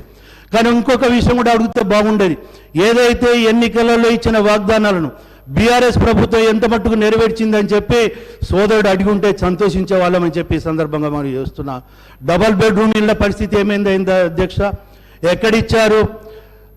గజ్వేలు, సిద్దిపేట సిరిసిల్ల తప్పితే లేదా ఈ హైదరాబాద్ చుట్టుపక్కల తప్పితే గ్రామీణ ప్రాంతంలో ఎక్కడైనా డబుల్ బెడ్రూమ్ ఇల్లు ఇచ్చిన పరిస్థితి ఉన్నదా అని చెప్పి నేను అడుగుతున్నా. 2014 కన్నా ముందు డబుల్ బెడ్రూమ్ ఇస్తామని చెప్పారు. 2018 ఎన్నికలు వచ్చే వరకు 5 లక్షల రూపాయలు ఇస్తాం మీ స్థలములు కట్టుకొని అన్నారు. అదేవిధంగా 2018 ఈ 2023 ఎన్నికలు వచ్చే వరకు 3 లక్షల రూపాయలు ఇస్తాం మీ స్థలాలు కట్టుకోమని చెప్పిన విషయాన్ని మర్చిపోయారా అని చెప్పి అడుగుతున్నాను. తెలంగాణ వస్తే మన ఉద్యోగాలు వస్తాయని చెప్పి నిరుద్యోగులు యువకులు ఎంతో మంది ఆ రోజు ఉద్యమంలో పాల్గొంటే ఇవాళ ఎంతమందికి ఉద్యోగాలు ఇచ్చారని చెప్పి నేను అడుగుతున్నా. ఇవాళ రిటైర్మెంట్ అయిన బాపతియే తెలంగాణ రాష్ట్రం ఏర్పడినప్పటి నుండి ఈ 10 సంవత్సరాలు కూడా చూస్తే 2 లక్షల పైన వేకెన్సీస్ ఉన్నాయి. ఏ ఒక్క ఉద్యోగం కూడా సక్రమంగా రింపించిన పాపాన పోలేదు. పేపర్ లీకేజ్ తోటి మరి అదేవిధంగా నిరుద్యోగ యువకుల యొక్క జీవితాలతో ఆడుకున్న ప్రభుత్వం వాస్తవం అవునా కాదా అని చెప్పి ఈ సందర్భంగా మరి చేస్తున్నా. ఉద్యోగాలు రాలేదని చెప్పి ఎగ్జామినేషన్స్ రాసినా కూడా మరి పేపర్ లీకేజ్ తోటి మరి క్యాన్సిల్ చేయడం జరిగిందని చెప్పి నిరుద్యోగ యువకులు ఆత్మహత్యలు చేసుకున్న మాట వాస్తవం అవునా కాదా అని చెప్పి నేను అడుగుతున్నా.